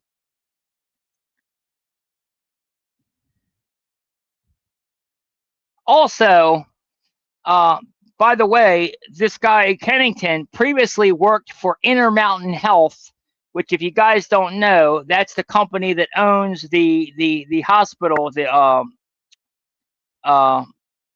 Timpanogos Regional Hospital. They are the ones that own Timpanogos Regional Hospital. So he's worked for the hospital as well. His brother is also a firearms dealer, which is concerning. Also, Kennington himself was in the military, and both his other brothers were in the military as well. So all three have military ties, were in the military. And another thing is he was at UVU on the 10th when Charlie, so Kennington was actually at UVU on the 10th, the day Charlie was shot. And we have this by his own admission because he posted a tweet. Let me see if I can find the tweet.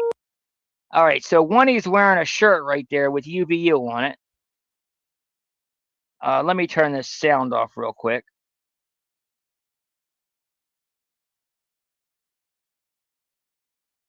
This is Kennington when he was in the military right there. So that's proof he was in the military. Here's him, his whatchamacallit, his LinkedIn profile showing that he previously worked for Intermountain Healthcare. Now, another important thing is you see this one above here where he works now currently, TMS Solutions, as a TMS technician. That's important too, because that is a brain technology where they put electrical pulses in your brain. They shoot electrical pulses in your brain as a treatment for like depression and like other mental health things or whatever. And Lance Twiggs also, we have admissions that he was getting that same treatment. And this is the only place in that area of Utah which offers those treatments. So we can connect. This is another connection to Lance Twiggs, where most likely Lance Twiggs was the one, or I'm sorry, that most likely Russell Kennington was the one giving Lance Twiggs the brain treatments in the first place. So not only are they connected in the same furry scene as Lance Twiggs, not only is his boyfriend work for an insurance company that has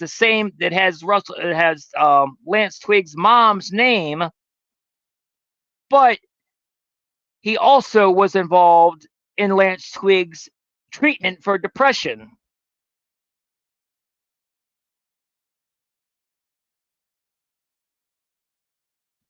And then here's the tweet where he wrote, UVU has the tightest security. We are safe. Thank you to all those that helped us out. Since September 10th, 2025. So he was at UVU on the 10th, on the day that Charlie was shot.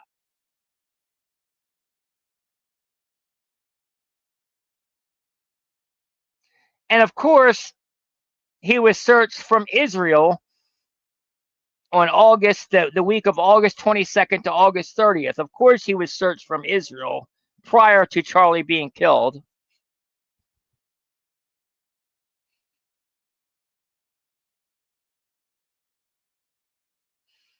And then this is the arrest thing here.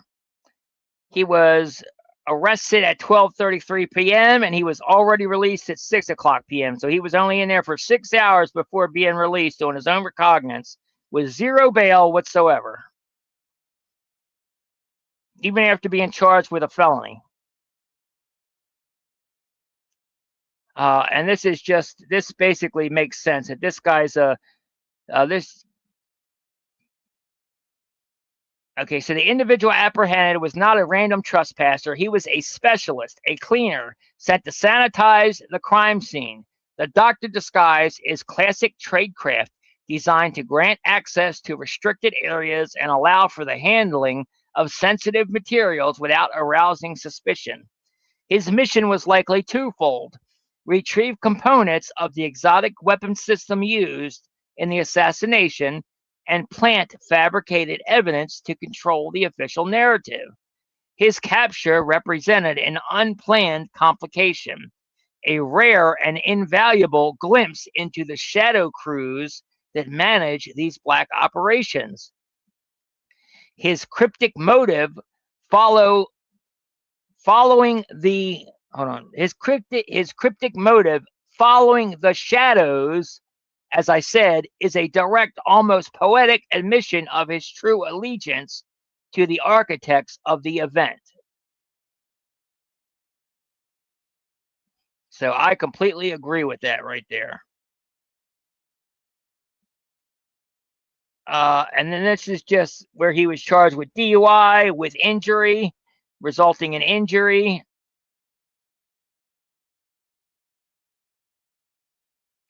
This is his page right here.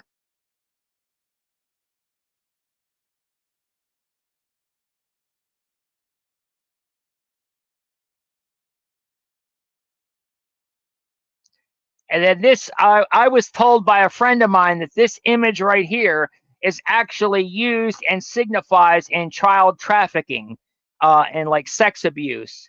So this imagery is specific to like sexual abuse, child sexual abuse, CSAM or whatever. So the fact that this is posted on Kennington's Instagram is also telling. And I think we got 2 minutes left before I think it's supposed to start back up. So let me just go over one more thing. The last post I posted, which is really, really important.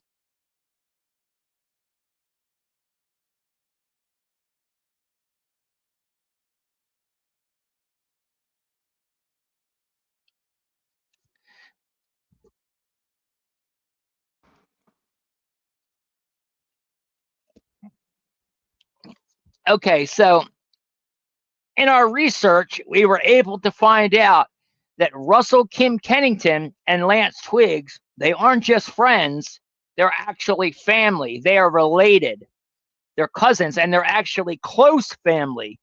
They know each other. They're close to each other. So yeah, new research shows that Lance Twiggs and Russell Kennington are not just loosely connected. They are close family. Lance Twiggs' grandfather, Dr. Jerry Twiggs, is the great-grandson of William Russell and Marion Russell. Meanwhile, Russell Kennington's mother, Julie Marie Russell, has been documented visiting and leaving flowers on William and Marion Russell's graves. And by the way, here's proof of it.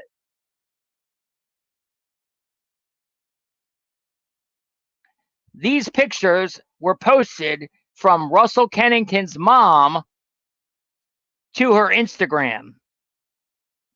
This is her leaving flowers on Marion Russell and William Russell's graves, which is the great-grandfather of Lance Twiggs. So clearly they are family because of that, and the fact that she's leaving flowers means that they're close family. They must all be close for her to still be leaving flowers on their graves. And then again, I just want to point out the connections here as well. So Lance Twiggs, so not only are they family, but Lance Twiggs was the roommate and boyfriend of Tyler Robinson, the man currently on trial for Charlie Kirk's assassination. Many believe Twiggs played a role in setting up Tyler. Russell Kennington, on the other hand, was arrested September 11th, 2025, the day after the assassination, inside the taped-off crime scene at UVU. He was wearing a white lab coat, carrying a gun, and taking photos and videos of the active crime scene. Even more disturbing are the multiple connections between those two men. One, they're close family friends through the Russell bloodline. Two, Kennington worked for the same company providing the TMS brain treatments for Lance Twiggs' depression. Three, Kennington's, and I messed up, it says mother, it's Kennington's boyfriend works for an insurance company that shares the same maiden name as Lance Twiggs' mother. And four, both Kennington and Twiggs are heavily involved in the Utah trans and furry scenes.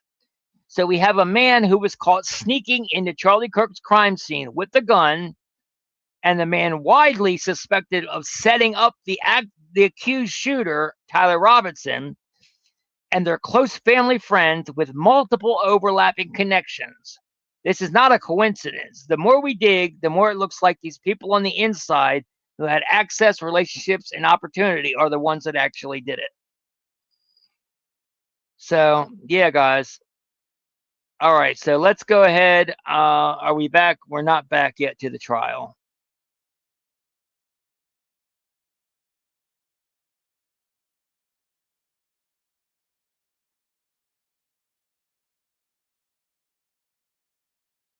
Let's go through some of your guys. Let me put it on the screen so we don't miss it in case it comes back.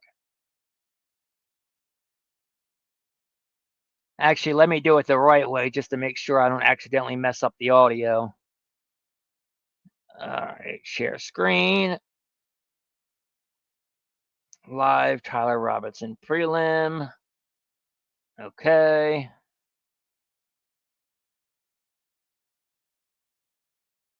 Add to stage. Okay. Very good. All right. So let's go through some of these comments here where people are saying stuff.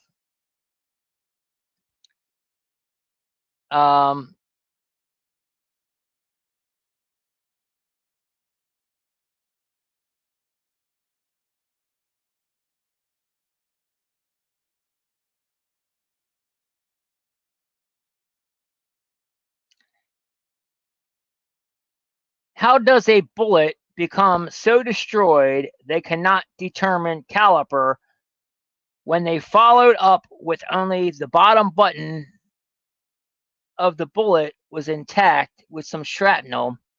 Where do they think where do they think the caliber is stamped on a bullet?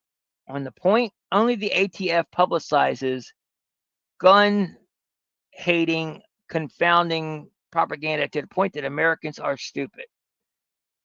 Yeah, definitely. And the thing is, it's not actually, I do not believe, in my opinion, I do not believe what they found, the shrapnel they found, the fragment they recovered was a bullet at all. That's why they can't identify it, because it's not even a bullet. It's shrapnel from the exploding microphone receiver, that was on Charlie's waist that flew up and hit his neck. That's what they found inside of his neck. Okay, we're back. Let's go ahead and turn it back on. Oops.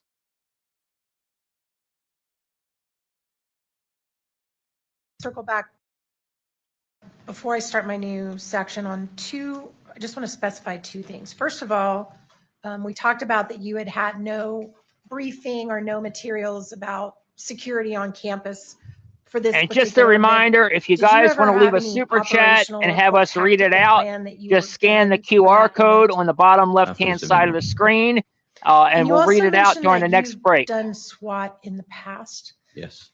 Were you a sniper? I worked well with them, but I was not a sniper. Okay. So okay, just strike that. Also, we talked about the holster that was found. Are you aware if there were any other guns confiscated on the scene that day? I'm not. You don't know one way or the other? I don't know. All right, now I want to go through with you your timeline. You mentioned that you started at the Hall of Flags, right? And then you came down. It took you a minute to kind of navigate the stairs with the crowd and the chaos and everything. And then you were in the grassy area of the courtyard for a bit. Is that right? Yeah, so about 30 seconds to get down the stairs, and then I went right down to where the tent was. And that's where you found the holster. No, the holster was up higher. So I went down by the tent, so it's lower level. So as I came down towards where Charlie Kirk was shot, I went down towards the tent to assess to see what was going on down there, because I didn't know exactly what. I heard the gunshot, didn't know exactly what was going on. I'm sorry, I missed that you went down to the tent. So let me ask you about that. So what did you do when you got down to the tent? When I got down the tent, Charlie was gone. They put him in an SUV and left. At that moment, there were still some people running around. So I decided to preserve the scene as much as I could with trying to escort people out. And that's why I went back in and started pushing people off the grass area to conserve any ammunition or any casings or anything to that effect that would be around. I wanted to make sure people were off and there was as much evidence preserved as possible. So just to be clear, by the time you got to the tent, Mr. Kirk had already been removed and taken from the scene. Is that right? Yes. Okay. So in your professional opinion, what was the perimeter of the crime scene? What do you mean by the parameter? So the perimeter, like how far did this crime scene stretch? Like where did you want people to move off of? Oh, well, first I wanted them all off the grass because, like I said, I thought we had a suspect in custody. So to me, it would be a close encounter. So I was trying to push everybody off the grass in case there were shell casings or to that effect that got on the grass. So after I pushed them off to that part and getting up to the top where I saw that empty holster, when I saw that empty holster is when things started slowing down for me a little bit. All the chaos and stuff that's when I realized that it was a rifle shot, not a handgun shot. Okay. And that's when you saw the Low C building and it occurred to you should go check it out. Yes, it was right in my line of sight. And correct me if I'm wrong, but the whole time that this is going on, you had an active body camera on your, I guess your collar, is that right? I was right here on my chest. Yes. Okay, and it was on. Yes. And it appears to me from reviewing your body camera that there was another individual who was with you that went to the Low C building who was in civilian clothing but appeared to have a gun. Who was that? I don't know who he was exactly. He had a badge on, and I had somebody with me to back me up as I ran up the stairs to make sure I had somebody with me. So you don't know what agency he's from or where he's from? No. And it looked like he had a pistol. Yes. Is that right? A handgun, yes. A handgun. Yeah. And so the two of you go to the Low C building. Yes. When you reviewed the videotape at the police department later, or did you check to see if anyone had been on the Low C building after the jumped off that you've already talked about. Was there anybody else on the roof? Did you check and see in that gap of time? In that gap of time, no. So once I put up the barrier, I only walked up to about that point, and then I went down and reviewed the video from that moment on. So were you able to see, are you able to say for one way or the other, if anyone else had been on that roof in between when the person jumped off the building and when you came on the roof? Are you able to say one way or the other? There was people up there looking for an individual that ran that way, because when I first got told the individual ran heading north, that we didn't know where the shooter was. So we started climbing up and looking, clearing the building. And then it wasn't until I went to the PD and actually saw him jump off of the building that I knew he was off the building. Let me rephrase that, because I think I either asked it badly or you misunderstood me. So let me go back again. So from the time that the individual that you spotted on the video jumped off the roof, right? The individual that you thought was in the prone position. Okay. Between that and when you got on the roof, did you ever check to see if anybody else had been on the roof in that period of time? Yeah, and I didn't see anybody. So you I did didn't watch? notice anybody.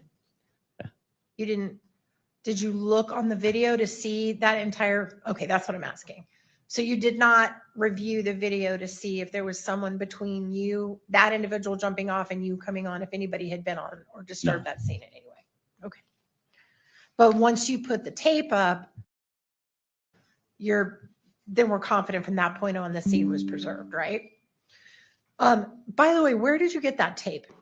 Officers responded. Is this guy claiming he actually saw threw it up to me? So. somebody jump off So the you didn't roof have it in on real video? time, not like on video, but And you actually didn't jump leave off scene the to go roof? get it? No. Someone threw it up? Yes. Great.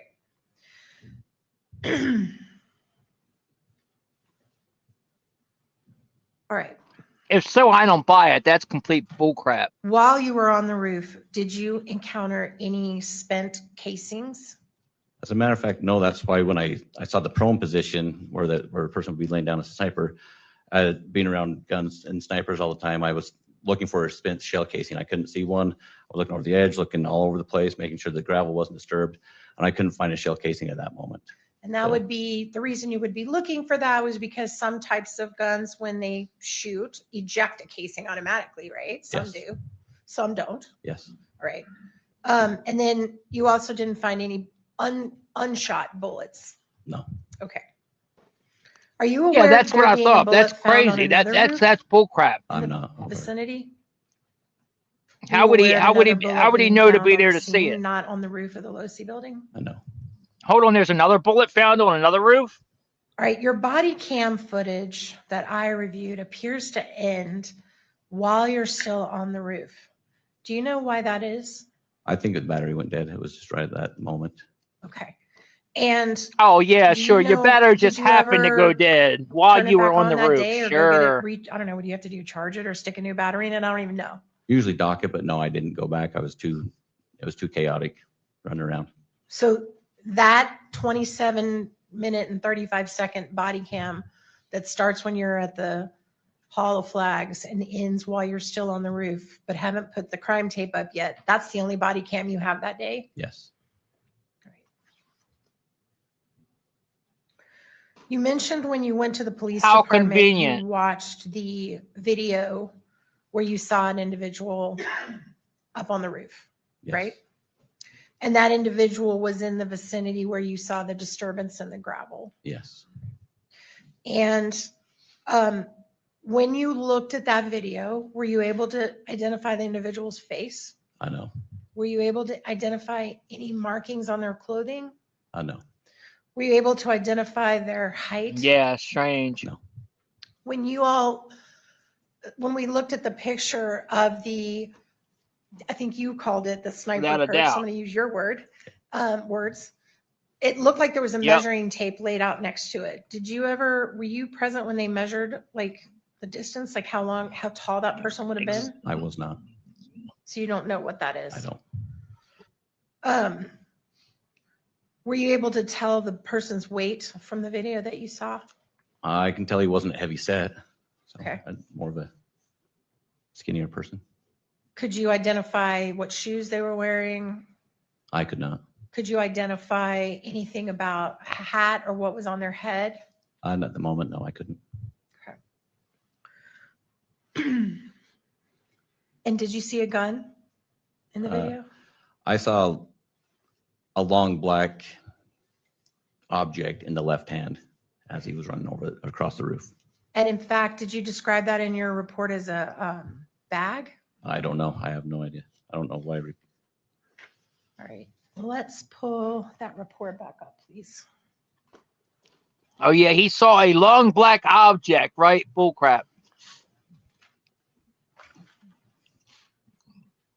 Even if we are to believe that it was wrapped in that towel, he wouldn't have saw a long black object. He would have saw Never the mind. towel. I don't think you mentioned what you saw. So in your report, pull that back up, please. Page 5 on the Bagley one. So looking at the second page, you're actually going to have to go to page 6, I think. You talk about what you saw in the video where they jumped off the roof. And again, I'm going to remind you of our conversation we had before about you understand how important these reports are. Yep. And do you mention anywhere in this report that you saw a gun? I did not. I just had an object. Did you mention that you saw that object? Is that on here? Nope. Okay, so you left that out. Now, have you looked at that over and over again? The video? No, Yeah. I've only seen it twice. Oh, really? Yep. When's the last time you saw it? It's been months. Okay. The last time you saw it, were you able to tell what that object was in his hand? Yes. Now- Well, not tell what it is. I could see there's an object in that left hand. Yes. And could you, knowing what you know about the case today, do you have an idea about what that object was? It looks like a rifle or something to that effect. A long object, It looks like a rifle. like a long object, like skinny and long. You can see it's like almost like it's covered over something. So you saw the cover, which was the towel, right? Yes, and the shape of it is long. Okay. Bingo. So He you said can he see a saw, no, he towel, said he but saw a you can't long see an black I don't know if it object, was a not towel or the, blanket. I don't know what it was. she just But you caught him can't see lying an on the actual stand. gun. No, video. like an object, like the form of a gun, like a long object. Okay. He said he saw a long black object. The towel was not black. All right. He just got caught lying on the stand. At the end of that day, what time did you leave the campus? It was probably like 9 o'clock that night, maybe somewhere around there. And did you come back the next morning and work some more? I came back the next morning. Yes. And you worked all day the next day? On and off. When you left at 9 p.m., did you or anyone else know who the shooter was on that day? I know. Not that I know of. And when you came back the next morning and worked that afternoon, all that day, did you or anybody on that campus know who the shooter was? Not that I Exactly. know of. Okay. Because first he said he saw a long So black nothing object that trying to you act like it found was that a gun. day, or anyone else to your knowledge on campus was able to identify The who towel shooter was not That long they or know. black. Well, during the time I was there, no, that I knew of. I also want to talk to you about that giant picture that was showed to you. Do you know? Exhibit 35, I think. Yes, it's Exhibit 35. Do you know who took that picture, where it came from? I do not. Do you know how old it is? I have no idea. Okay.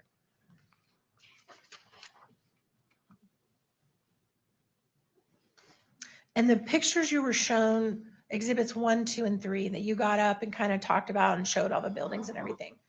Do you have any knowledge about where those pictures came from? Or I who guess took they them? were drone footage, just taken from a drone. Hey, Do you know Sheba. who was operating the Sheba. drone? Like Sergeant Ken Nielsen from Provo Police Department. Provo Police Department.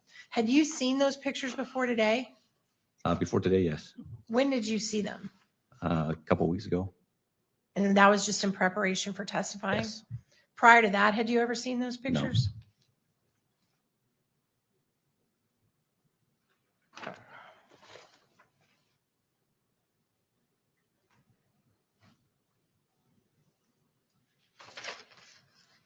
Can I have the court's indulgence for just a moment, Your Honor? You may, Ms. Just one Esther. moment.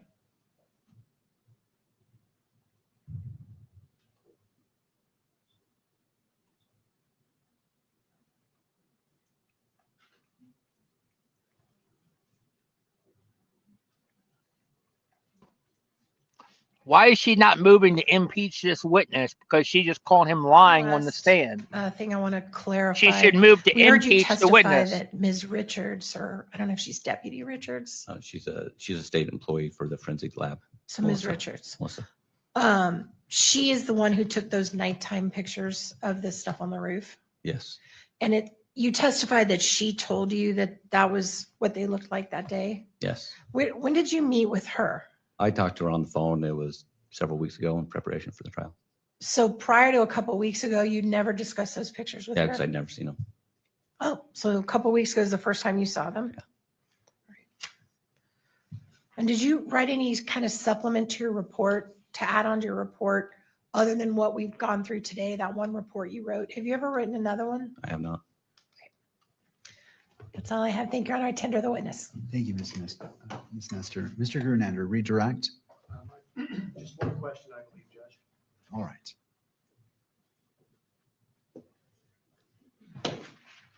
Officer Bagley, if we could pull up State's Exhibit 1.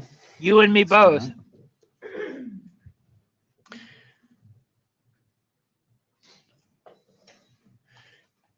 You've talked about this handgun holster that you observed. Yes. On the grass in the courtyard. Yes. I'm going to ask you if you would approach the monitor when it comes up and point out as best you can where you observed that holster, okay?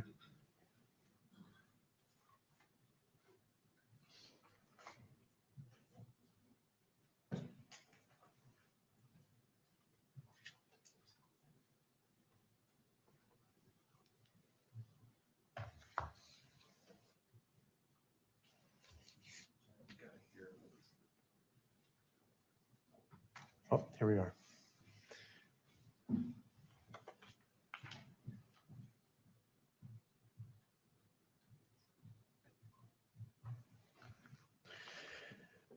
So again, the question is where was that holster lying when you observed it? So again, this is the picture of the courtyard area facing north. On the south end down here, you got different tiers of grass. On this top tier back here in this area, which is more the center bottom left of the photo.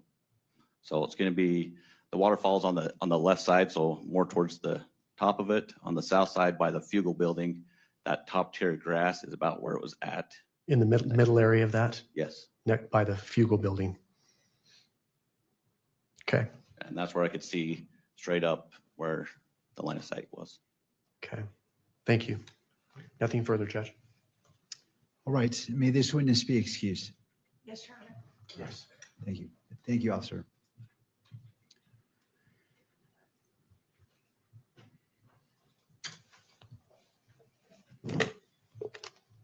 Just for the benefit of those in attendance, you may have noticed that I drink some water. Please, if you have water and what's been previously approved, don't hesitate.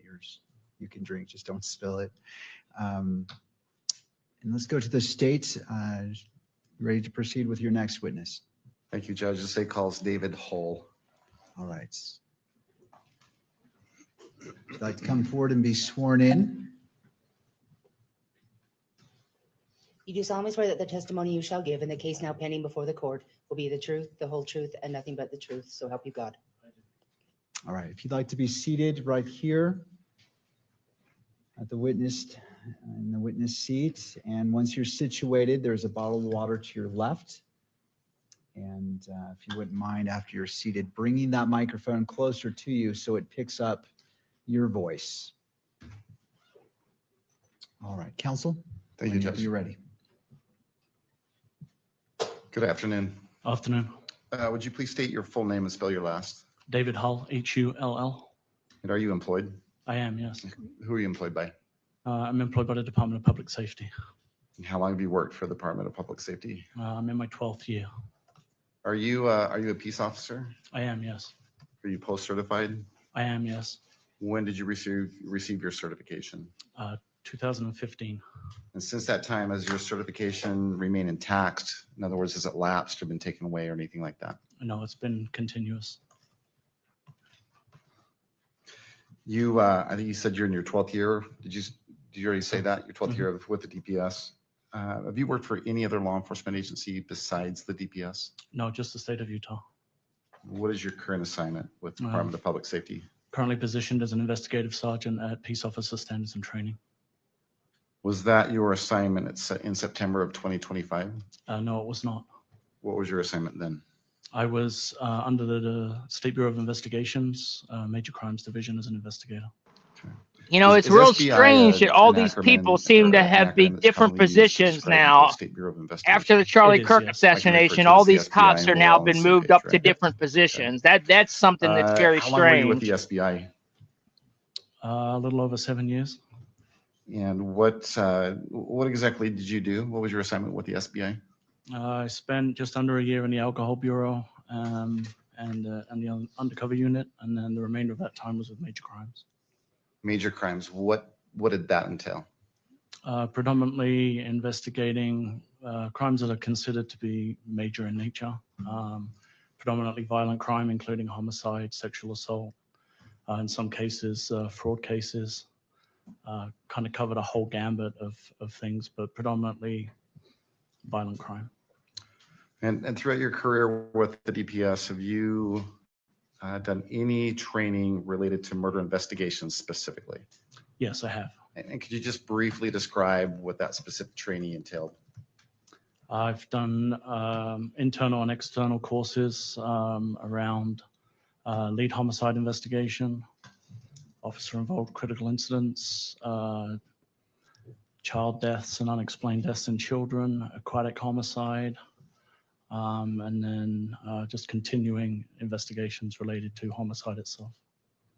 And throughout your career with DPS, have you either played a role in or led a homicide investigation? I have, yes. How many do you think? Either directly or indirectly, I've probably been involved in approximately 40 or so. And is that throughout the state of Utah? Yes, we assist throughout the state of Utah. Were you working September 10th of 2025? I was, yes. And did you work shifts? Did you work a certain shift that day, or how does it work at the SBI? Kind of work 24/7, 365, but predominantly Monday through Thursday, office hours. Okay. On that day, were you asked to respond to the campus of Utah Valley University? I was, yeah. I was at the office in Taylorsville, and I was asked to respond down to Utah Valley University. Okay. And what did you understand was going on at UVU that day? I didn't know much. I had been told that there was some kind of an event and an individual had been shot. Did you have a name? Someone had told me that Charlie Kirk had been shot. At that point in time, were you familiar with Charlie Kirk? I was not, no.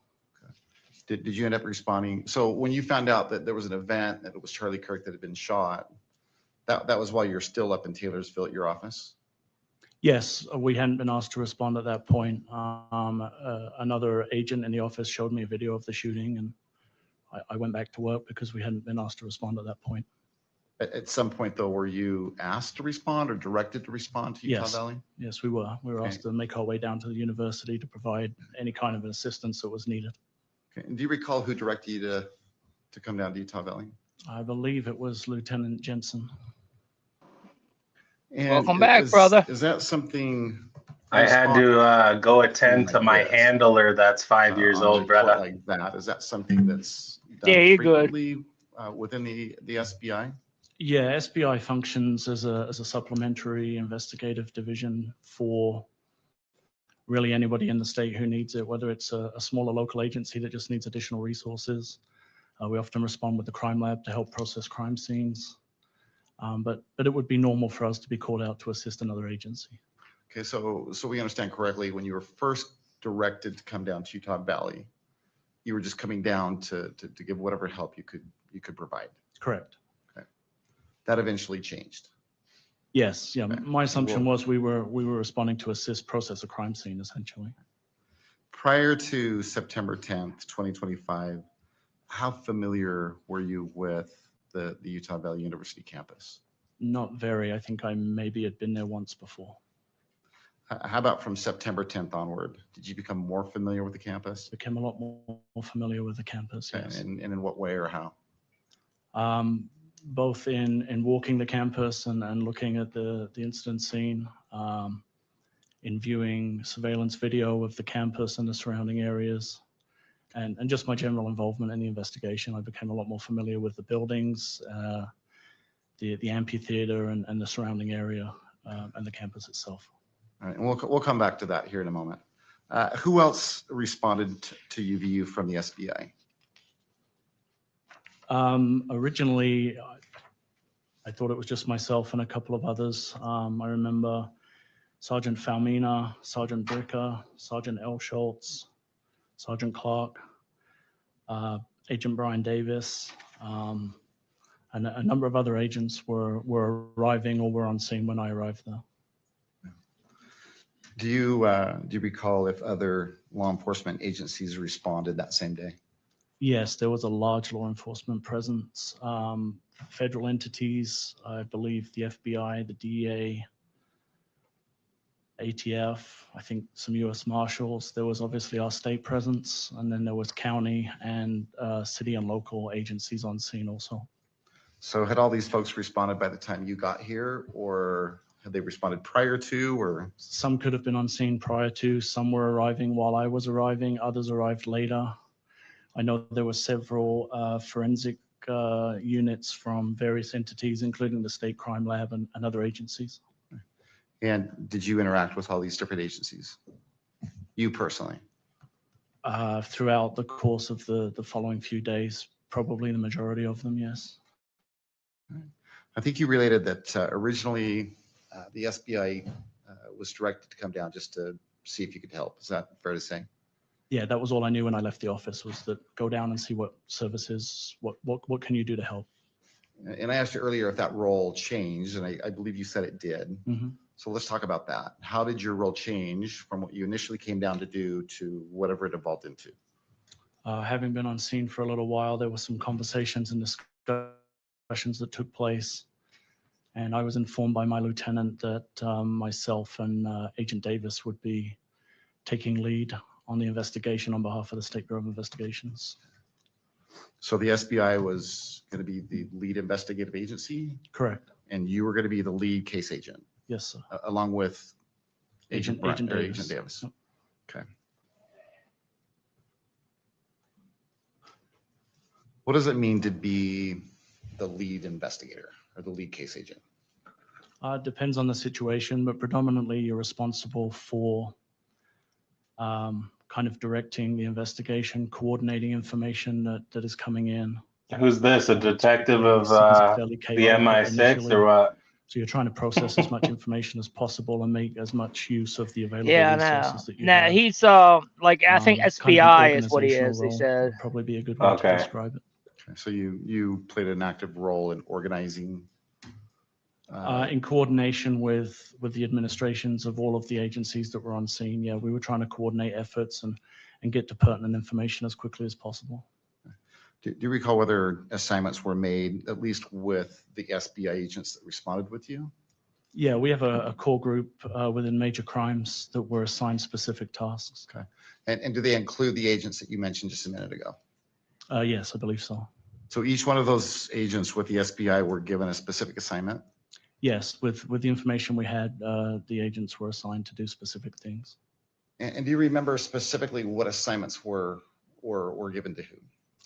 Yes, Sergeant Falmina was asked to coordinate with the State Crime Lab and the responding crime scene techs to manage and process any identified crime scenes. Sergeant Mark Bricker was put in touch with UVU's surveillance and operations team to start working through any available footage or information that we had that had been recorded. Mm-hmm. Sergeant Clark was tasked with the area canvas around the campus area, looking for information or any available information from the immediate area around campus. Sergeant L. Schultz was working with the SIAC and other administration to try and manage the flow of information that had started to occur. Okay. You said that initially when you showed up, things were a bit chaotic. Yes. Did that have something to do with all the different agencies that had responded?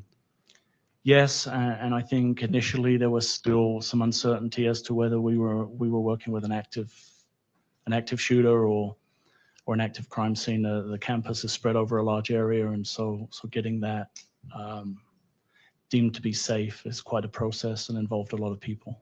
Gotcha. Do you know if the campus was deemed safe eventually? Eventually, my understanding is the campus was locked down and secured, and we were able to start getting people in to start processing crime scenes and doing additional things. Okay. You said it sounds like that chaos eventually subsided. You got organized and assignments were made. What was the first thing that you did as lead investigator? It kind of became organized chaos, but we did have a plan, and our priority was determining whether we had an ability or a way to be able to identify who had been involved in the shooting. Organized chaos, our, huh? Interesting choice was of our primary words. focus at that time. Did that include Yeah, collecting information exactly. that was becoming available? Yes, we were getting a large volume of information from the general public, phone tips, people sending videos. Analysts were scrolling through social media and social sites as people were posting information onto the internet. So there was a lot of information coming in, a lot of things that needed to be processed through and worked. Okay, were videos coming in? Yes, cell phone videos were coming in. If you imagine there's 3,000 people at an event and everybody has a cell phone, there was a lot of information that people were willing to share with us. Right. Do you know whether you or someone else with the SBI collected or received a video from an Amanda Wright? Yes, yeah, I know a cell phone video was collected from Amanda Wright. Okay. And do you know Or Amber who? Wright. I'm Is it sorry? Amber Wright? Oh, I'm sorry, Amber. Well. Who is Amber Wright? You tell That's me, who I'd Amanda like to or know. Amber. Okay, I apologize for that wrong first name. Do you know who or how that video was collected? Yeah, I spoke with Miss Wright directly on the phone to arrange a time to go and collect that video. Unfortunately, she wasn't available that day, but Agent Davis was able to go meet with her directly and collect the video. Do you recall what date you actually spoke to Miss Wright? If I can refresh my recollection, Well, I specifically. Sure, let me ask you this before you do that. Yes, sir. So you have in front of you He what? just said he did. I have some notes and a timeline from my Okay. investigation that was part of discovery. And referencing that timeline or those notes, will they help you recall the date that you called Miss Wright? They will, yes. Okay. Why don't you go ahead and refer to that? Don't read from it out loud. Just take a minute. Let me know when you've come across that information. Exactly. and That's what I'd once like you've to know. refreshed your memory. Your Honor, when he's done, may I take a look at the materials as well, please? You may. Internet, do your thing. Ms. Amber Wright Wright. was contacted on April 7th. Did you want? All right. Ms. Nestor, if you'd like to come forward, May you I may. approach, Your Honor?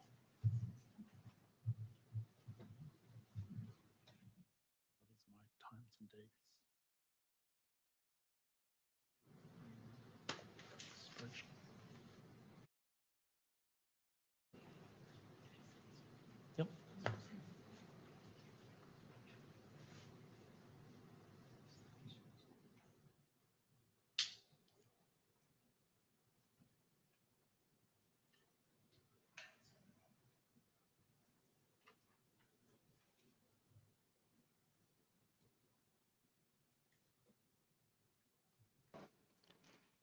All right, I just got an update from Billy Webb, by the way, guys.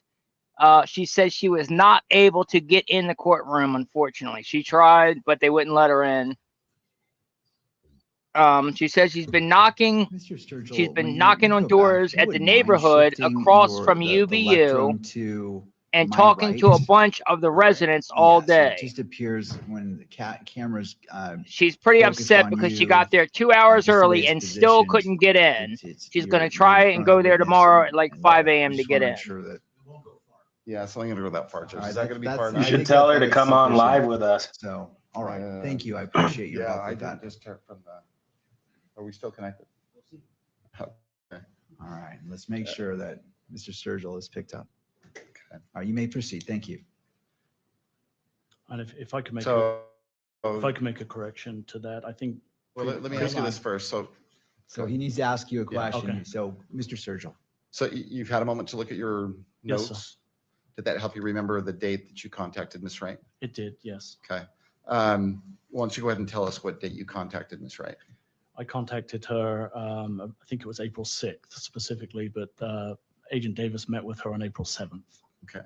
Well, that was going to be my next question. So you actually talked to her on the, was it on the phone? It was, yes. And did you arrange a time for either you or Agent Davis to go get the video from Ms. Wright? Yes. Is that how it happened? Yes. And then you didn't go, it was Agent Davis that went? Correct. Okay, gotcha. And what, if anything, has been done with that video in preparation for today? My understanding is that some edits were made by your office in order to protect some of the participants in the video. Okay. But what, let me ask you this. Did you or Agent Davis visit with Ms. Wright again? Yes, that was in April. And that was where my correction was. The video was originally provided to Agent Mortensen. Okay. So I misspoke. Okay. Let's go back and let's make sure this is very clear. Sure. Okay. So someone with the SBI collected a video Yes. from Amber Wright. Yes, Agent Mortensen contacted Ms. Wright on October 8th, and a video was provided to him electronically on October 11th. Okay. And now I'll ask the next question. What, if anything, has been done either by you or another agent with that same video in preparation for today's hearing? We contacted Ms. Wright to arrange a meeting so that Ms. Wright could review the video and that we could verify firsthand with her that the video was what she had taken on September 10th at the event at UVU. Okay. And who had that follow-up visit with Ms. Wright? That was Agent Davis. I was not able to attend. Okay. And you know that happened because you spoke to Agent Davis? I spoke to Agent Davis and he provided me with a written statement that Ms. Wright had completed. Okay. At 11:02. Okay. And so you have seen that written statement? I have, yes. Okay. And you've read through it? I have. Does that, do you recall whether that statement was on a form or a piece of scratch paper? What do you recall? My recollection is that it was on an official, I believe, a State Bureau 1102 statement, which is a written form that is filled out by a witness that contains the 1102 warning. And by that, do you mean the advisory, the statement that's written on that piece of paper is going to be used at a preliminary hearing? Yes. It includes that advisory. Yes. Does it also include a warning that if someone provides a false statement, in this case, Ms. Wright, that it could be punishable by a Class A misdemeanor? It does, yes. All right.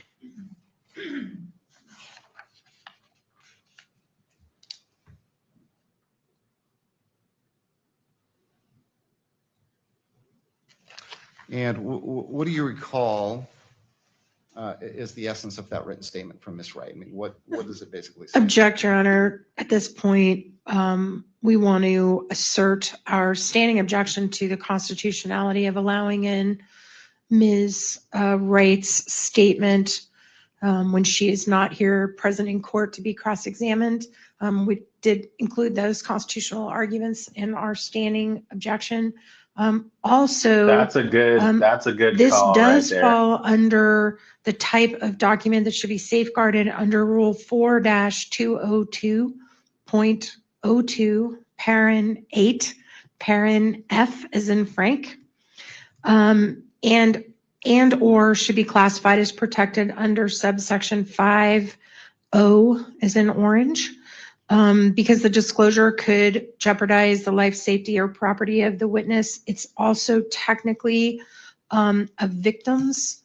I mean, if she's present under the current theory and the information, she's technically could be classified as a victim of the event. So it also should be protected under that. You know what? So we would object to it being It is the read in daughter of the public. It would not be prosecutor, I admissible at think. trial in the current format As that they it is said, due to its victim. hearsay nature. We do think it would negatively impact our client's right to a fair trial. And furthermore, I believe the witness herself has requested that, particularly because the video contains images of minor children, which I know the state has made an effort to redact, but nevertheless, the reference to the minors, I think, would still fall under the protection. And so for all those reasons, we would object to that coming out in public and being discussed in the public forum and being published in any way, and we object to it coming in. All right, and so if you wouldn't mind just restating the rule that you're relying upon, so I can fully look at your objection. It's the UCJA, the Utah, oh gosh, Code of Judicial Administration. I just blanked. The Utah Code of Judicial Administration for Rule 4-202.02, parenthetical 8, parenthetical F as in Frank, and or parenthetical 5 and parenthetical capital O. All right, thank you. Yeah, that's got to be the daughter of the prosecutor that they use to enhance the charges to be able to go after the death penalty.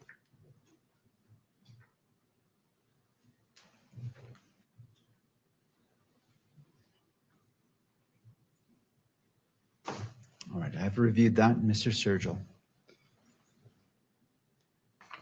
Well, just let me address, I guess, a couple of things. You know, one thing, bro, is I think both. I don't know the statutes in the state of Utah, sort of, but his attorney should have gave Tyler Robinson the opportunity to take a lie detector test.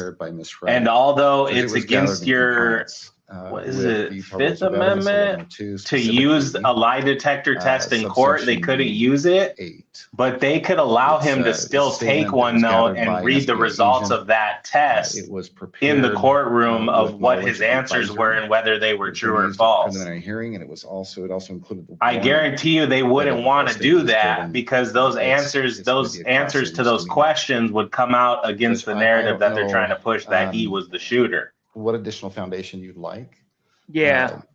Well, yeah, that's kind that's of where I true. was going, Judge, is I was trying to. I would have taken a lie detector just that test. statement alone. I haven't got yet to the video. Oh, With big regards time. to the 1102 statement, it has been. Because he still hasn't pleaded guilty, huh? 1102. As No, I stated, B3. and absolutely B8. not. And as we all know, Rule 1102 allows reliable hearsay, as does the state constitution, Article 1, Section 12. So what exhibit will this be? I want to look at it not for the purposes of, as a magistrate taking it into evidence, but see if it comports with Rule 1102 as stated, because I haven't seen it. Sure. And I haven't done the analysis to see if that objection is. Judge, it is State's Exhibit 6.1.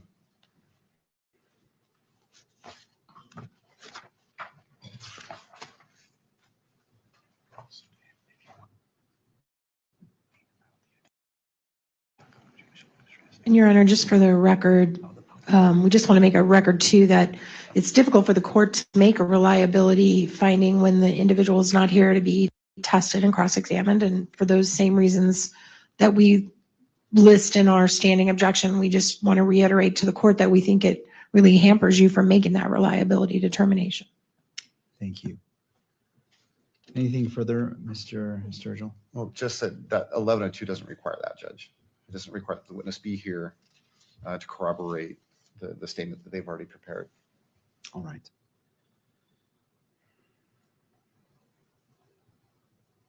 All right, I've had a chance to review State's Exhibit 6.1, taking into note what Ms. Nestor noted, UCJA 4-. He's going to allow it. Of course, he's going to allow it. Corrupt ass judge. She did. Well, and Judge, I don't mean to interrupt, but I have not yet addressed that rule. I would simply just add to that judicial rule, it has nothing to do with admissibility. It's simply publishing it. And I'm sorry.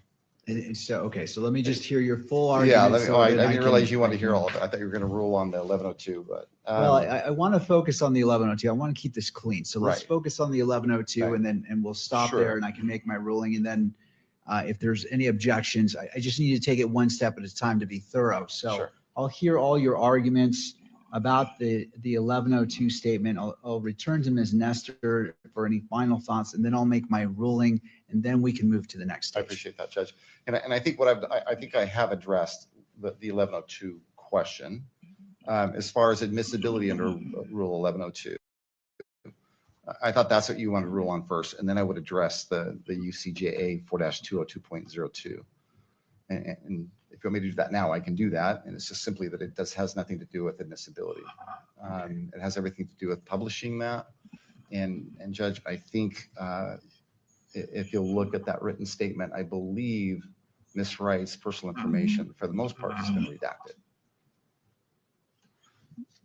Other than that, and beyond that, Judge, I'll leave it up to your discretion.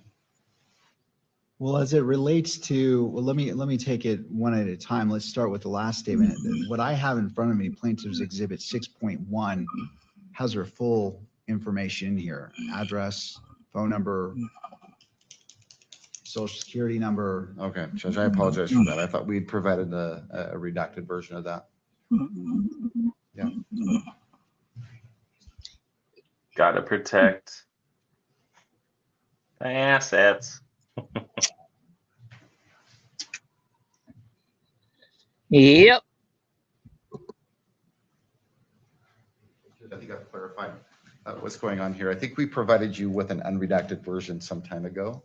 The version that we have and are prepared to present today is a redacted version. Could I have a copy of what you're intending to admit into evidence so I can consider what's before me?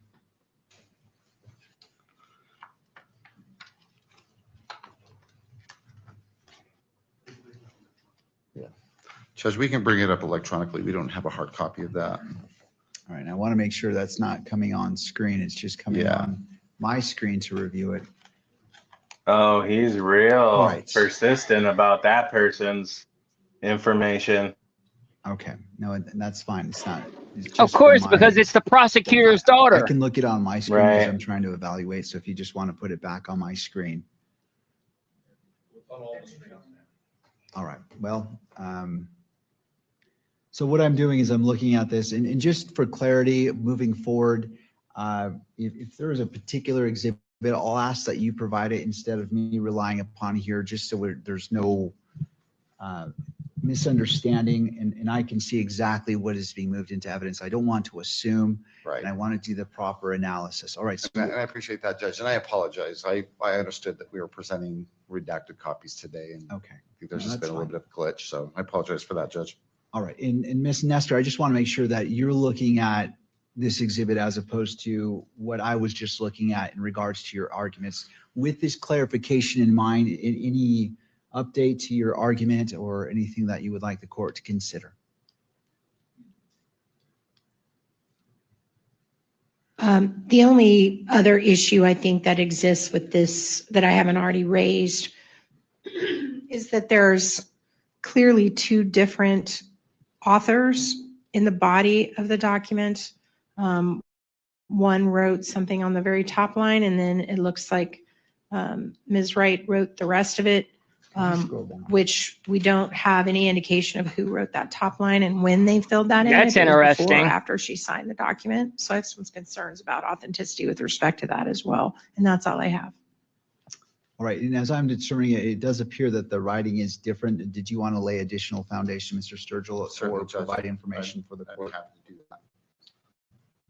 that. Do you have in front of you State's Exhibit 6.1? I do, yes. Okay. You've heard the discussion that just took place. It appears as if there's two different styles of writing on that form. Yes.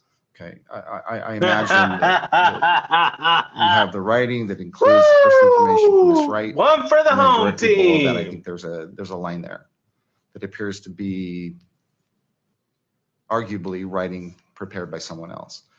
Is that in fact accurate, that that is a different That's correct. author of that writing? What do you know about that writing on that first line just below statement of incident?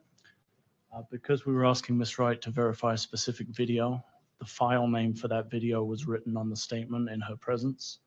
And then that video with that file name was then shown to Ms. Wright to verify that it was. That in fact should the be video that she immediately provided to us. dismissed. And so was it you? As a or witness Absolutely. statement, that witness Davis statement should be prepared that? thrown out. Based on the writing, it appears to be Absolutely. Agent Davis's writing, but it's not my writing. All right. But that is the routine. Colluding with or is Brian that Davis, kinda how too. you commonly do this? In this case, because we were specifically asking them to verify a specific digital file that had a specific digital name, And we didn't want there to be any errors in how that name was presented. We wrote the file name on the document for the individuals. What All complete right. bullshit. Anything further, Ms. Nestor, with that additional information before the court makes its ruling? Your Honor. All right, thank you. No, Your Honor. And She how should many- have it be Could you leave that on the inadmissible. screen She for should me, make a please? motion to I to have it appreciate thrown that. out as evidence. And scroll down to the bottom. I just want to review it one last time. Wow. All right. And I believe this is Exhibit 6.1. Is that correct, Mr. It is, Sturgill? Judge. And Right, I would move to admit 6.1. Thank you. So considering the arguments made by Ms. Nestor and Mr. Sturgill, I rely upon Rule 1102 as well as Utah Constitutional Article 1, Section 12, as I previously mentioned, that final paragraph. It states nothing in this Constitution shall preclude the use of reliable hearsay as defined by statute or rule in whole or in part at any preliminary examination to determine probable cause or at any pretrial proceeding with respect to release of the defendant if appropriate discovery is allowed as defined by statute or rule. I have examined this and clarification was made. The previous version of this would fall afoul of having identifiable personal information of Ms. Wright, and so that was removed. And this one, with the redacted portion of the identifiable You're 100% information, correct. personal information for Ms. Wright is before me. And based off that, State's Exhibit 6.1 with redactions is admitted into evidence and may be published. That's ridiculous. This judge is going to allow that anyway. Wow. Agent Hold, that statement that was prepared by Ms. Wright, what does it state with regards to the video that you showed her that day, or I guess Agent Davis showed her that day? It states that she's confirmed that she did review the video and that it was a true reflection of the video that she took on September 10th, 2025. And did she identify who's in that video in her statement? Herself and her two young children. Judge is so corrupt. If we could just have a clarification on the court's ruling. So I understand the court overruled and published, and I accept the ruling, but I thought under the court's previous order that the media was not going to film exhibits. Come on. And they're filming the ones that are on that screen. So I guess I They're just. filming the I'm screen. sorry. They're No, filming and I the appreciate the screen. clarification. It's important. What my ruling when we came back from break was if you're objecting specifically to the exhibit and then to the exhibit being published in the courtroom and then the exhibit being published, which can be captured by media, if that's not specifically addressed. Oh my God. Why would she be I'm going to concerned allow it. So about I didn't that, hear a though? specific objection Exactly. to that. So I appreciate you bringing that up, but that's how I'm looking at every single objection. The more just for evidence clarity that of comes the out record. for the public to Thank you, see, Your Honor. So the better just it to make is. sure I correct the record, we are Yeah. objecting to the publication of this under the UCGA rules for the reasons I said, but I respect that you've ruled on that. And in the future, I guess we'll just make particularly clear we're objecting to publication because I do think anything that's getting on that screen is getting filmed.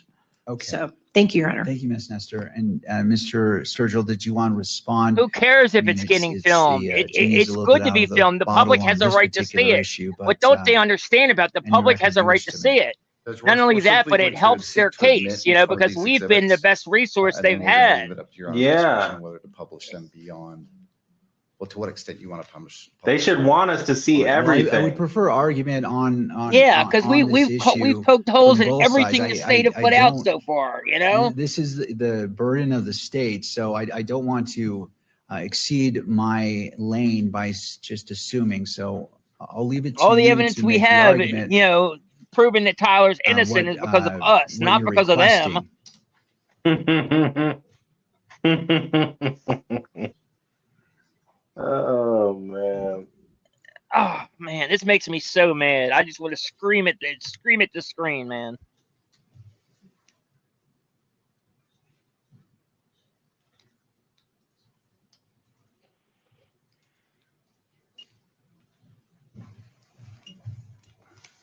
Exactly. Yeah, it's public information and it's an open courtroom. Sorry about that. Why can we not see it? So It's before complete you're moving on, Mr. Sturgill, hogwash. as it relates to yes. this, I want to put this to bed and then we can move on. Were you requesting for it to be published on, so the three, you moved it into evidence, which I approved. It is moved into evidence, but I didn't hear anything in regards to publishing to Absolutely. the courtroom and then Well, lastly majority, publishing, I'd say probably which will be captured by the camera in 99.9999% the of them are. in the back. They don't get that position unless they're Judge, we controlled. believe these are public documents. Oh, we ask that they 100%. be published both 100%. to the audience and to the public at large. All right. Well, given that we've gone past the gate on this one, it's been published. Right. But Definitely. I think we're Absolutely. all on the same page. in Also, regards to you know, how objections quite a are bit being of- made quite a and how few the Big court is Macs, gonna too. consider it, so we can move forward. All right, thank you, Mr. Sturgill. Thank you. Chipotle. Oh, man.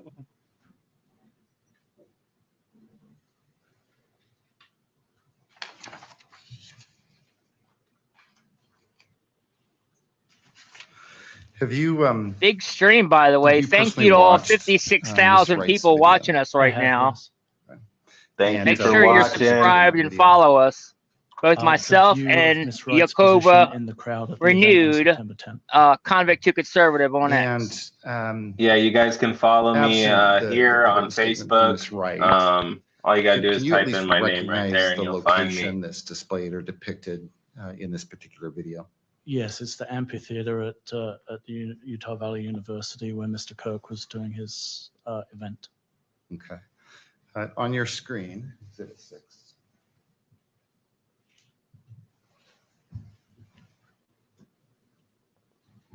Do you see anything on your screen yet? Just the very beginning. It's there now. It's there now. Do you recognize what's depicted on your screen right now? I do, yes. And what is that?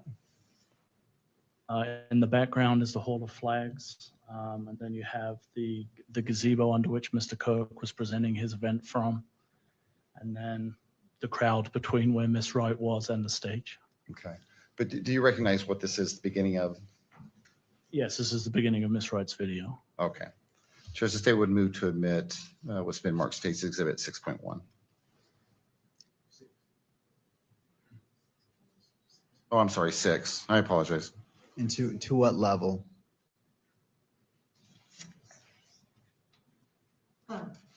Your Hold Honor. hold on, Ms. Nestor. I just want to get the clarification and then I'll certainly turn to you. So the levels of admitting into evidence, then the next level is publishing it to the courtroom, and then the next level is publishing it in a way that is captured by the media. What is your full request? Judge, we'd ask that, first of all, it be admitted, that it be published here within the courtroom, and then that it also be published to the public at large. All right, and I'm not quite sure what this particular video is showing. Could you lay a little bit more foundation or proffer that what this is? Sure. You've seen this video, Agent Hall? Correct. What's depicted in this video? The crowd and the beginning of Mr. Kirk's presentation to the audience in the amphitheater at UVU on September 10th, 2025. Okay. Does it depict Miss Wright? I believe towards the end of the video, it scrolls back and Miss Wright shows the people that she's with at the event and herself, yes. All right, is there any act of alleged violence in this particular No, there is clip? not, Judge, but there is not. Okay, I just needed that clarification. Ms. Nestor, I'll turn to you. I just wanted to make sure I understand the full scope of this exhibit and then hear from your objection, if any. Your Honor, with respect to admission, we object to its admission on the grounds that it's not properly authenticated, as Ms. Wright herself is not present in, for all the constitutional reasons we raised in our standing objection. We object to that. As far as its publication, we object to its publication. It definitely is something that in its current form without her here would not be admissible in any place other than a preliminary hearing. And we feel like this would really impinge on Mr. Robinson's right to a fair trial. And so we're asking it not be published, and certainly if the court does Oh my publish it, that God. certainly not be filmed. Thank you. Mr. Sturgill, any response?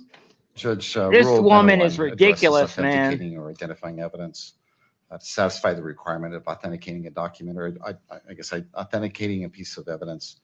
The proponent, which in this case is the state, must. He's not produce even on evidence camera on sufficient to UVU. I support don't know a what her finding that trip the item is. what the proponent claims it to be. And then the rule goes on to explain or provide examples. I agree, man. Of, It's how he's not this even rule in can be satisfied. anything. And at the very top, under subsection B1, is testimony of a witness with knowledge. she's a nut. That goes on to say that testimony that an item is what it is claimed to be satisfies this authentication rule.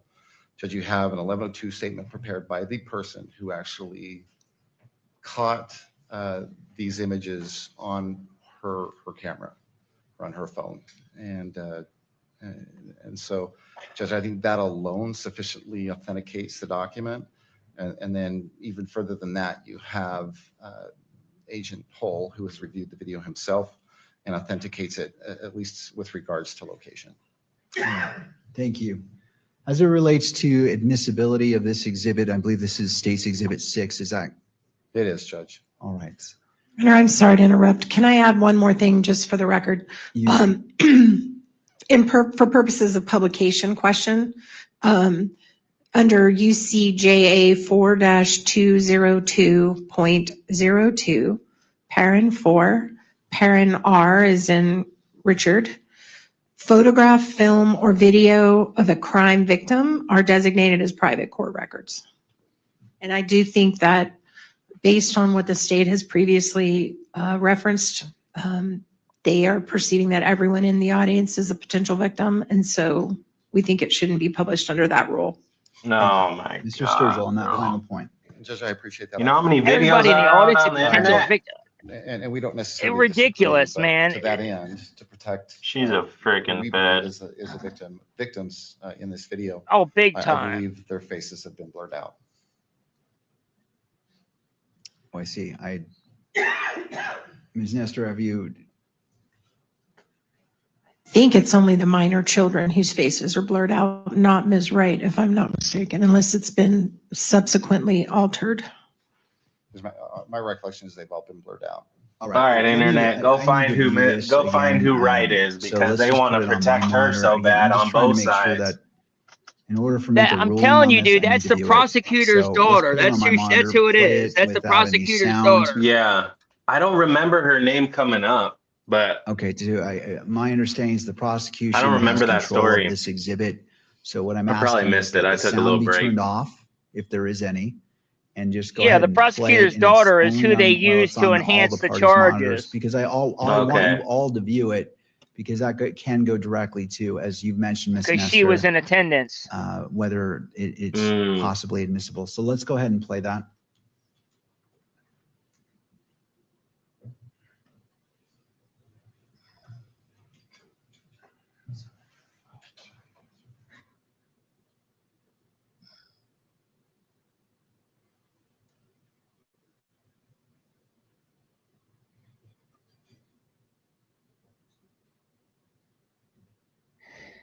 Trump just said Okay, Nicki Minaj is hot. Thank you. Can you believe that Based crap? off what I've watched, there was some blurring of faces, but not of all Trump the just faces. said Nicki So I'm Minaj gonna is rule that hot. It is admissible. probably wants his booty hole touched. Yeah, for real. You have to take off the diaper first, though. My Sure, gosh. I'll wait until all parties are ready to proceed.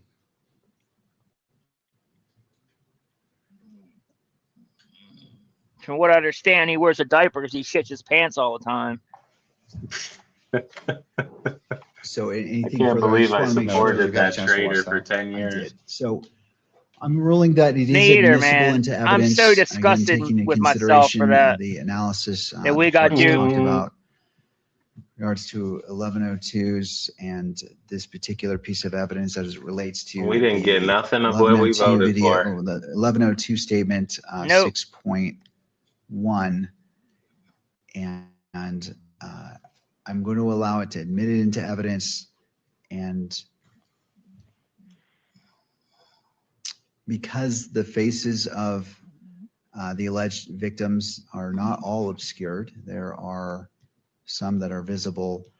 It's not going to be published to in-court monitor, and obviously not to be filmed by the media. So the court will This is receive it into ridiculous. evidence. The court will watch it again right now, and then we can continue to proceed. Very good. Thank you, Judge. So if to the state, if you would like to play it again for me, I'm viewing it as it relates to consideration as the magistrate. Your Honor, this sounds like an issue that's going to come up again. I represent the news media. Can I be heard on this issue? Yes. Thank God. The lawyer for the news media is going to speak up. I just wanted to address it. I've tried to be quiet. I just wanted to address it now because it's going to keep coming up, it sounds like. The classification rule that Ms. Nestor is citing and that Your Honor was just reading is not about in-court exhibits. That is classification for records in the court file. So it is a fundamentally different thing when we are in a public proceeding and the state is presenting an exhibit that you are relying on and the public is being denied the chance to see it. That is a fundamental violation of the right of access, and it's a qualified right, and I recognize that. Yes, but absolutely. That's not the ruling that you just made. You're just ruling. I love based this on the guy. Code of Judicial Administration, which doesn't have anything to do with when something is presented in a public proceeding. So while I recognize there are certain Check things that where judge. I understand that you were going to make an Yep. exhibit by exhibit evaluation based on certain exhibits that may, be somewhat may cross the heavy threshold of being so prejudicial that they cannot be shown in public. That is not this. And so I just wanted to make clear. Tilt the camera. The things that are in Rule 202 are not, when it is presented in open court as an exhibit for you to rely on, the public shouldn't is the entitled judge to see know what you're this? seeing so that they can understand what your decision-making process is. And so this one, it doesn't sound like, this sounds pretty anodyne to me. It's not even depicting the shooting. I just wanted to clarify that the classification issue about when, we're filing things with the court and we say like this, maybe we file a motion to classify. That's not the decision that you're making today. The decision you're making today is the state is presenting something to you. You're watching it. You're making a decision based on it. And the people in the gallery have the right to see that. Whether you allow EMC of it is a different question. And we think that the EMC should be allowed to, for reasons that we've briefed. But I do think that it at least should be published to the courtroom. Thank you. Yes, give this guy business. To the parties, do you wish to respond? Blast his law firm on this live. We'll submit it. Well, Judge, I'm sorry. Oh, hold on. Okay, so. Yeah, he represents we'll the go to Ms. media's Nestor interest. first and then to the state. Right. Mr. Sturgill. The only additional observation I'd make is with regards to this video. Which is all of us, and the state he's been doesn't fighting believe that since the beginning for us, honestly. To make an argument on behalf of the victims in this case. All right.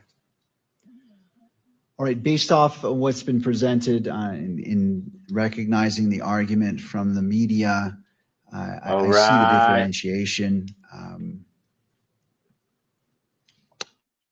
And he's no how they're choice now. differentiating the rule that was cited versus what was Yes, presented. I love it. So I'm going to go ahead and rule that this may be played in the courtroom, but not be captured on video. So to the camera operator, just want to make sure that it's going to be playing on that, but I don't want it captured. I appreciate the patience of the parties as we were going through the many layers that need to be addressed. Exhibits such as Oh, this. So man. we'll go ahead and once that's ready, They're playing too many games, bro. They really are, man. He just got called. He just got called out for lying. You know, he just. Oh man. There's no graphic content in this video, they said. No.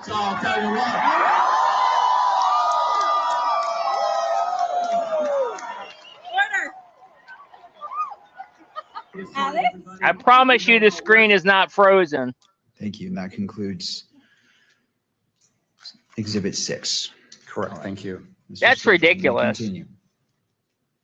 What's the whole purpose of him Agent, hold the fighting viewer and the other and SBI agent collect agreeing to additional video.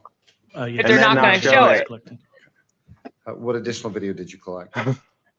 Cell phone video from Mr. Phillips was collected. And do you know who or how that video was collected? Yes, Agent Schultz made contact with Mr. Phillips September 29th of It's ridiculous. 2025, and that video was provided to him. Subsequently, in preparation for the proceedings today, myself and Agent Davis met with Mr. Phillips on April 6th, and he completed an 1102 and went through the same process as Ms. Wright. The only difference being on this occasion that because he is a minor, his mother witnessed it and also signed the statement. Okay. So you personally reviewed Mr. Phillips's video with Mr. Phillips? Correct. Okay. And you had him prepare a written statement? Yes, correct. Again, on this written statement, are there two different authors? Yes, I believe in this instance, it was myself that wrote the file name on the form. Okay, and so you wrote, what part of the statement did you write? Just the name of the file that we were asking Mr. Phillips to verify. Okay.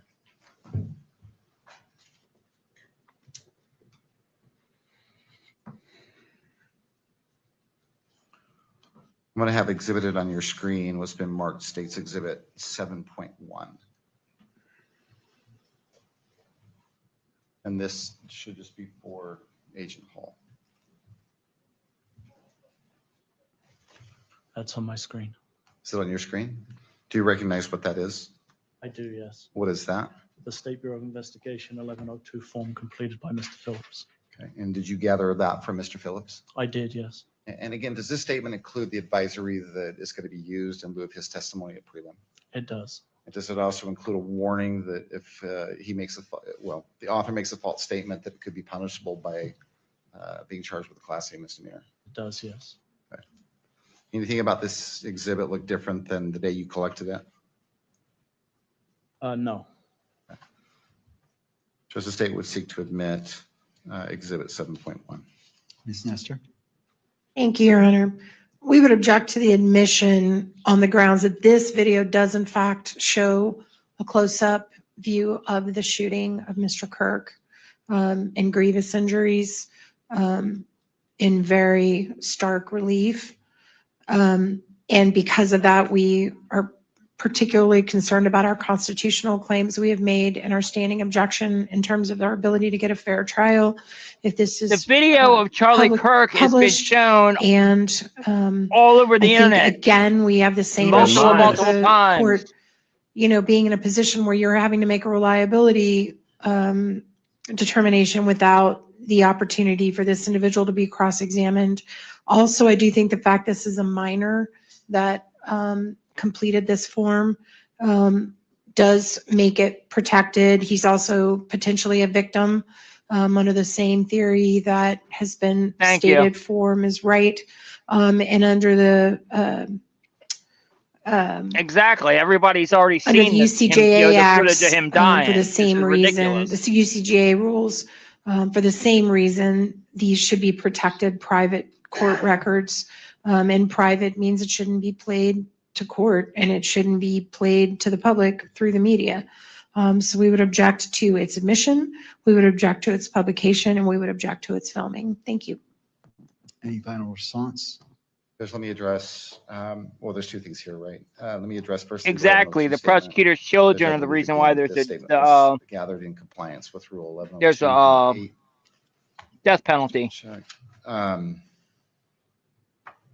And the agent has explained that although Mr. Phillips is a minor, his mother was present And that explains, I believe he said, the second signature on the form. Super frustrating. With regards to publishing it, the 1102 statement that is, Judge, we believe again, the presumption is this is a public record, and that it should be not only admitted but published here in court, and also published so that the media can record it. With regards to, well, do you want to address the 1102, and then I'll move on to the video. All right, so we're staying focused on the 1102. Any final response, Ms. Nestor? No, Your Honor. All right, thank you. As it relates to the 1102 statement and to the state representative who is displaying it, could you scroll down? I can only see the top half of this. All right.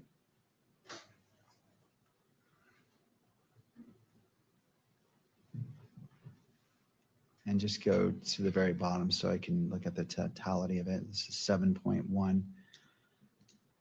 All right, based off what's before me on the state's exhibit 7.1, I find that it is admissible under Rule 1102 and to the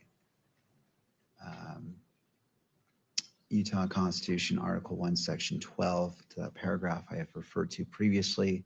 And so it is admitted into evidence. And Mr. Sturgill, remind me, were you requesting for it to be displayed? I'm, again, focusing on 7.1. Right. In On court. 7.1, Judge, with regards to the video, we believe it's admissible.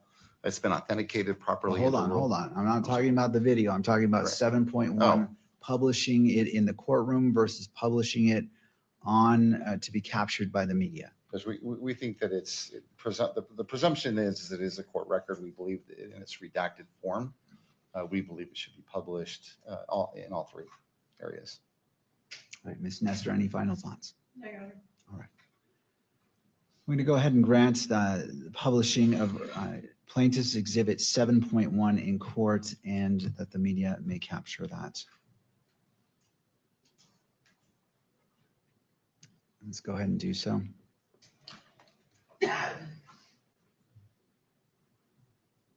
Scroll up. Slowly scroll down.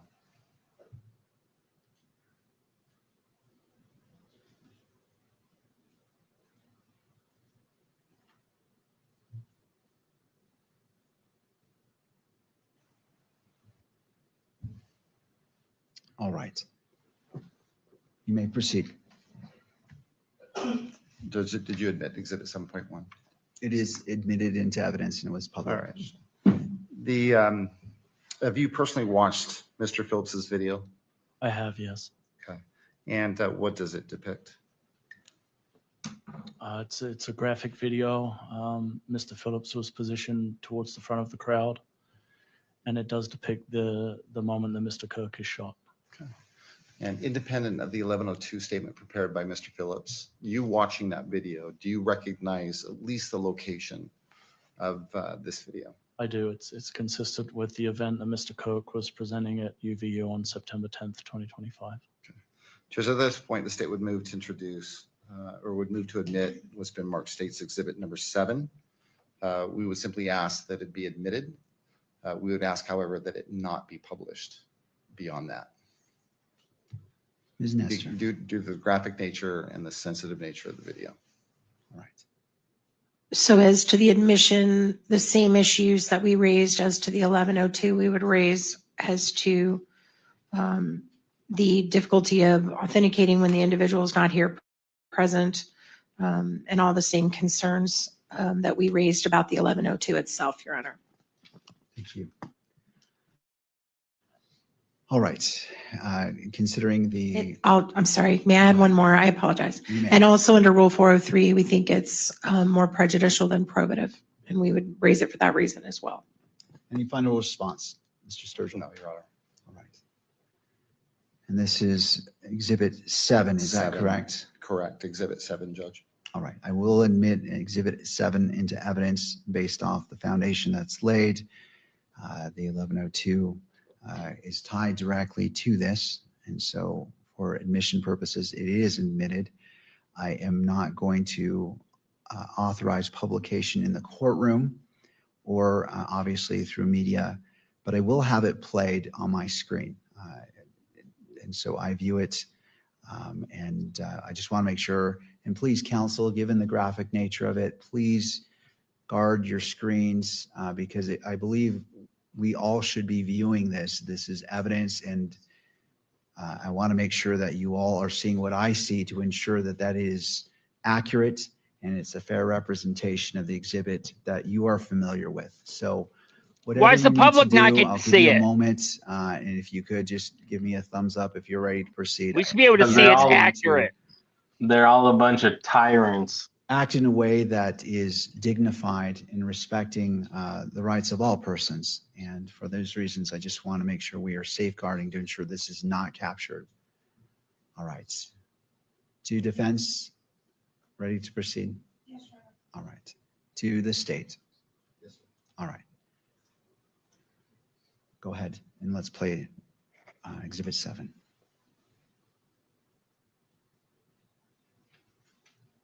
Is there sound? All right, let's make sure that, thank you.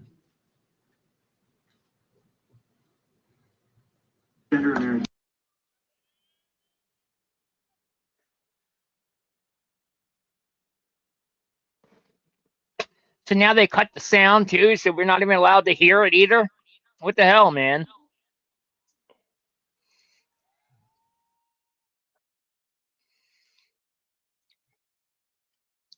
And you know, the crazy thing is, you know, supposedly that side, all the shills, you know, they say, you know, after this trial, you'll see all the evidence and you'll know that Tyler's really guilty or whatever. And you see that, you know, that we're right. Okay, well then why are you hiding all the Thank you. That evidence? concludes playing If we can't see the Exhibit evidence, 7. that's not going to convince anybody. Exactly, bro. You may proceed. Thank you, Judge. Agent Holt, any more video that you collected, or either you or another agent with the SBA? Yes, we were able to collect video. TPUSA had a videographer, Visual Impulse, who was taking coverage of the event, and they provided video to us that they had captured on September 10th of 2025. That's what we want to And do you see. know who We want to see or their how footage. that video was collected from Visual Impulse? Yeah, Mr. Farnsworth originally provided, I believe, a flash drive to Lieutenant O'Brien with one of the local agencies. And a short time after that, on September 10th, he provided versions, electronic versions. 102 was collected from him on May 6th of 2026.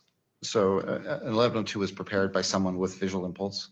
Yes, Terrell Farnsworth was the individual that prepared it, and in preparation for this, I spoke to him personally. Of course, we're not regarding going to the get to statement. see it, but And you know this what is what his we want to association see. is with We want to Visual see I believe he's the TPUSA's owner footage. operator or the director of the company. And then who collected that 1102 statement from Mr. Farnsworth?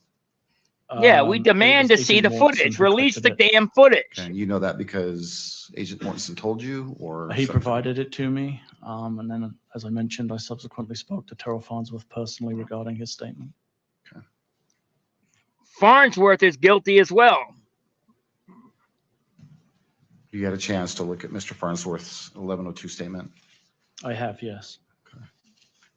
And again, does that statement include an advisory that any statement that he provided would be used at preliminary hearing in lieu of his live testimony? Yes. Did it also include a warning that a false statement would potentially be punished by a Class A misdemeanor? It did, yes. Okay. I'm going to have exhibited on your screen what's been marked State's Exhibit 8.1. Let me know when that comes up. That's come up. I think it's a single page, is it not? I believe it is. So we're not going to get to see this footage, which is really bullshit. You know, they keep saying that we'll be able to see the footage when it comes out in trial. And now we're not even going to get to see the footage at the trial. Yes. Everybody watching this, I really hope that you all picket You do Turning recognize that? Point and demand I that do, they yes. release the Okay, footage again, they that is have, what- the camera, the back It's camera, and the 1102 two side statement that was cameras provided that they to took me, of Charlie that day. completed by Mr. Farnsworth from Visual Impulse, who is the videographer for TP USA for the events that they do. Okay. Judge, the state would move to admit State's Exhibit 8.1. Ms. Nestor? Thank you, Your Honor. At this point, we renew our objection. This is hearsay. This statement is hearsay. We have constitutional concerns for the reasons we raised in our standing objection. We also would like to cross-examine Mr. Farnsworth about whether or not and to what extent these That I agree with. videos may have been altered in any way. It is clear that clips were Altered, being bingo. made out of the larger Altered. Definitely gotta be videos because he altered. sent, even his own statement Yes. says he sent I'm larger so glad videos, and she this is said just a that. small portion of them. So obviously someone made clips and we don't know who, and we don't know how, we don't know what they did. And for those reasons and the reasons in our standing objection, we would object to the admissibility of it. And as well, I don't have a redacted version of 8.1, but I assume there is one. There is personal information on this one. Do you have a redact? Okay, I don't have that one. All right. And we would object to publication just on our concerns for fair trial, the same issues. We've got to see the video. I agree with her on everything except being able to see it. Thank You know, we need to see it. And for all those reasons, we would object to its admissibility, its publication, and its ability to be filmed by the media, Your Honor. It shouldn't be Ms. Nestor, I admissible, just but wanted if to they check, admit, did you if get they a do copy of admit the it, redacted I was just handed we it. should be I able to just wanted see to make it. sure that Right. you had copies. Thank you, Your Honor. She's So, clearly thank you. not working Mr. for Sturgill, Tyler would you like to Robinson or the respond? people Sure, because Judge, she thank would be you. she With would be regards to the wanting admissibility that of the video statement, footage to be Judge, seen. is, I think the Yes, foundation has been exactly. laid that this statement was collected in compliance with Utah Rule of Evidence 1102, subsection B8. It constitutes reliable hearsay. It's a statement that's been made by a declarant that's written and it's under oath, or not under oath, but pursuant to a notification of the declarant that a false statement made is punishable.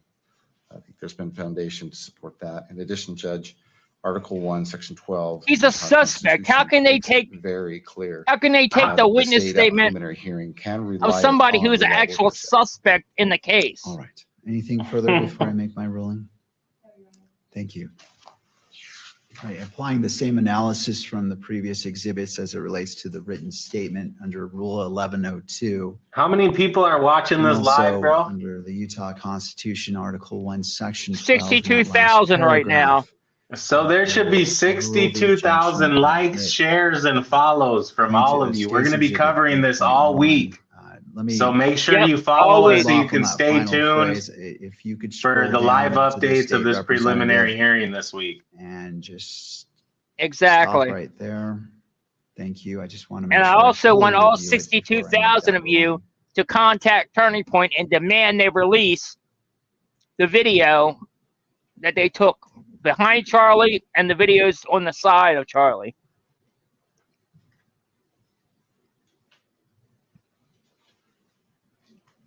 And if you could continue scrolling down.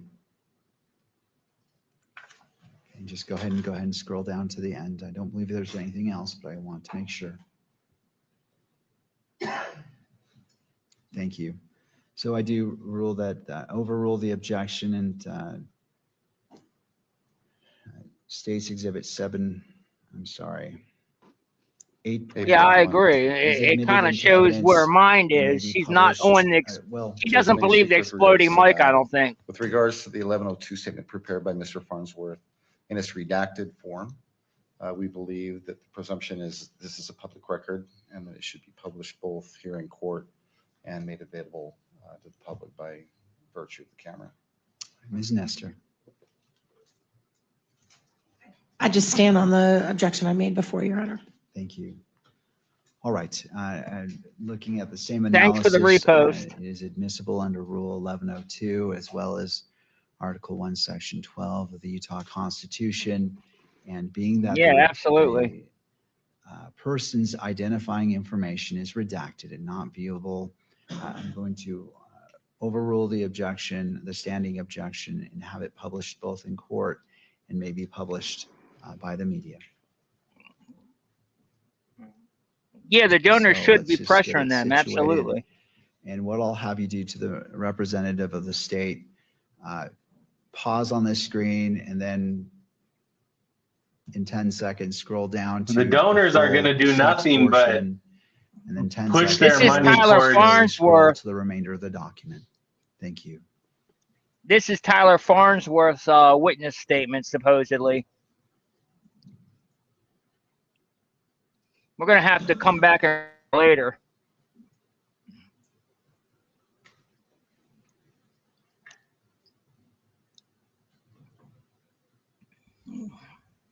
For those of you that aren't putting a picture with the face of Carol's Farnsworth, that's the guy who went up in the corners, was recording Charlie saying, he's dead, he's dead.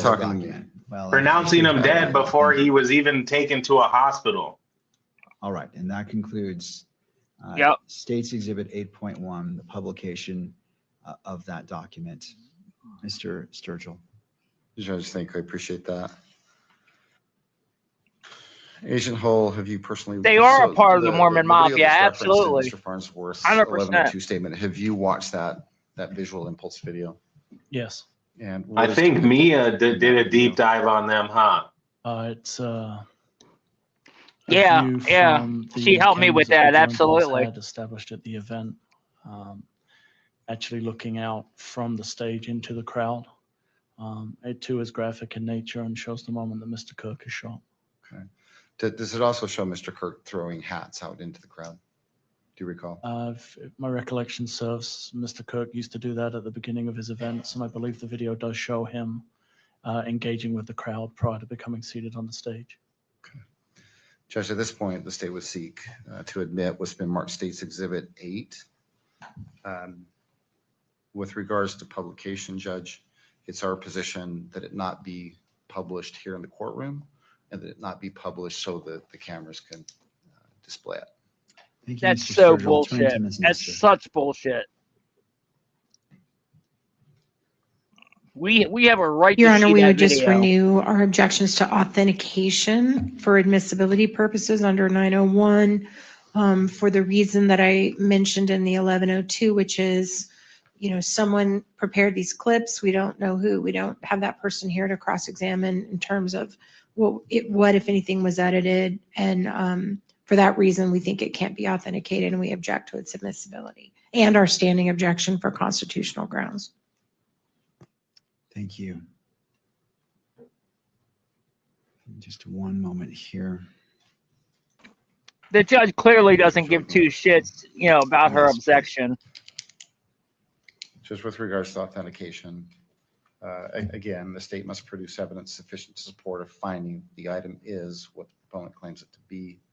And again, under subsection B1, is sufficient to provide testimony from someone that has firsthand knowledge or observed, has firsthand knowledge regarding the authenticity of that video.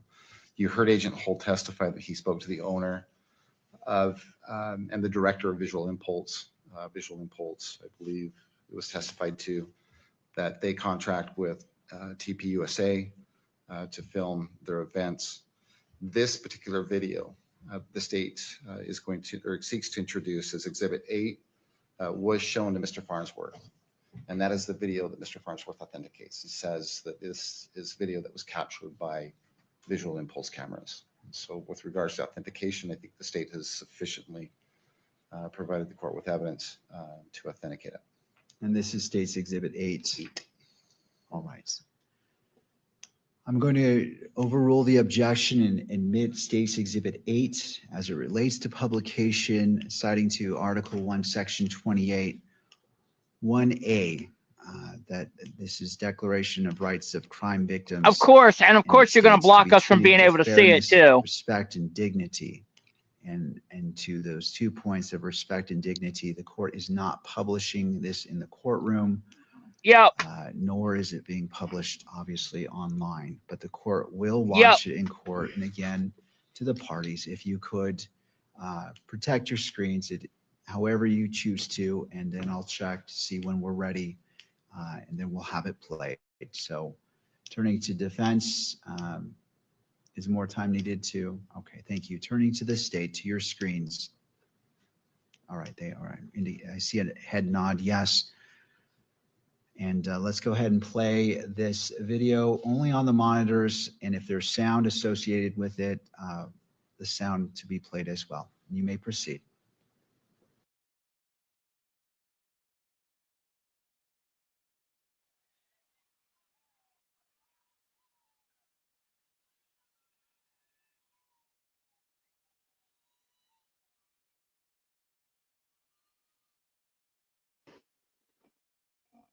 I think it's absolutely disgusting that they are not going to allow us to watch this video. We've been asking for this video since day one. This is the most important video of the entire trial because that video would show if it is the real video and not the doctored video, like the one that they showed Candace. If it's a real video, it would show for sure that it was not a bullet that struck Charlie, and it was in fact a a piece of the microphone transceiver.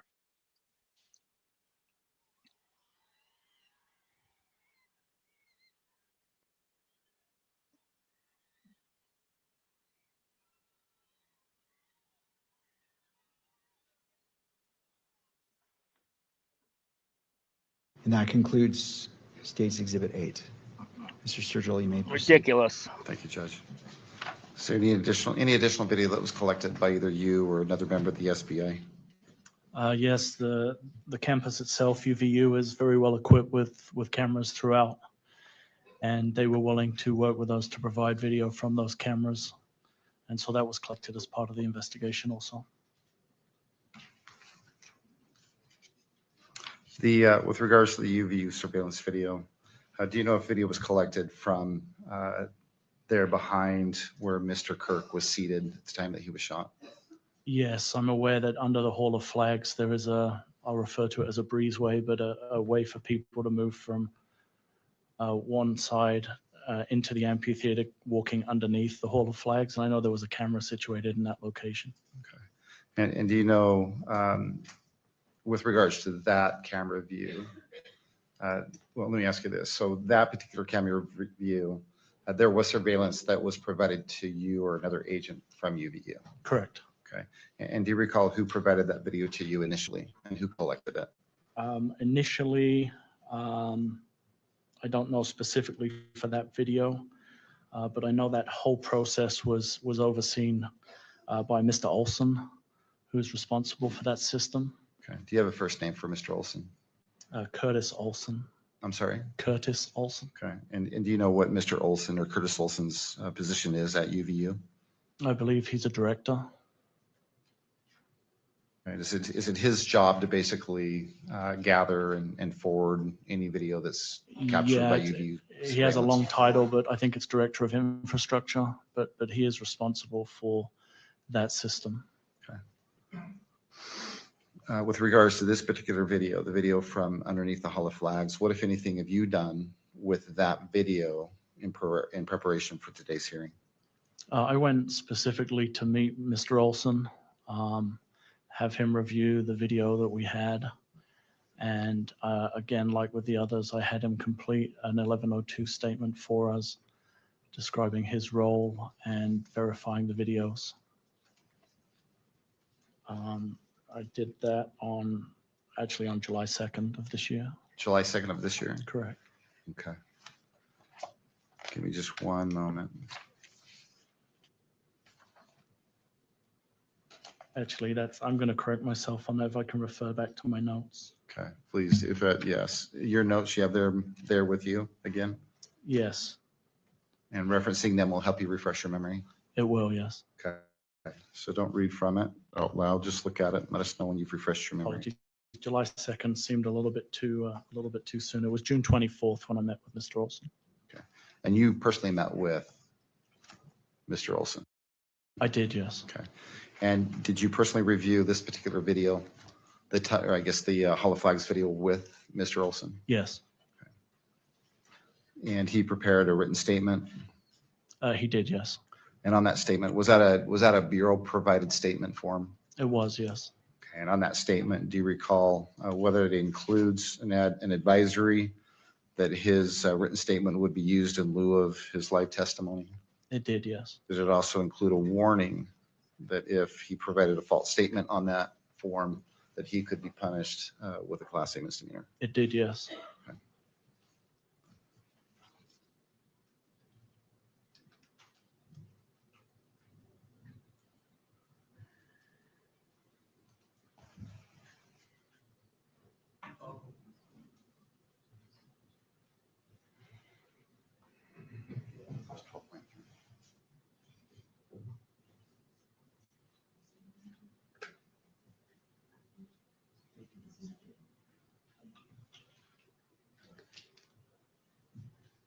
Is there something displayed on your screen right now? There is, yes. It says Okay, it should Exhibit be 12.3. Yeah, it should be what's been marked as State's Exhibit 12.3. Do you recognize what that is? Yes, it's the State Bureau of Investigations 1102 statement completed by Mr. Olson. Does it appear to be in the same condition as when you collected it? It does, yes. As the state would. He seek can't to even admit remember what's his marked State's Exhibit investigation, let alone 12.3. remember if something is still intact the way he last seen it. Thank you, Your Honor. I We know, would crazy. again renew our concern about hearsay and our constitutional concerns about that raised in our standing objection. Also, the concern is that the individual basically states they verified the recordings, but doesn't say how, doesn't say whether they viewed it, doesn't say whether someone else viewed it and told them, whether someone else viewed it and told someone else who told someone else who told them. There's just no explanation. And we don't think it's sufficient to meet your reliability analysis. We object to admission and we also object to publication. This is for all the same reasons, Your Honor. To the state. Judge, again, the state's position is that this written statement was collected in compliance with Rule 1102, subsection B8. It is a statement collected with both the advisory and the admonition. From what we've heard from Sergeant Hull, this individual, Curtis Olson, is the person it's his job basically to handle this type of information and turn it over to law enforcement. All right, I'll have, if the state representative can scroll through so I can review it in its entirety and just stop when the majority of that handwritten statement's visible. Thank you. Let me review that.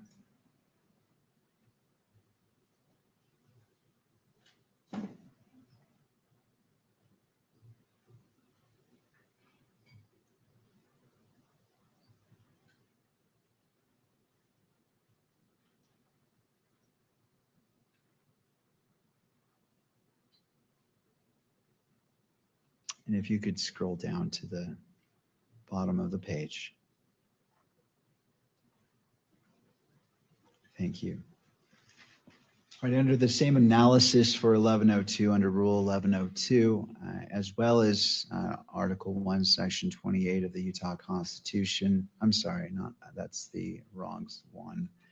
Under Article 1, Section 12 of the Utah Constitution, that final paragraph, the court overrules the objection and admits State's Exhibit 12.3 as it relates to publication. Mr. Sturgill. Judge, with regards to publication and this particular exhibit, it's the state's position that the presumption is that it's a public record, and we would ask that it be published both here in the courtroom and that the cameras be allowed to capture it and publish it as well. All right, Ms. Nestor. Nothing additional, Your Honor. All right, I note the standing objection from defense, and given the court's previous analysis for other 1102s, the court is going to publish it both in the courtroom and so it can be captured by the media. What we'll do is the same thing. We'll start at the top, pause for 10 seconds, and go to this middle section, and we'll pause about 20 seconds because there is a little bit, it is more dense. And then we'll scroll down to the very bottom for about 10 seconds, and then that will conclude that. So it's now on screen, and let's go from there.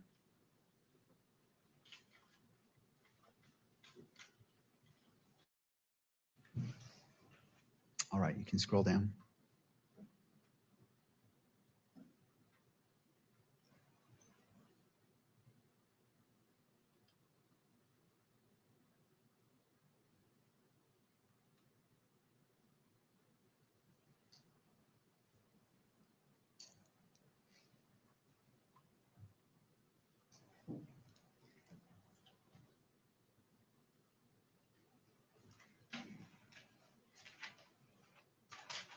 Okay, if you'd like to scroll to the very bottom.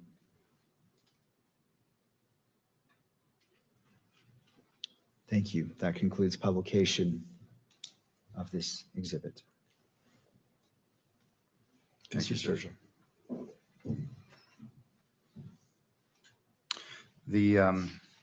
Well, in Mr. Olson's 1102 statement, he references more than one video, does he not? He does, yes. Okay. So you, with regards to the Hall of Flags video, have you seen that particular video? I have, yes. Okay. And that video, what does it depict? It's a view kind of looking what would be east under the breezeway towards the back of the stage where Mr. Kirk was situated. It shows some movement behind the stage area, and I believe through the gaps you can see some of the crowd in the amphitheater. I think I've neglected to do this twice before, so I'm going to do it right this time. Would you please bring up the exhibit without pushing play? Tell me when you see something on your screen. It's on my screen. Okay. Do you recognize what's depicted in that still image? I do, yes. What is that? It's the area underneath the Hall of Flags that I referred to as the breezeway. Okay. And is this the beginning of the video that Mr. It is, yes. Okay, that Mr. Olson provided you? Yes, yes. Judge, the state would seek, or well, the state asks or seeks to admit Exhibit 9. With regards to publication, this is another video that, due to its sensitive, the nature and the graphic nature of the video, we'd ask that it not be published here in the courtroom, nor published in any way that the media camera could capture it. And following your reasoning, Judge, out of deference to the victims and the victims' rights, to have this type of information protected. Ms. Nestor. Thank you, Your Honor. We would object on our standing objection grounds, constitutional issues in terms of the concern about Mr. Robinson's right to a fair trial. We agree it should not be published. We object to its admissibility. Thank you. Based off my analysis that I apply independently to this exhibit, but it tracks with the previous exhibits, I find that it is admissible, and I will admit it into evidence. This is State's Exhibit, I believe, 9. Mr. Sturgill? Play it. No, hold on. Oh, I'm sorry. This is State's Exhibit 9? Right, correct. All right. As it relates to publication in the courtroom or by the media, again, citing to the Utah Constitution, Article 1, Section 28, 1A, it states to be treated with fairness, respect, and dignity, and to be free from harassment and abuse throughout the criminal justice process. I find that this does apply. And respect and dignity and the human experience, I'm going to not publish it in the courtroom, nor will it be broadcast, but the court will watch it in open court. And I note it is about, how long is this video? 3 minutes, Your Honor. All right. Again, to the parties, if you could just indicate if your screen is obscure. Thank you, Ms. Nestor. And to the state, are your screens secure so they're not viewable? All right. Thank you. Seeing Mr. McBride nod his head, we can go ahead to the state representative. Go ahead and play State's Exhibit 9. And if there's sound, if you could activate sound. I'm not sure if there is. All right, so all right, let's go ahead and replay it. Just wanted to clarify there is no audio, so let's go ahead and restart it. Thank you. I mean, they're just going to double and triple down on this, not showing us these clips.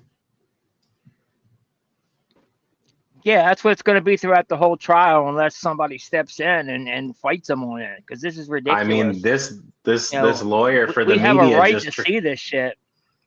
yeah. And he won. You know, the lawyer for the media won, but the judge is still playing games by, okay, Yeah. well, but we're not going to we're still not going to show it.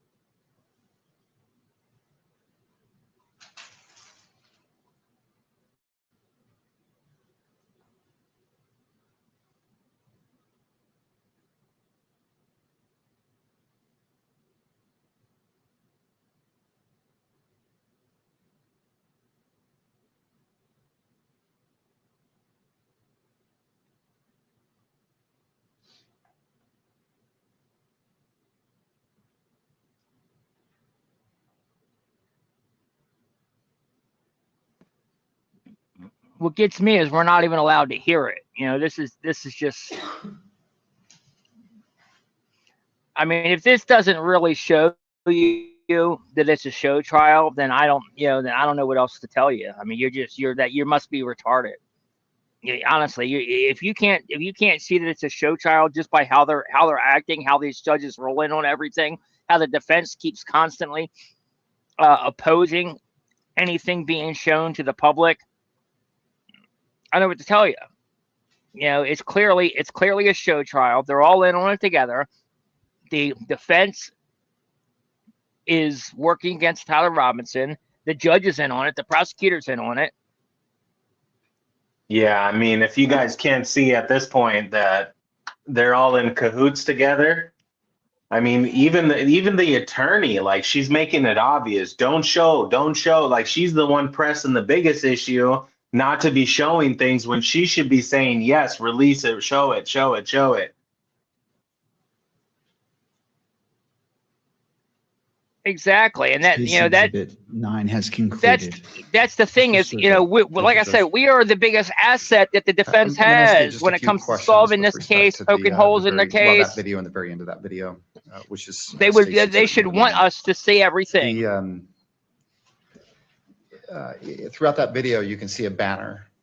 Do you recall seeing a banner that's hanging basically in the middle of that video? Yeah, I believe that's the rear of the gazebo. Okay, the rear of the gazebo. Yeah. And what gazebo are you talking about? It's like a pop-up tent that Mr. Kirk was sat underneath while he was addressing the crowd. I was going to say gazebo. Really quick, I don't remember seeing a damn just to be gazebo. clear, where in relation to that banner that you see depicted in Exhibit 9 is Mr. Kirk? Approximately dead center. Okay. He's on a stage, so he's slightly raised in relation to the bottom of that banner. Mm-hmm. And then he's seated in the middle of the stage, so approximately in the center. And how many, if you know, what's the distance between the banner and then where Mr. Kirk is Right in the middle of the menorah. If I understand you correctly. I don't know specifically. If I had to estimate, I would say 3 to 5 Yeah, feet. exactly. So close to that banner. Yes. Okay, I also believe towards the end of that exhibit. That's exactly what it was too. Well, let me ask you this. If you know, what happened to Mr. Kirk immediately after he was shot? My recollection is that Mr. Kirk's detail, his own security team, removed him from the scene whilst administering first aid, and they conducted what would be called a hasty transport to Timpanogos Hospital. Okay, before you go any further, that Mr. Kirk being picked up by his own security, is that portrayed in the video? In Exhibit 9, I'm sorry? It's kind of on the left side. You can see Mr. Kirk come around the left side of the back of that the pop-up tent, and then you can see Mr. Kirk being carried down the left side of the video under that breezeway. Okay. And then you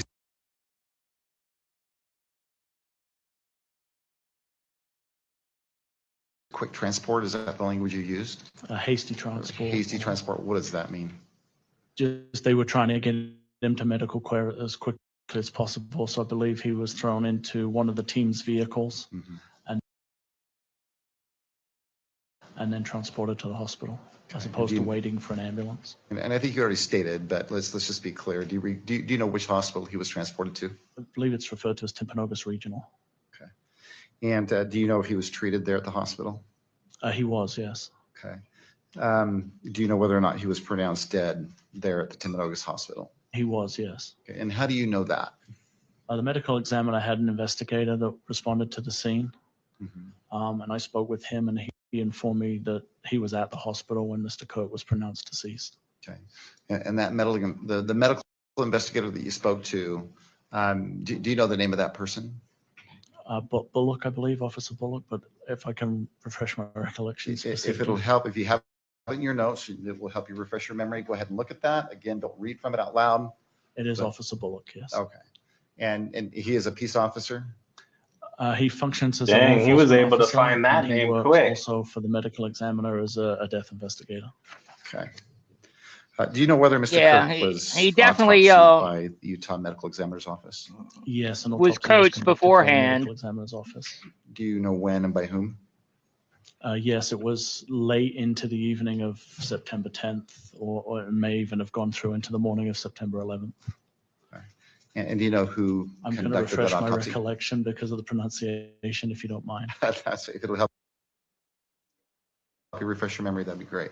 Again, don't read it out loud. Look at it. Let me know when you've done that, and then we'll go from there. Dr. Guajado, I believe is how it's pronounced. Okay. You want to spell that last name? Yes, G-U-A.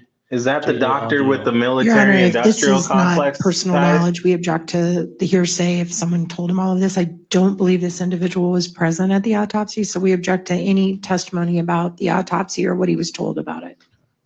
Mr. Sturgill. Well, Judge, if I could, I'll just simply lay foundation for the report itself. And I think this is all information that's included on the report.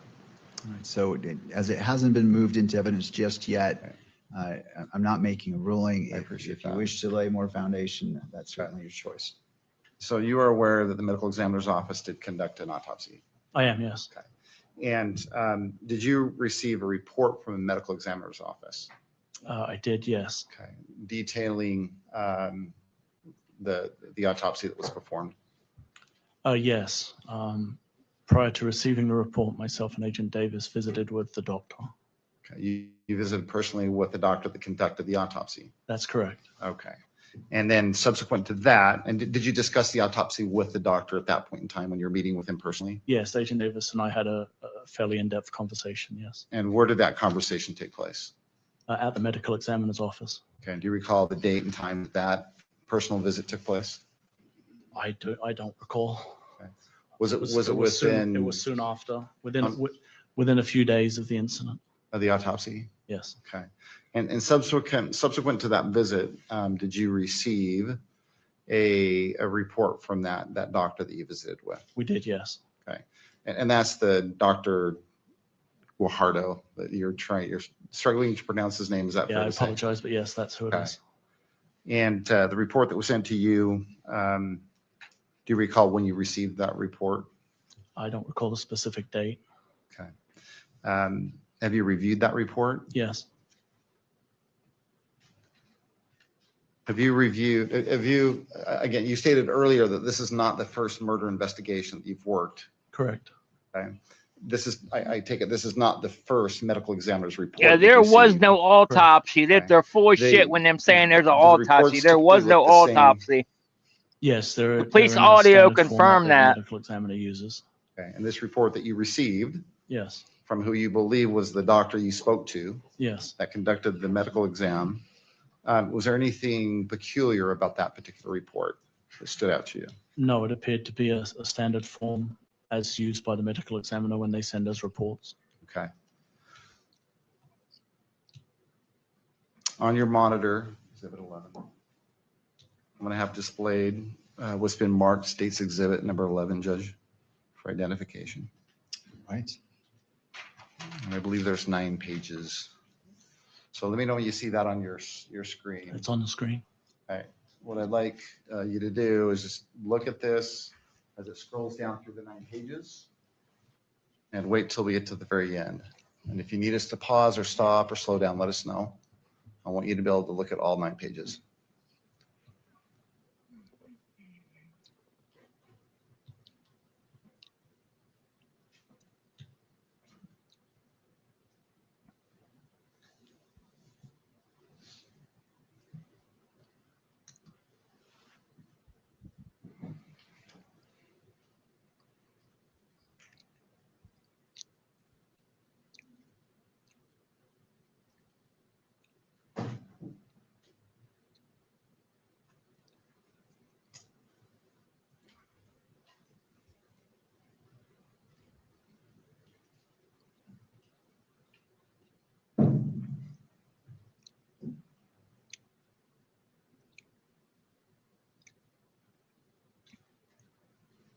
Did you get a look at that? Yes, sir. Okay. Do you recognize what that is? Yes. What is that? That's the medical examiner's report of examination for Mr. Kirk. Yeah, do you recall, you don't recall exactly when you received that? I don't unfortunately remember the specific date when I received it. Do you remember how you received it? Then provided to us electronically. Okay. Via email? Sometimes via email, also on disk, compact disk. Okay. And does there appear to be anything in the exhibit before you? Has that report changed at all? Or does it accurately depict what you received initially from the doctor? It accurately depicts it. Does the state would seek to admit Exhibit 11? Ms. Nestor. Your Honor, this is an expert report without the expert being present, being offered by an individual who's not an expert in this field. If they're presenting him as an expert in this field based on the limited questions about his experience in seeing previous medical exam records, I'd like to voir dire him on his qualifications to opine about it. This is hearsay. It's highly technical. It should be presented only through an expert. It could never come in trial in any other way. We submit that it is hearsay. And to the extent they're going to ask this individual about any opinions about it, that would be improper. He's not qualified to do that. And furthermore, we just think that this is clearly falling under our constitutional concerns about the absence of our ability to be effective, to cross-examine, to question we can't even question the expert's experience or CV or anything that we would normally do to determine if this should even be accepted or considered by the court. And so we strenuously object to its admission and for all those reasons to its publication as well. There's some really personal things in there that should never be published that deal with Mr. Kirk's medical condition, history, is the condition of his body. It shouldn't be published, Your Honor. Thank you. To the state. I bet. Judge Red, Yes, it should be. this is clearly Why the hell shouldn't be? reliable It's all hearsay. important. Yeah, exactly. 1102 evidence. I would direct you specifically to Man, I hate that woman more and more every time she opens her mouth. I hate her more and more. It just shows me just how examinations how much she's not working for Tyler. Subsection 5 specifically states Yeah, that she's running covert ops, man. records. Again, that is Big supported by time. Article 1, Absolutely. Section 12 of the Utah Constitution, which states that reliable hearsay can be relied upon at preliminary examination in whole or in part.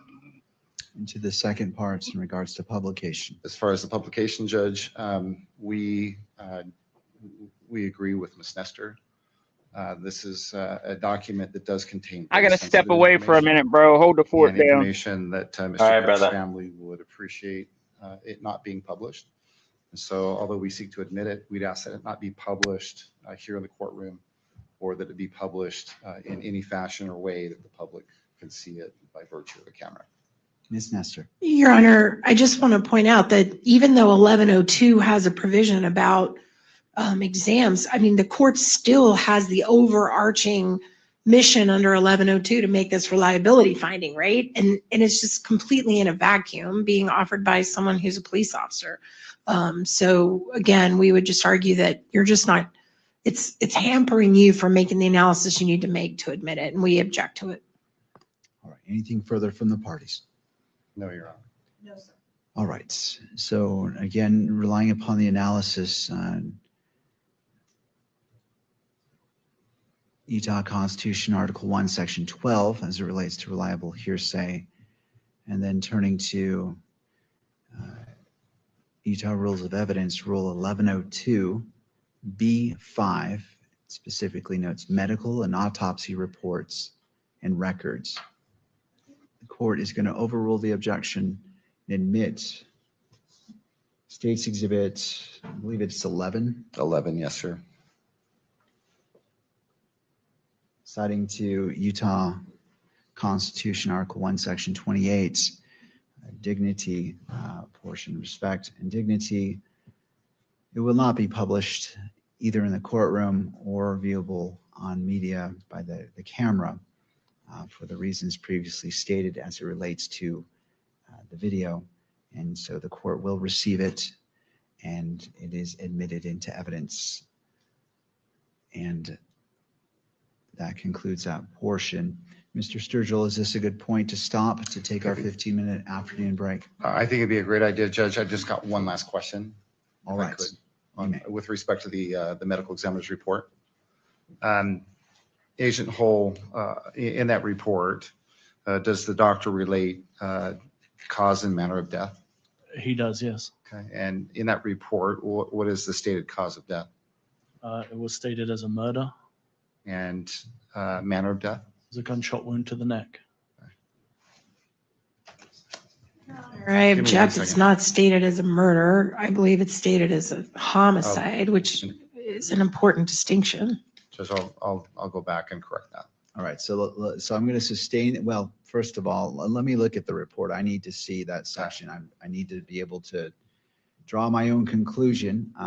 So, okay, I see, Ms. Nestor, are you referring to page 1 of this report? I'm sorry, Your Honor.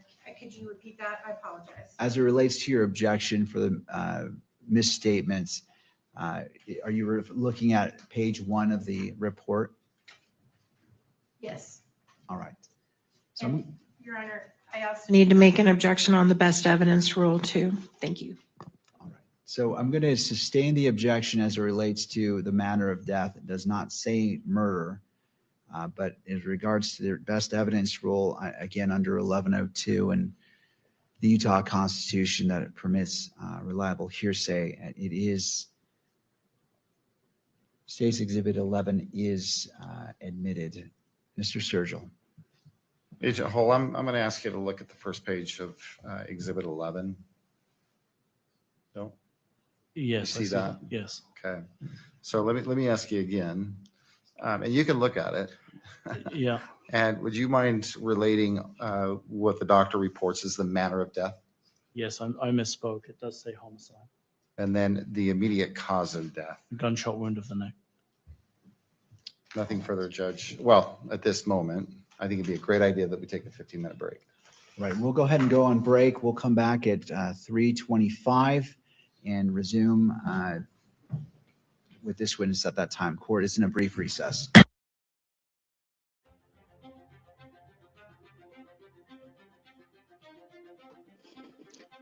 Okay.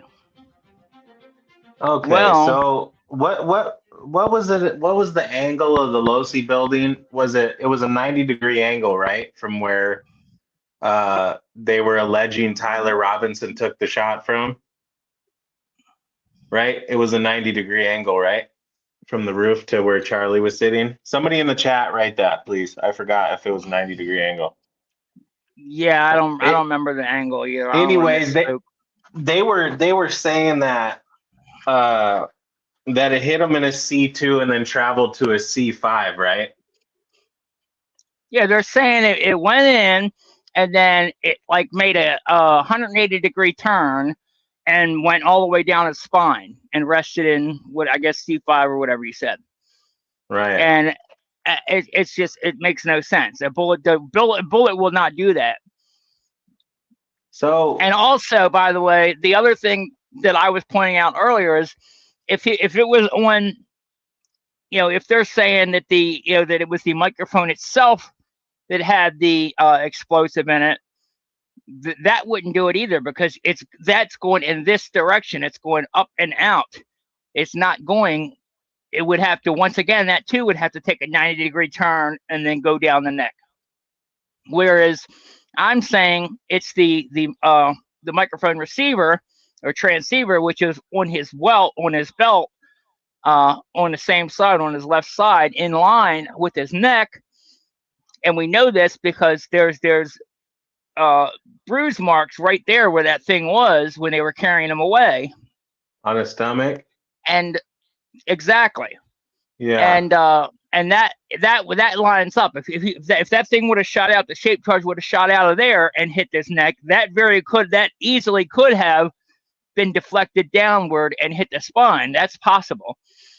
But it would not have been possible to come from all the way from this side over to this side and then turn around and go back down this side, What about the burn marks that were on his hands? Did you see those?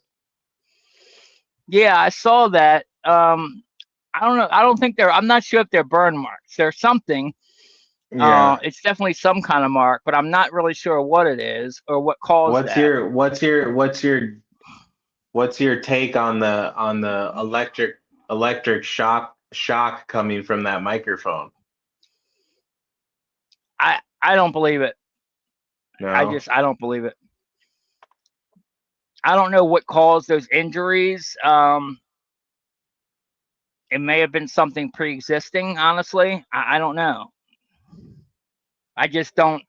I don't see it. I just don't see it. If Tyler Robinson would have taken I see no evidence to support it besides the two marks. I see no other evidence. I don't see him wincing. I don't see his hand freezing up. I see no other evidence that thing may have been discharged besides that.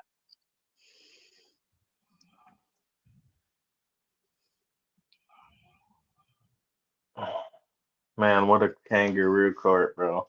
If they would have shot Charlie from that rooftop, if you look at the angle of that bullet, it would have hit Charlie in the face first.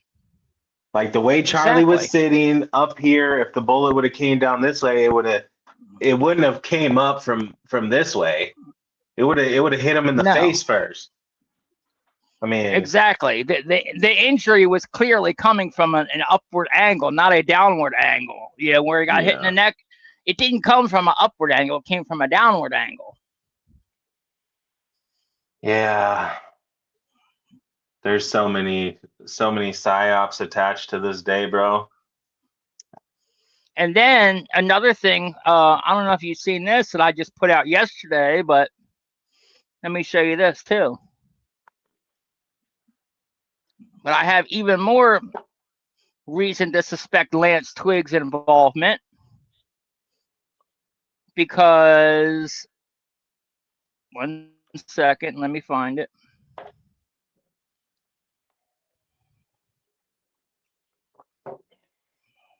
Okay, let me share this. Okay, so, when the FBI guy, it's supposedly Tyler's friend, leaked all those Discord messages along with pictures of his house and all his little doodle book drawings and everything to Turkey Tom. Remember that? Yeah. Okay, well, we all know it wasn't really one of Lance Twiggs' friends. It was a Fed. A Fed is clearly the ones that leaked all that shit to Turkey Tom. Right. But one of the things they released was this drawing right here. Let me make sure you can see this. Am I sharing? Is that of the courtyard? Yep. That's what it looks like. Huh. So if you look at this drawing right here, you know, this back part closest to us down the bottom here, that would be the Hall of Flags behind Charlie where he was sitting, right? Right. The Omega, that little Omega symbol that's highlighted right there in the middle of the courtyard, Yeah. that's Charlie. That's where Charlie would be. And by the way, that Omega symbol symbolizes the end or final stage. And if you look up to the top there, at the top of the corner, the top point of it, where that big circle is, where it's circled a whole bunch of times, Mm-hmm. that's where the Lucy building would be. And who And found it this? says- The feds and from Lance Twiggs or what? This was one of the many, because they released like hundreds of pages of his doodles and shit, right? You know, from his journal. This is one of those pages from the journal. But he's also got, if you look down here, there's like measurements, H 3.4 times 20, time, test.exe, execute. Like he's running numbers for height and width and stuff. Right. So I'll read the post. It says, Did Lance Twiggs draw what appears to be a planning sketch of the Charlie Kirk assassination? One of the drawings made by Lance Twiggs, the roommate and boyfriend of Tyler Robinson, contains several extremely suspicious elements that line up with the Charlie Kirk assassination at UBU. Key details in the drawing: the words time-test.exe, which is execute, written clearly at the bottom. This reads like someone planning and testing timing for an operation. Measurements such as H3.43-20 suggest distance or height calculations. Multiple arrows and positioning lines that appear to map out movement or lines of sight. The highlighted and circled area at the top center loosely matches the location of the Losi Center. The Omega symbol inside the yellow circle, this stands out. Omega often symbolizes the end or final stage. In some contexts, it's used in operations or esoteric symbolism. And that's also the location of where Charlie's tent was in the courtyard. The overall layout of the drawing has noticeable similarities to the UBU courtyard where Charlie Kirk was killed. This is the same Lance Twiggs who police barely questioned, despite him being central to their story, has been accused by many of being a federal asset who set Tyler up. He lived with Tyler and would have had access to his guns and also his phone and computer and all that other shit. And whose own, by the way, Tyler's own family believes he was involved. I mean, not Tyler. Lance Twiggs' own family believed he was involved. Now we have a drawing from him that includes timing notes, positioning, and a layout that resembles the exact location of the assassination. This isn't a coincidence anymore. Tyler Robinson is currently on trial, while the man who lived with him and who many believe set him up drew what looks like a crude operational sketch of the crime scene. The public is being fed a very simple story, while the actual evidence keeps pointing in a much darker direction. So that's wild, bro. Yeah, bro. I mean, that's pretty guilty. And like I said, and if you look at it, like if you look at the overlay of the map here, and this is in the same direction as, I wish I could show them side by side. I don't think it'll let me show. Okay, yeah, you can see it side by side. If I do it like this anyway. But yeah, I mean, you could see there's the bottom of the courtyard. There's the bottom of the courtyard. Mm-hmm. Charlie's tent would have been right there. Charlie's tent would have been right there. And then if you go up to the top where the point is at the other end of, of the courtyard, right across from that, directly across from that, boom, there's the Losi Center roof. And then same thing with that. You go right across the top, boom, there's the Losi Center roof. Like it's not a coincidence like that. That's, to me, that's like that's damning. I don't know. Honestly, I really don't, I mean, I get why they did it because, obviously they're in on it and they're trying to frame Tyler Robinson, but, Lance Twiggs is guilty. The fact that, the prosecutors gave him immunity, limited, not full immunity, but the fact that the prosecutors gave Lance Twiggs limited immunity is just insane to me, because all fingers, all signs point to that he's the actual one that did all this, Yeah, that he and then set Tyler up. They've been protecting Lance Twiggs since the very beginning when they published old photos of him. They didn't even show recent photos of Lance Twiggs. No, and they even put him in witness protection too, remember, for a while. Right.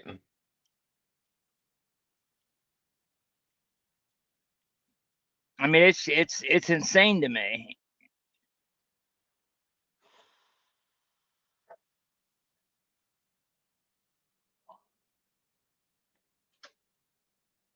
Anyway, so yeah, man, it's like it doesn't. Oh yeah, let me go back and check, see if anybody sent us any buy me a Live coffees updates. real quick. Hmm.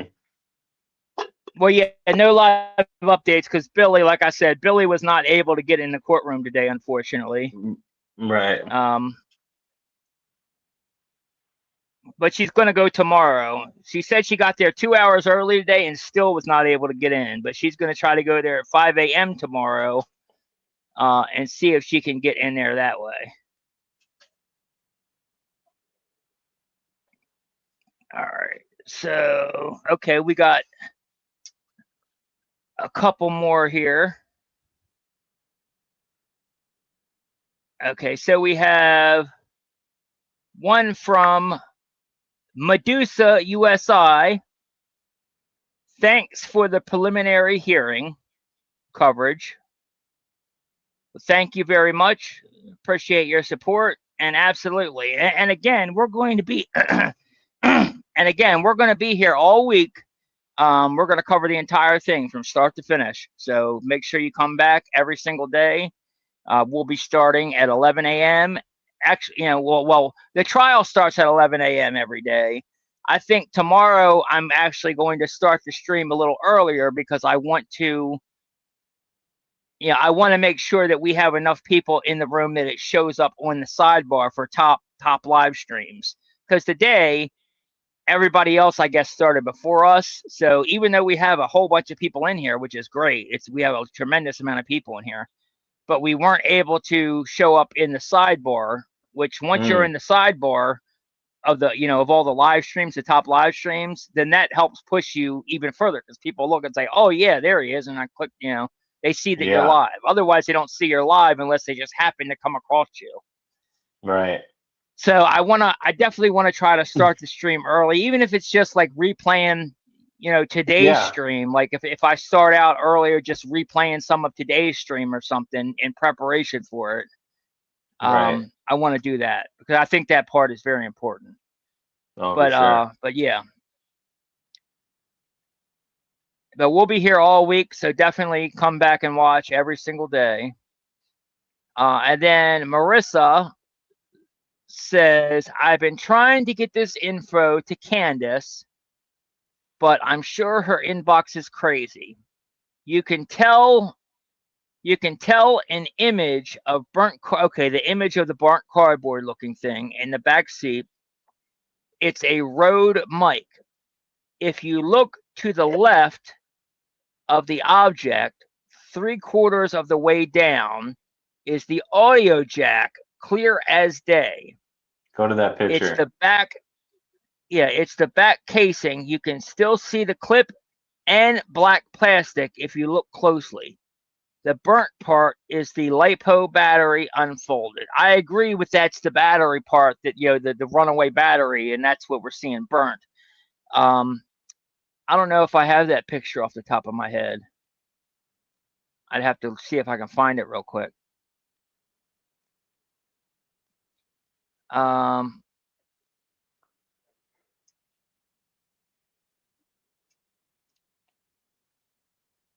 let me see if I can find it real quick.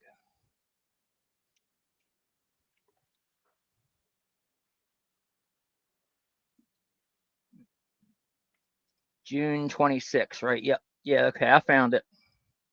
Can I share the screen? Or it is shared already, huh?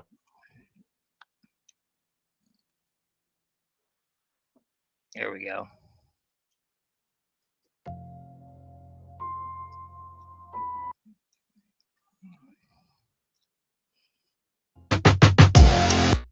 Ah, I don't want music. I don't want to get copyright. Okay. So what is she saying now? Let me see this. Let me see if I can read what she said again.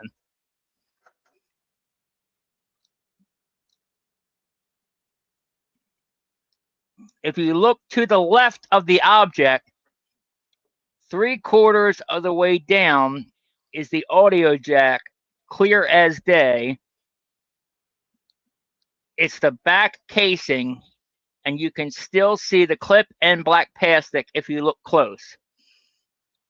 3/4 of the way, if you look to the left of the object, 3/4 of the way down, it's the audio jack.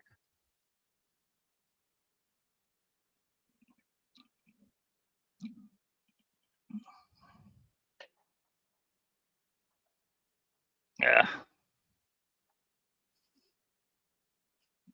I might have a better pics of this actually. I'm pretty sure that I added some other pictures, or that somebody that I dropped some pictures from somebody else that took it. Let me see if I can find it real quick. I'd have to scroll back through my bookmarks real quick. But I'm pretty sure there's another picture of it. Let me make sure we're not missing the trial. Oh, we're back. Well, I'll try to find that while we're doing it.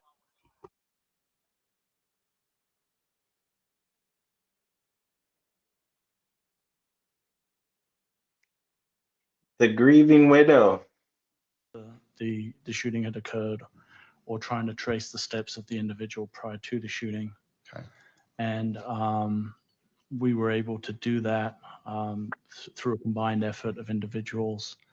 And the focus was having people reviewing video identify people who could fit the original description of the individual that jumped off. Yeah, if you want to send it, At that point, so at yeah, this send me if you got one zoomed in where we can approximately how see many that. hours of Absolutely, UV send it, video do you think please. you personally You can see either or DM it watched? to me. Myself, Let me pause this just for 1 second so I can talk over him. maybe 10 or 20 hours. Yeah, so if you have it, you can either DM it to me or send it at projectconstitutionvideos@gmail.com. Okay, and I'll pull it up and look at it the next break we have. Thank you for that tip, by the way. Hours of video being called in to look at different camera angles and different views of individuals. But there was a large team of people reviewing video. Reviewing video? Yeah, from UVU.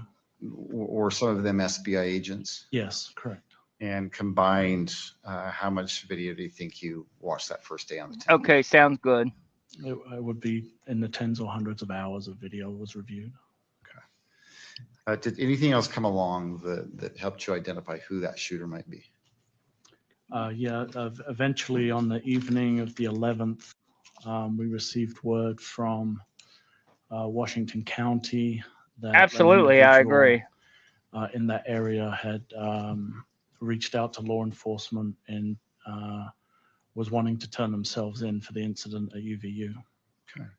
And did you, at that point in time, did you receive a name from Washington County? Yes, we did. And what was that name? Tyler Robinson. What, if anything, did you do with that information, the name Tyler Robinson? That information was given to our SIAC, or our State Information and Analysis Group, and they put together what would be called a workup. So they would look at driver's license records, DMV records to determine addresses, obtain pictures of individuals, and then any associated vehicles or things like that. So was that done with Mr. Robinson? It was, yes. Driver's license record was pulled. Yes, Did that include, if you remember, or do you know, did that include a photograph of Mr. Robinson? it did include a photograph of Mr. Robinson, yes. How about an address and date of birth? There was an address and a date of birth, and I believe a DMV record with an associated vehicle. All right. And so that DMV record did include a vehicle that was associated with Mr. Robinson? Correct. Okay. Do you remember what the make and model of the vehicle was that was tied to Mr. Robinson? The Dodge Challenger. Anything else beyond that you remember? It was silver in color, and I believe there were two. It was not registered owners of the silver. vehicle. It was dark Okay. Who gray, were the by the registered way. owners? Mr. Robinson and then his mother. Do you recall whether or not a date of birth was included in that driver's license information that you got initially? Yeah, I believe the actual driver's license record was shared, so it would have included a date of birth. All right. With with Tyler Robinson's personal information, were you able to expand your search at all? Yes, once we knew a vehicle that we were looking for and we had an actual image of the individual, then we were able to use that video footage to try and track that specific individual. Okay, and I'm sorry, let me clarify. So when I said expand your search, I'm referencing the UVU surveillance video. Yes, we were able to. Okay. And were you able to identify in that expanded search, did you believe you located that Challenger? We did, yes. Okay. Were you able to determine at what time or times Mr. Robinson visited the UVU campus on September 10th? Yeah, we were able to establish that Mr. Robinson had been on campus approximately 4 times throughout the day, twice before the shooting, the time of the shooting, and then after the shooting later in the evening into the early And where hours. are those pictures and video footage? You Yeah, exactly. You said that you initially tracked the shooter forward and backward Yes. with UVU surveillance video. Correct. Okay. Did you do the same thing with that vehicle? We did, yes. Okay. Tracked it forward and backward? Yes, using the VU footage and additional information that was obtained, yes. And I believe you said that in total, Mr. Robinson visited the UVU campus 4 times that day. Yes, that's correct. And let's just be clear, that's all based on UVU surveillance video. Is that fair to say? That's correct, yes. Have you reviewed what's been marked States Exhibit 12.1 for identification? I have, yes. Okay. And well, before we go there, of the video that you have personally watched,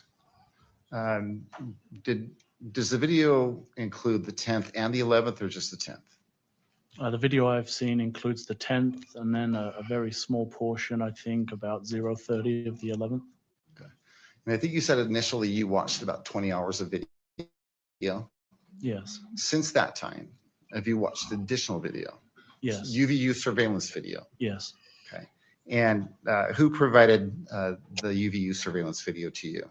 It was part of the collection of videos that was provided by Mr. Olson and his team that we already discussed previously. Okay.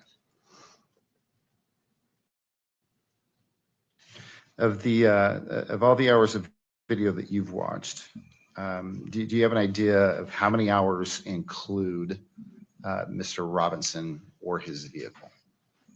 Just with UVU or in Just with total? UVU, I'm sorry. Just with UVU would probably be about 16 hours. And let's be clear, this is someone you believe to be Tyler Robinson. Correct. 16 hours of And video this footage person of that him you've being on identified as Tyler campus? Robinson that you've been investigating and that you viewed in the numerous hours of video. Yeah, UVU. if Did you that's what he recognize meant, that person if that's you were in the courtroom ridiculous. today? Yes. That's complete Is he in the bullshit. courtroom today? He is, yes. Would you point him out and describe something that he's wearing? Your Honor, we object to unduly suggestive in-court identification for constitutional grounds. Do you wish to specify an unduly constitutional? I'm trying to understand your objections. I want to make sure I fully understand. Your Honor, I think there's some, and I'll defer to Mr. Byrd if he wants to jump in, but I believe there's a long line of case law that says, and you ask someone to identify the defendant when they're the only person, sitting at the table with defense counsel, that's unduly suggestive and taints any future or past, well, definitely future identification. So we object to that happening in this fashion at this time. Mr. Sturgill. Well, Judge, Agent Hull has testified that he has watched numerous hours of video. Well, take a step back. He has. I'm going to be straight up that's kind of a weak sauce argument. That doesn't really. Driver's license record. And that doesn't even make much sense to me. And I'm on Tyler's side. What car that person drives. He's also looked at surveillance video that he believes depicts this Tyler Robinson. And I've simply asked him if that person that he has seen, both in driver's license photos and the surveillance video, if that person is here in the courtroom today. Although it really is not a good question because the surveillance video is not clear enough to be able to identify. We've seen the surveillance video. Surveillance video is garbage quality. There's no way for them to identify Tyler Robinson. That it's definitely Tyler Robinson from that garbage surveillance video. Portrayal of the question that was asked. Yes. Okay.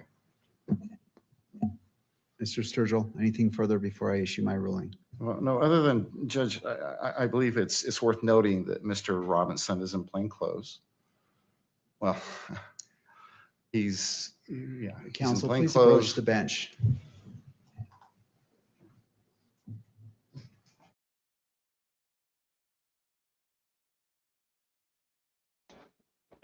That was weird.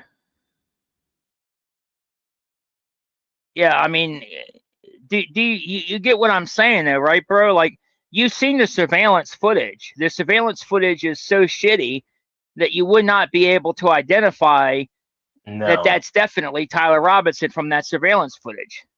Correct, bro. There's no, I've never seen a picture or a video that clearly depicts Tyler Robinson on UVU campus ever one time. The only footage that we have seen is the Dairy Queen and the one at the gas station that they had of him. Exactly.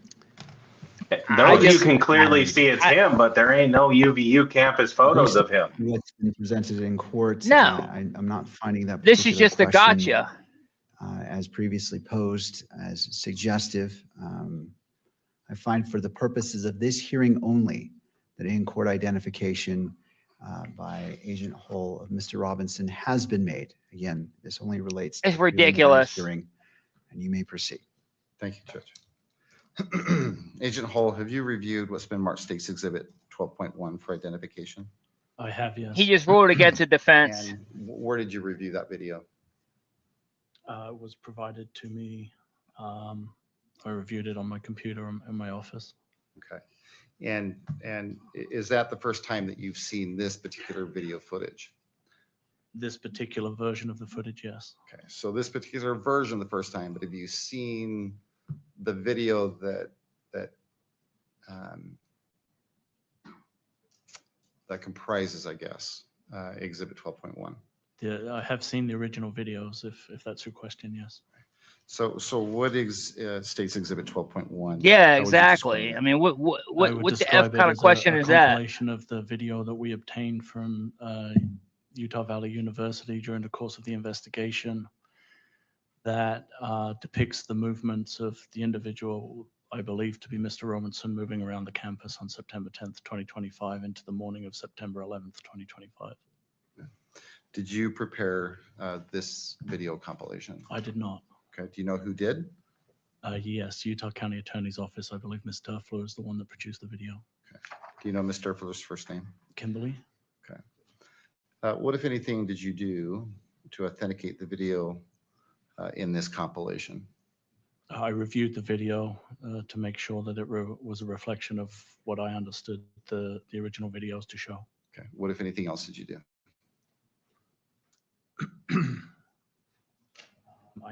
I reviewed it. I know that there was some zooms and some changes to the footage. Okay.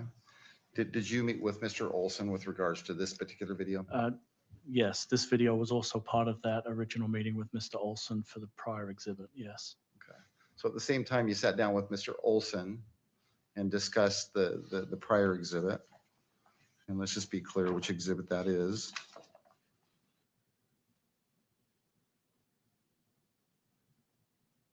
So I believe the 1102 statement that you gathered from him is exhibit 12.3, correct? Yes. Okay. So at the same time that you gathered that 12.3 or that written statement that states exhibit 12.3, you talked to him about this specific exhibit as well? Yes, Mr. Olson was shown this exhibit. Okay. And did he include that in that 1102 statement? Yeah, I believe he specifically referenced the exhibit by name, stating that it was a true reflection of the footage from the campus. Okay.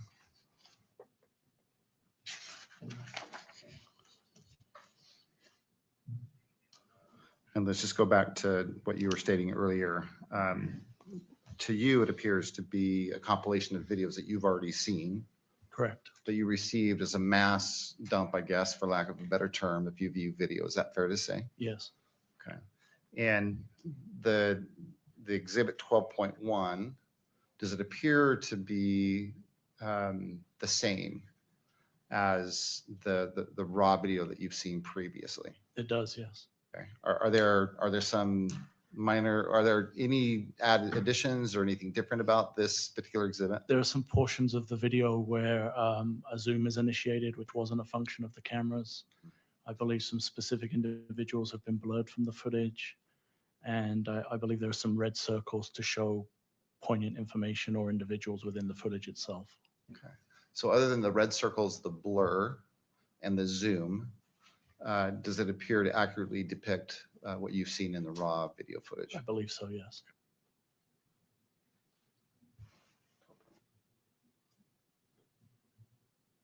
On your screen, I'm going to have displayed an image. Let me know when you see it.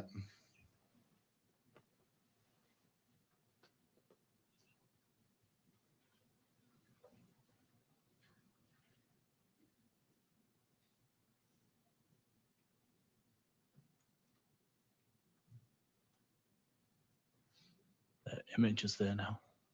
It's gone again. Is it there? We're back. Yep. Okay, we're back. So do you recognize what this is? Yeah, this is the first frame of the video compilation that we just referenced. Okay. And again, this video portrays what you believe is Mr. Robinson visiting campus that day? Correct. Okay, and is it throughout the day? It is, yes. And then I believe you said into the early morning hours of the 11th, is that right? Correct. Okay.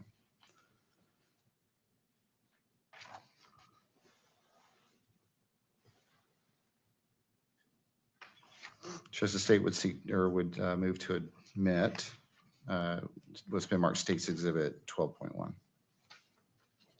Ms. Nestor. Your Honor, we have objections to its admissibility. This is a compilation video that was put together from a bunch of different sources by the county attorney's office.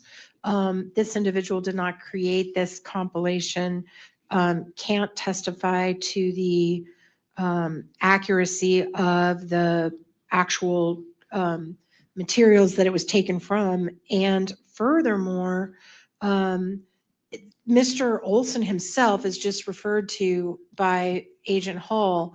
He specifically says people have altered these recordings. They've zoomed in when the actual recording isn't zoomed. They've added little circles to people they wanted you to pay attention to. They've blurred people's faces out. So, I mean, it's been clearly altered, and it's not, I mean, they admit it's been altered. So we have real concern about authenticity of it. Furthermore, this particular video should be protected. And so that deals with the admissibility factor. As far as the publication factor of it, the video should be classified as protected under UCJA 202 4-202.02 subsection 5J is in jelly bean, and then little I and little double I, because this is I going to bet she interfere wants with the some jelly defense's ongoing beans. investigation, with Mr. You know she got Tyler's jelly ability, beans on the I mean, with brain. Mr. Robinson's ability to get a fair trial. This is basically putting together photos that are clear with photos that aren't clear, putting them all together in such a format that it makes the case that it's all one person. It would be extremely prejudicial for people that may ultimately serve on this jury to watch this video before this case goes to trial. We don't believe a proper foundation's been laid, which would make it admissible at this point. So the fact that it would be shown to the public would be extremely damaging to the ability to put on a defense at trial. And so we object to its publication both in the courtroom and to the media, Your Honor. Mr. Sturgill. Judge, Ms. Nestor is correct. This is a compilation of a series of videos. The videos, as Sergeant Hull has testified to, is a compilation of raw videos that he has received from Utah Valley University. And he has not only seen this video, but he has seen all the raw footage. And by his estimation, or according to his testimony, these are all videos that are accurate and they depict Okay, what the raw now footage depicts, what she's other than saying those though minor is additions. it's showing Because if you some blurry refer to footage along with Olson's clear written footage, statement, and they're it's, trying to say that the Exhibit blurry ones that they 4.3, can't make he out too are definitively has Tyler reviewed this Robinson video, because they're showing and he them has with, also I guess, clear photos identified that they're saying for this sure are video as Tyler being Robinson. accurate with the exception of those additions. In his words, it's the zooms and the red highlights. They weren't part of the original recording, according to Mr. Olson. But other than that, as he states, the same as Agent Hull, these videos are accurate and they were captured by UVU surveillance video. This is really big right here. If the judge rules against the defense on You have this, a this is a version of really this big problem right video that here. does not have alterations such as zooming or circling. My concern is that if the 1102 says what it says about the videos, these were the videos, right? But then it was altered, and typically an exhibit which has been altered, and if it wasn't done by the person who supplied the 1102, that can become problematic. And so do you have a version of this exhibit that does not have the zooming in or the circling? Again, I don't know all the alterations that were made, but that seems to fall outside the 1102 because you don't have a person testifying 1102 saying I made the alterations. Right. And so that's the concern of the state of what Ms. Nestor was talking about as it relates to the state's evidence. I have that concern about those alterations. I don't know when they were made, what they were made. No, the concern is they're showing pictures that they know are Tyler Robinson and putting them with blurry pictures that they know that are blurry, that they're trying to say are Tyler Robinson, but you can't definitively tell they're Tyler Robinson. But because they're putting them with pictures that you know are Tyler Robinson, they're trying to trick people's brain. They're trying to psyop you into believing these are all pictures of Tyler Robinson when they're not. You can't prove that they're all Tyler Robinson. That's the problem. How much was done to manipulate the video, and I say manipulate to not saying it in a nefarious way, but I don't know what the scope of that is and how much it deviates from what was the original form. Well, Judge, to answer your first question, do we have a version of this particular video that has not been altered? We don't, not right now, not today. I guess there's there's a couple of things I'd simply like to point out, Judge, and that is that we have two witnesses who have watched the raw footage. And Agent Hull here today on the stand and Mr. Olson in the form of his written statement. They have both said that this video, with the exception of these alterations, accurately depicts the video that was captured by UVU surveillance video. Judge, I will proffer that those changes made to the video were not done by either. I know who that person is. We could actually call that person as a witness if that would cure that. And we're prepared to do that if necessary. But Judge, I think that our burden is to simply authenticate, what this is. And it is a video that, with only a few exceptions, alterations, that really don't change the substance of the video or the content of the video. They're accurate. They depict what the cameras captured on September 10th and the 11th. And we have two people who have seen that raw footage, and they've explained that's the only difference between what we have originally in the original videos and what you're seeing here today. Exactly. And the additions, although that I will doesn't, submit, that Judge, still were only doesn't added cure to the make it problem that easier she brought up, though, that I was to talking view. about. All right. Anything further from the parties? All right, I'm going to go ahead and I'm sustaining the objection. Typically, when exhibits are admitted to the court, it is without All right, good. alteration. If Sustain the is good. party circles an exhibit, a photograph. That's not the original format, and I do not have So they can't show the it. person who made the alteration, an 1102, to substantiate that. And what I have is the original video, and Mr. Olson saying, this is the video minus the alterations. And we have Agent Hull saying, this is the video and there are alterations, but I'm missing a link.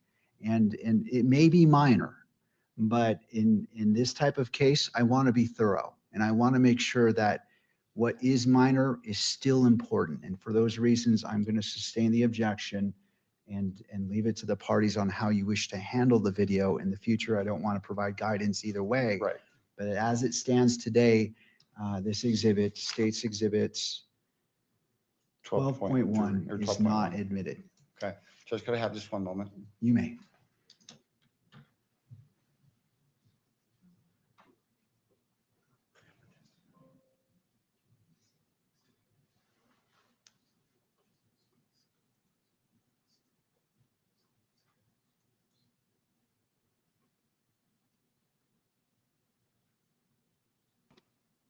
I'm shocked the judge actually ruled in the defense's, ruled for the defense at least once. This entire trial, he's just shot down every time the defense objects. Just nope, don't care, don't care, don't care. It's the only time that he's actually agreed with the defense.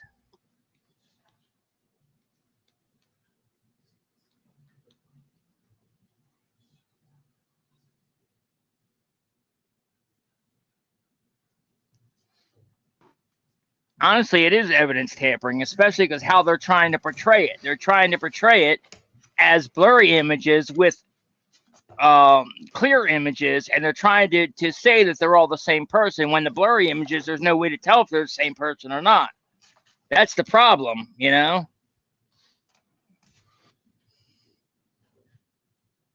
Agent Hull, you testified that there were 4 visits to campus that day.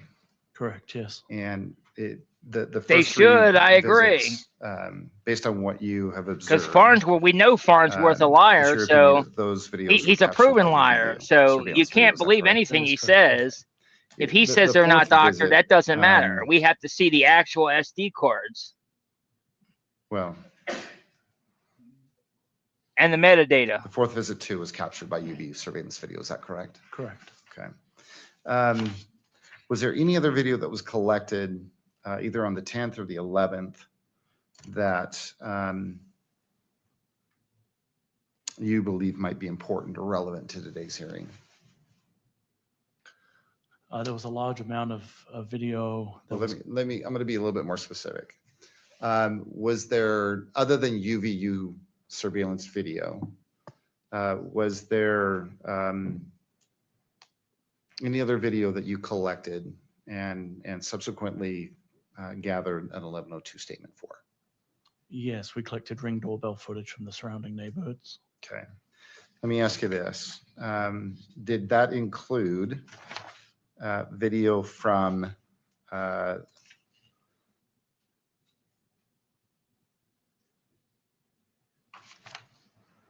residence located at 680 West, 925 South Orem?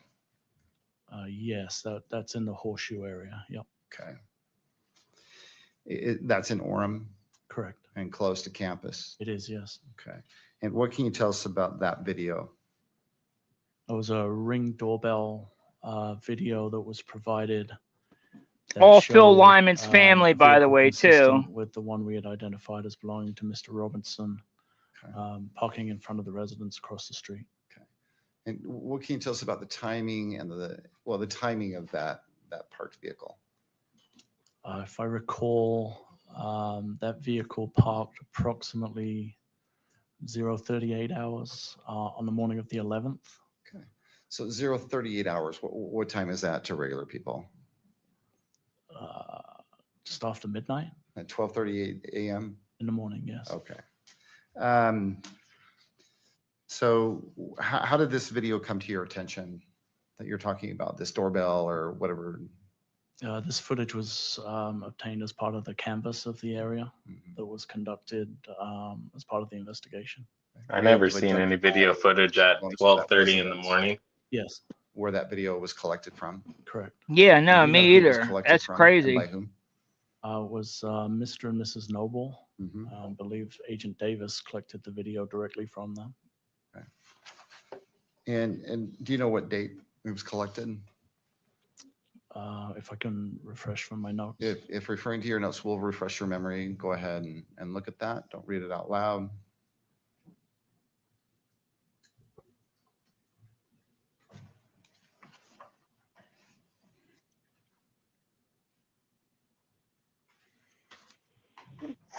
I don't have the specific date, but I do know that myself and Agent Davis returned to the address as we had done with previous videos and had the owners of the video verify that it was from their system.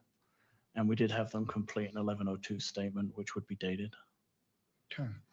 Do you know, so let's talk about this. What does this video look like?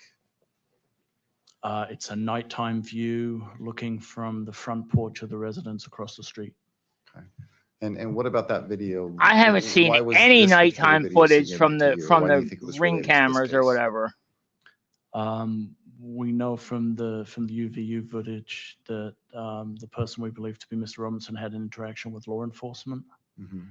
And a short period after that, In the middle of the night? the vehicle comes to that house, and some additional evidence that was collected from cell phone data and things indicated that Mr. Robinson was in the area, and we were able to locate the footage of his vehicle on that Ring doorbell camera. Or at least what you believe is his vehicle. Yeah, the vehicle we believe to belong to Mr. Robinson, yes. And is there something about this particular video and this I guess vehicle that was captured that leads you to believe that it was Mr. Robinson's vehicle? Yeah, the vehicle has very distinct wheels. I won't say that they're wholly unique, but in terms of the video footage, They're that not we were distinct reviewing, wheels, the they're wheels on the stock vehicle wheels. are fairly They're unique, premium stand out in the wheels, but video they're footage. stock wheels on Tyler's vehicle. That you know how many So have again, them? this is video that you Tons of them. received Tons of them early have on in the tons of investigation. Chargers, tons of And in Challengers have the preparation for exact same preliminary wheels as hearing, You him. went back out and you met with someone about this video. Correct. Who specifically did you meet with about this video? Met with Mrs. Noble. And what did you do with Miss Noble? We did what we had done before. We had a specific file that we wanted to, or I wonder files if we they're going to wanted bring to up that verify. shopping center footage. The footage itself is broken into, I believe, 10-second segments. So we had Yeah, they specific probably files that will. We had her view and confirm that they were actually from her system. Those were written on the 1102 as they have been before. Okay, and who wrote those file names on this particular statement? I believe it would be my handwriting on the 1102. All right. What did you do next? We had view the videos and then complete a statement verifying the authenticity of those videos on an 1102. Okay. Was this also prepared on a State Bureau form? I believe this was on the State Bureau Investigations form, yes. And in this particular form on which Ms. Noble provided her statement, does it have the advisory that it would be used in lieu of her testimony here today? It does, yes. Does it also contain a warning that if she gave a false statement, she would be punished, or it's punishable by a Class A misdemeanor? Correct. Okay. I'm gonna have displayed on your monitor what's been marked State's Exhibit number 13 for identification. Let me know when you see that, would you? I can see that. Okay, and I'm gonna have my assistant scroll through that slowly.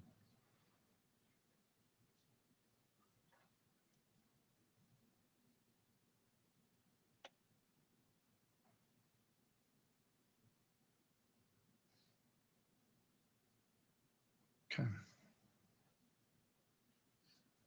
Do you recognize that? I do, yes. What is that? The 1102 that myself and Agent Davis collected from Ms. Noble. Okay, and it appears, does it appear to be in the same condition as when you collected it? It does, yes. This is a copy, right? Yes. Okay. And the personal identifying information appears to be redacted, is that right? It has been redacted, yes. Okay. It wasn't redacted when you collected it, right? No, no, the original form was not redacted. So other than the redactions, it appears to be in the same condition as it was when you collected it. That is correct. State would move to admit Exhibit 13. Ms. Nestor? I know we renew our concern about unconstitutional hearsay being admitted. We also have the same concerns about the fact that the Agent Hole amended this himself, and there's no foundation as to when he filled that in, if it was before or after she signed it. And due to all those reasons, we object to its admission and object to its publication as well. Mr. Sturgill? Judge, again, it was collected in compliance with Rule 1102 of the Utah Rules of Evidence, specifically subsection B8. It's in writing. It's on a form. It includes both the advisory and the warning. And it was collected by Agent Hull. It's also collected in compliance and being introduced as reliable hearsay, which is lawful to do here in Utah under the state constitution, Article 1, Section 12. Do you wish to lay more foundation about when the statement was written, whether it was before it was signed or not? I can do that, Judge. I appreciate that, yes. Agent Hold, do you recall when you collected this written statement from Ms. Noble? Yes, it was in April. In April, do you know what day? April 6th, I believe. Okay. And you collected it, did you go to her home? I think, is that what you said? Yes, myself and Agent Davis went to the residence. Okay. And did you sit there while she prepared it? I did, yes. And did you witness her sign it? I did, yes. Okay. At this point, I'd move to admit Exhibit 13. All right, and to the state representative, could you scroll down?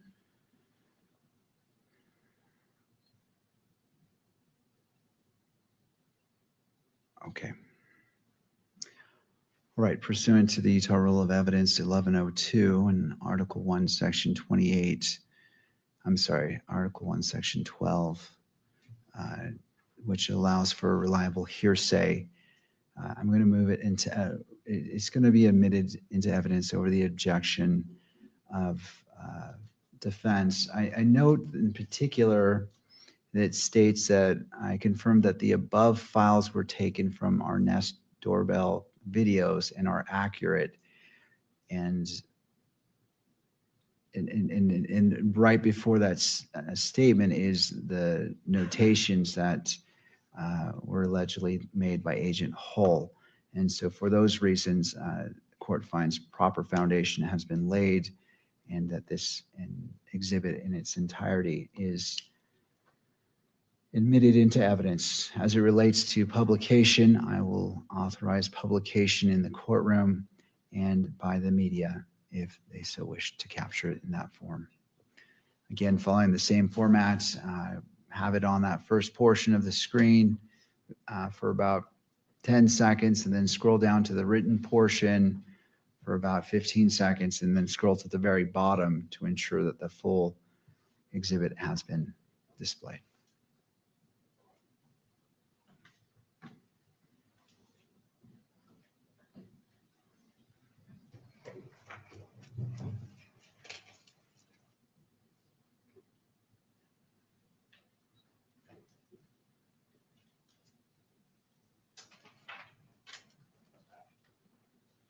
All right, that concludes the publication of State's Exhibit 13.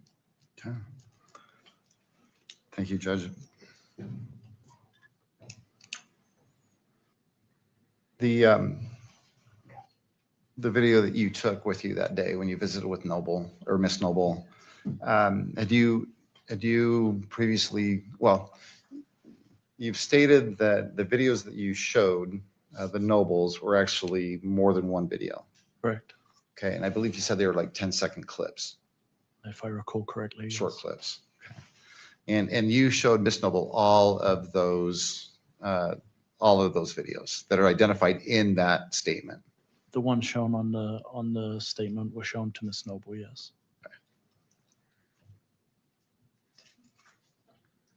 Have you had a chance to review what's been marked State's Exhibit number 12.2? Yes. Okay. And when did you have a chance to review that exhibit? I believe that was reviewed last week, I believe. Okay. With yourself. Okay. And does that video, is it a single video that you watched? No, I believe it's 4 separate short videos. Okay. And as far as, and I understand that, but as far as 12.2 is concerned, what does that exhibit consist of? It shows the vehicle believed to be driven by Mr. Robinson arriving in front of the residence, an individual exiting the vehicle and moving away from it, followed by an individual returning to the vehicle and unlocking it.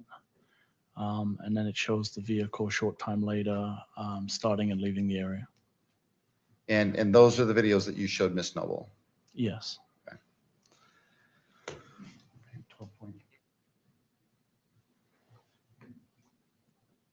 What I have displayed on your monitor was been marked plaintiffs or State's Exhibit 12.2 for identification. Let me know as soon as you see, should be a still image. It's there. Do you recognize what's depicted there? Yeah, this is the view looking what would essentially be west across the street from the Noble's residence. Okay. At 12:38 a.m., I guess, or Yeah, I want to know who was with Yes. him. Okay. That's what I want to know.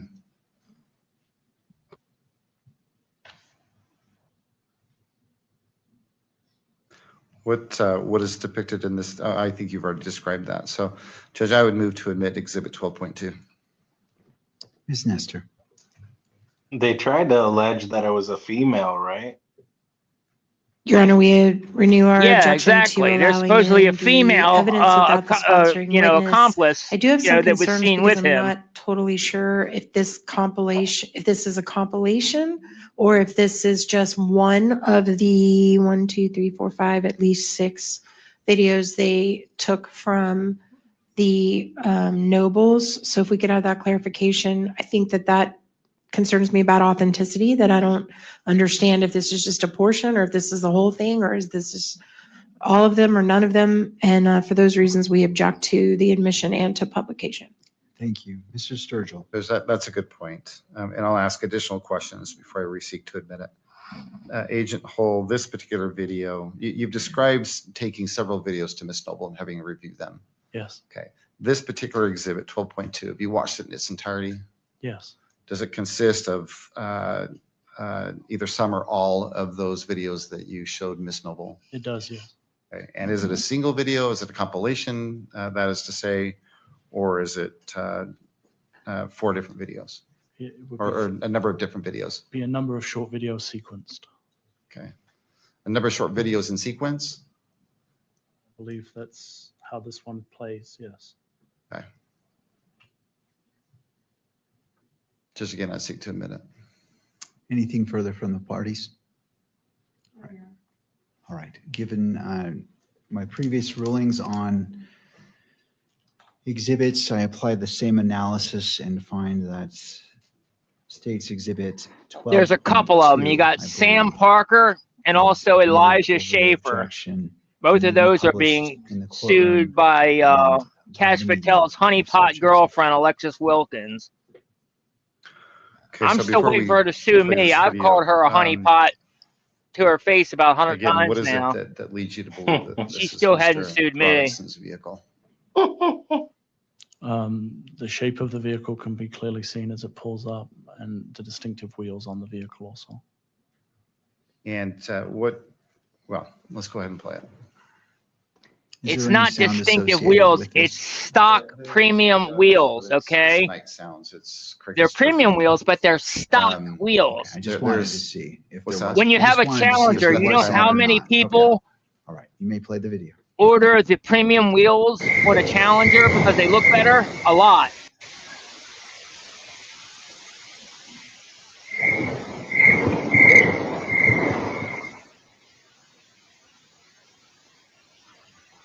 This is the first time I've seen this. I've never seen any nighttime pictures of this before.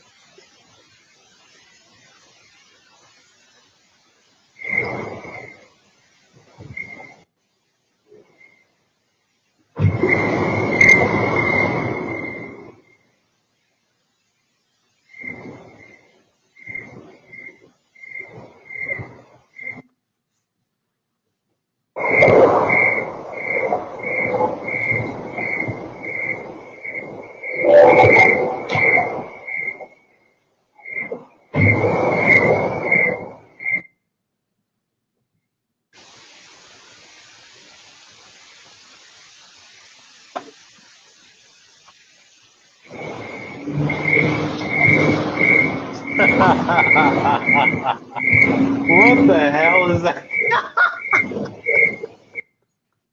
So in the There's first part of that Tyler Robinson. The vehicle we believe to be driven by Mr. Robinson. You can't make shit out, man. That video is blurrier than the damn surveillance in the footage next at video, UVU, man. What do you believe is displayed in that video? There's an You individual. can't make a goddamn thing out. You can't even make out. It looks like a potato. Individual moves away from the front of the vehicle. Gosh, bro. There's actually You can't even tell it's a car, honestly. That right there was Tyler Robinson in this vehicle. Panels. And That's the ridiculous. last of those series of videos. The second to last one, Wow. the individual comes back across those reflective panels to the vehicle, unlocks the vehicle, and gets into it. That's crazy And then that the they're last trying to video, say that's Tyler The Robinson. vehicle is started and the individual drives away.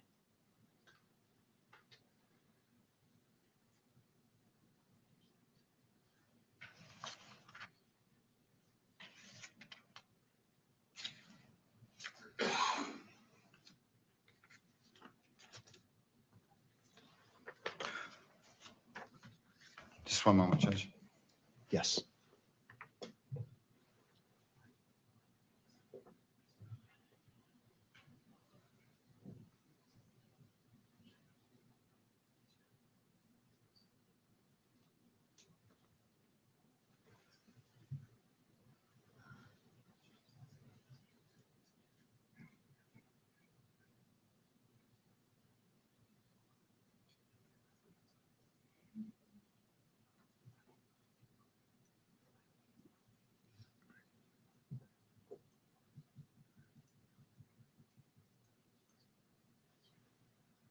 Judge, could we approach? You may.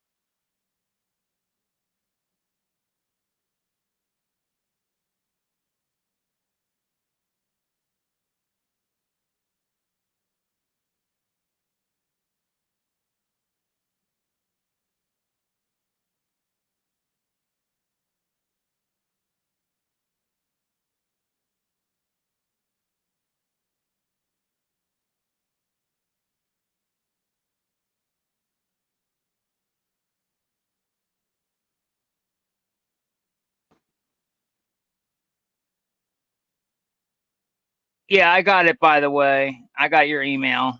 Thank you.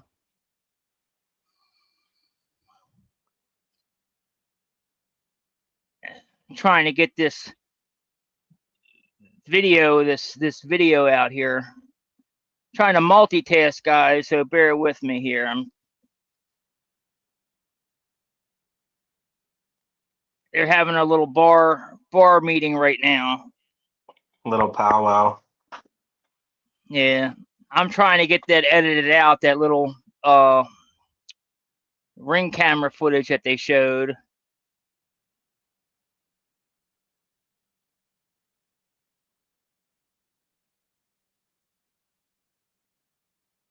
I want to get that put up on my channel here as quick as possible.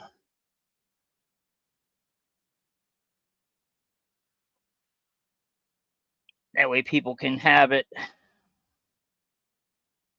But that doesn't show anything, man. That doesn't show jack crap. No.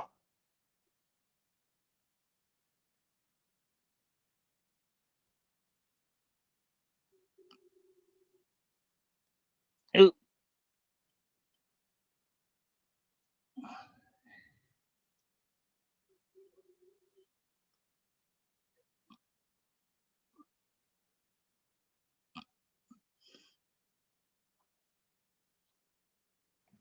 Ladies and gentlemen, we're going to take a 10-minute break for the attorneys to confer and come back at, well, roughly 4:30. So court is in recess.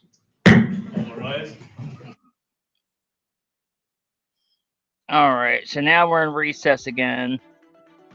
Give me a minute. Let me just push this out real quick, guys, and then and then we can look at the pictures he sent me.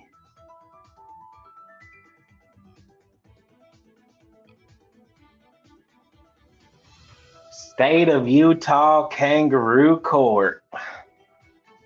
Mm-hmm. That's what it is, brother.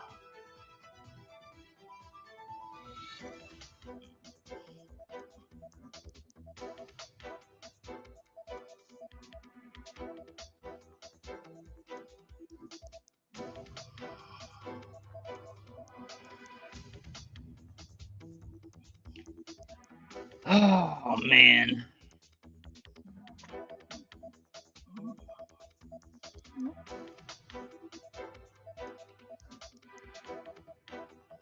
All right.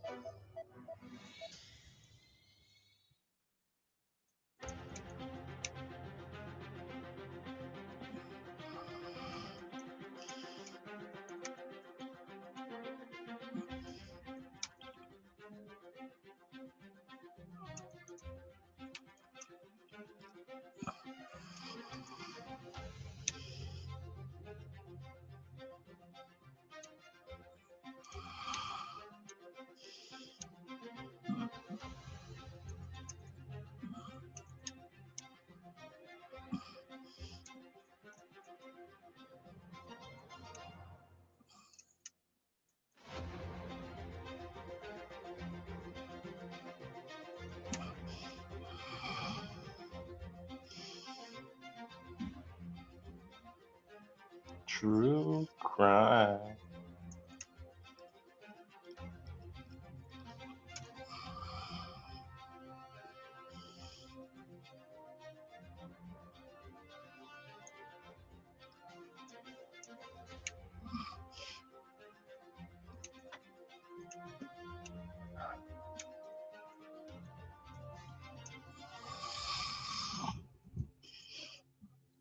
Almost done.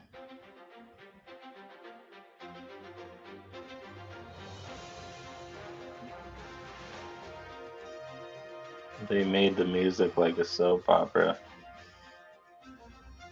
I know, right? Crazy. Oh, wait a minute. That's not the right one. What the heck I do?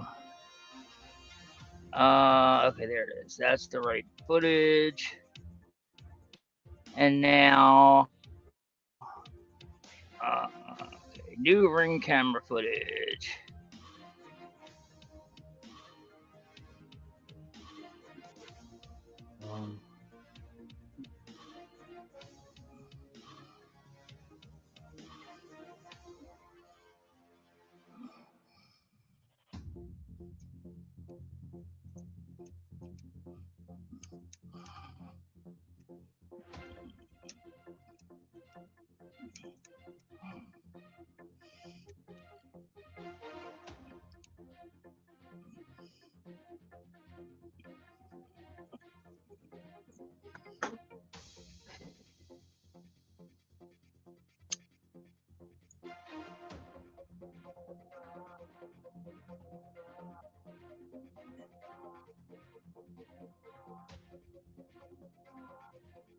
Okay, cool. New ring camera footage played in Tyler Robinson's preliminary hearing. Prosecutors claim he showed him pulling up in the Challenger in the middle of the night, getting out, returning, and leaving just in a few hours. Only problem, the footage is so grainy you can't clearly make out if it's even Tyler or if it's even his car.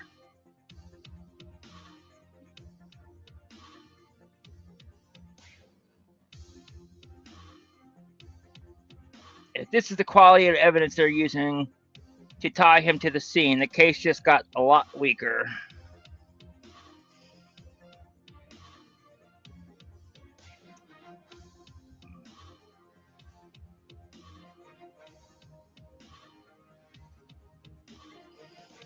Okay, cool. I put that out. So that's done. Very good. Okay, sorry about that, guys. Now let's go ahead and check out the what she sent me here. The picture she sent me of that exploded piece. Let me mute that. And let me present image file. Okay. Pull it up on screen. Okay, so here's what she's talking about, bro. Let me read again what she said now, so I know what we're talking about here. She said, if you look to the left of the object, 3/4 of the way down is the audio jack, clear as day. It's the back casing. You can still see the clip and black plastic if you look close. The burnt part is the LiPo battery unfolded. Yes, I agree with the battery part. Okay, so the audio jack.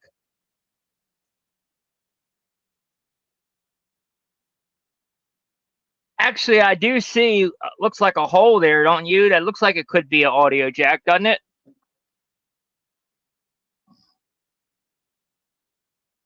You there, bro?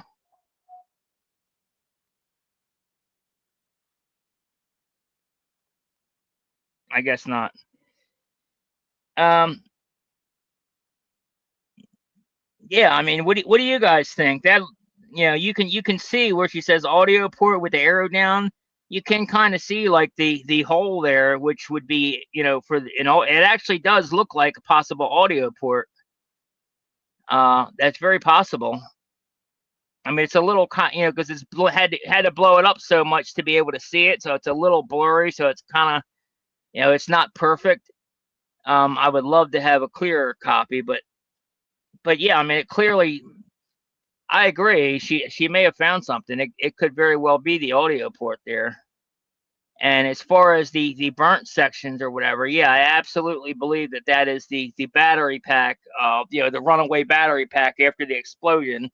You know, the battery would then go into runaway mode and catch fire and would do exactly that, burn itself out and melt and burn and all that.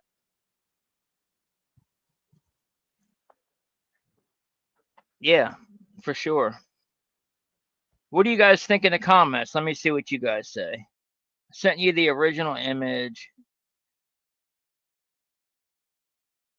Yeah, the original. The problem is the original is so small because you took it on your phone, so it's just a little tiny cat. Like on the phone, I can't. There's no way for me to zoom in on it.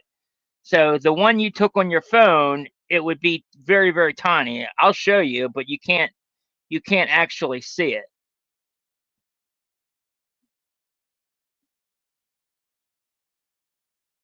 Let me see if I can pull that up real quick and show you.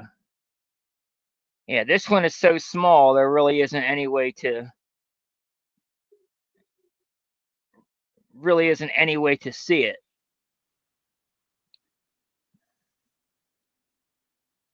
Oh shoot. Yeah, you're right. That is definitely an audio jack. Gave me the boot. An audio port. There's a hole there. Yeah, I saw that. Check that out, bro. You can clearly see the hole there. It looks like an audio, where you would stick a, like a headphone jack into. Yeah, exactly. Like you could see the cord, like the entrance of it. Yep. You could see the hole where it goes into. Absolutely. Well, that looks like good find.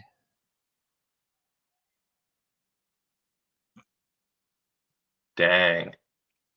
That honestly, that looks just like the receiver, because that's what the receiver on the transceiver. I mean, the transceiver that's on his belt. That's what it has. It has a place where you would stick the audio port into. That's exactly what it is. So I think you just proved what that is, and also I think you just proved my theory. With it being the transceiver, I think you just proved that as well. Dang, look at that thing. Excellent work. Yeah, man.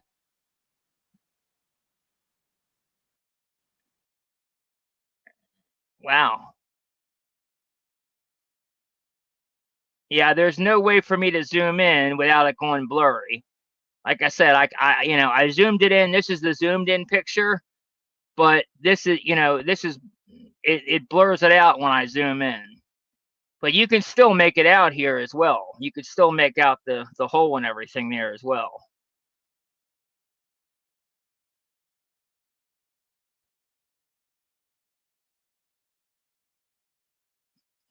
Yeah, exactly. I knew right away, and I'm not saying maybe he didn't have something that was on his chest or whatever. It might have been taped to his chest, adhesive or something. I'm not necessarily saying he's completely wrong, but it's definitely not the transceiver or whatever that he had taped to his chest. The transceiver was down on his waistline on his belt, and that's what exploded. And you can clearly see, like, this is the transceiver right here. That's exactly what it is, because the transceiver is the one that has the audio port. The material is the battery. That's the exploded battery, Serena. Because it has the lithium ion battery or whatever, and once the thing explodes, the battery would go into runaway, which would cause it to catch fire and burn itself all up. And that's exactly what we see here. Because the battery, remember, the battery is going to have a bunch of layers of insulation and stuff, which is what you see right here.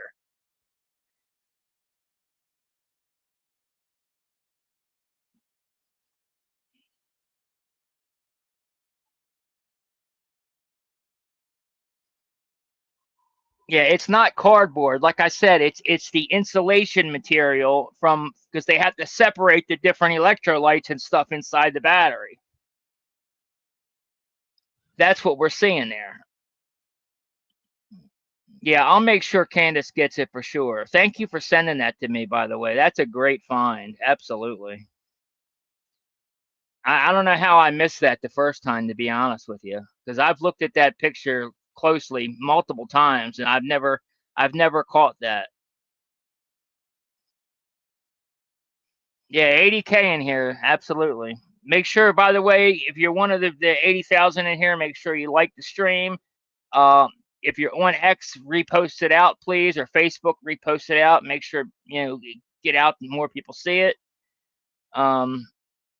Yeah, and if, like I said, if you want to send a super chat, buy me a coffee, you can scan the QR code right there on the left side of the screen.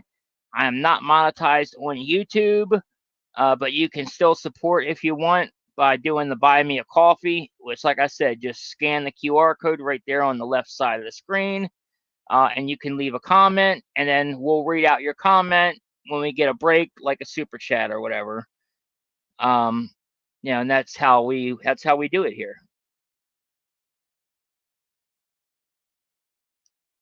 Yeah, that's awesome. Excellent work on that. Excellent work. You know what? While we're waiting, because it's still not up yet, so while we're waiting, let's look at this footage one more time here.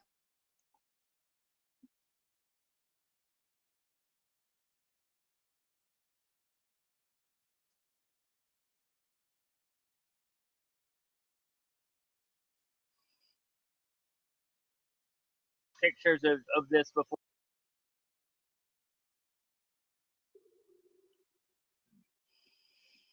Okay, so we're gonna watch the footage again. Now you tell me if you can make out Tyler Robinson. If you can, you tell me if you can make out definitively that this is one, Tyler Robinson's car, his Dodge Challenger, or two, if it's Tyler Robinson himself.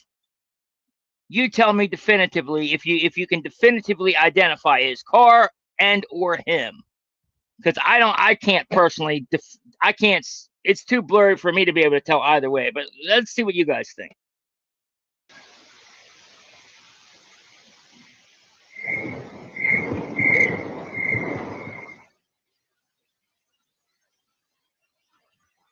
It's the first time I've seen this. I've never seen any nighttime pictures of this before.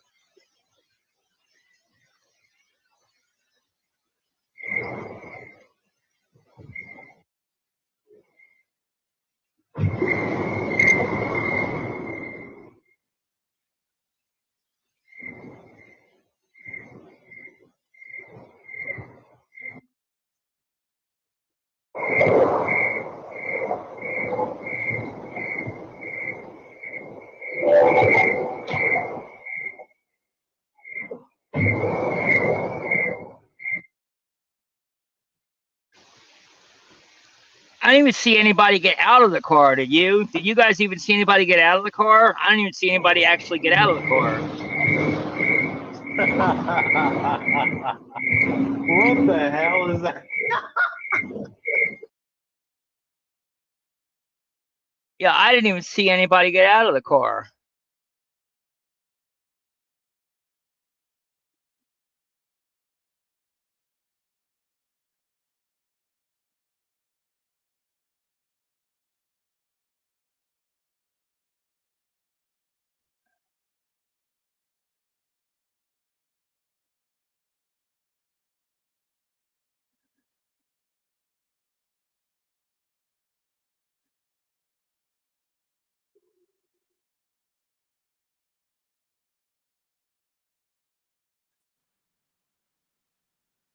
Yo, bro.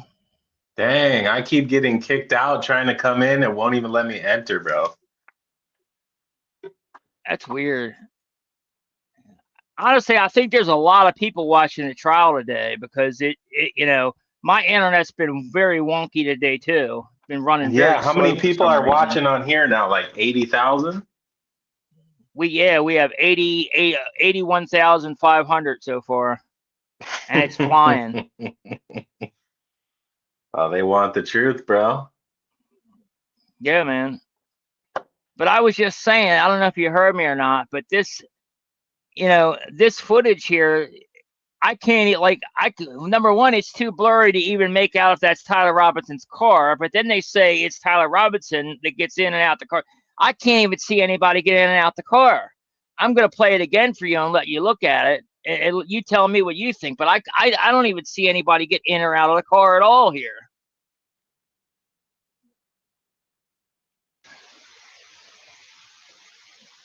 I'll even slow it down just to hold on.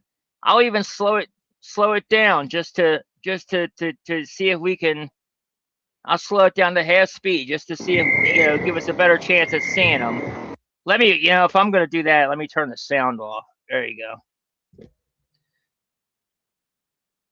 go. Okay, so car pulls up. Continuing to roll. And stops. I can tell it's a dark car. I can tell it's a dark car, but that's about all I can tell is it's a dark car.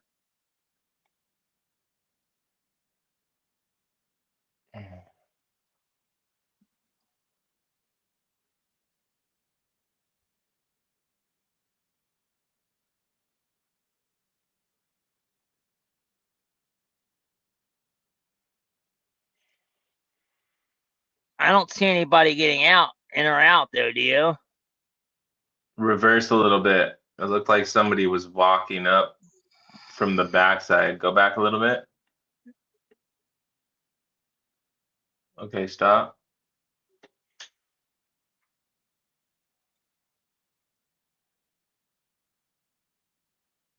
No. Yeah, it doesn't look like I don't see anybody getting in or out at all. No, there's no one in and out of that car at all, bro. I mean, zooming in on it a little bit, I can see how they would allege that that's a Challenger, but you can't see what that is though, let alone make the assumption that that's Tyler Robinson. No way. They're No, crazy exactly. for that one. That's Tyler Robinson right there.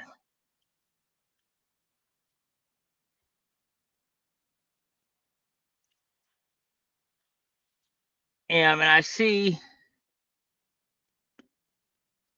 there seems to be like a distortion behind the car,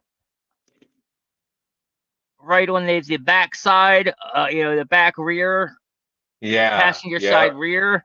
You Yeah, see that's that what I like was little seeing. distortion. Yeah, like it looks like a But shadow. I don't know if it's just like him hitting the brake lights or something or what that is though. But it doesn't look like a Yeah. person because I don't That's see. what I was seeing. I couldn't tell if it was. Yeah. Yeah, it doesn't look like a person to me, man. No. Oh, look, and then Okay, and then we see the flash. Is he locking it or?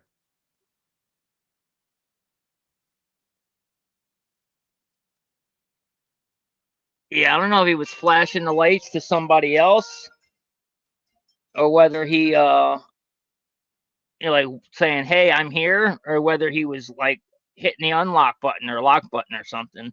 But I hadn't even seen him getting out of the car, so hitting the lock button really No. doesn't make any sense. Oh, he probably started his car. Okay, yeah. So I guess that's when he started his car.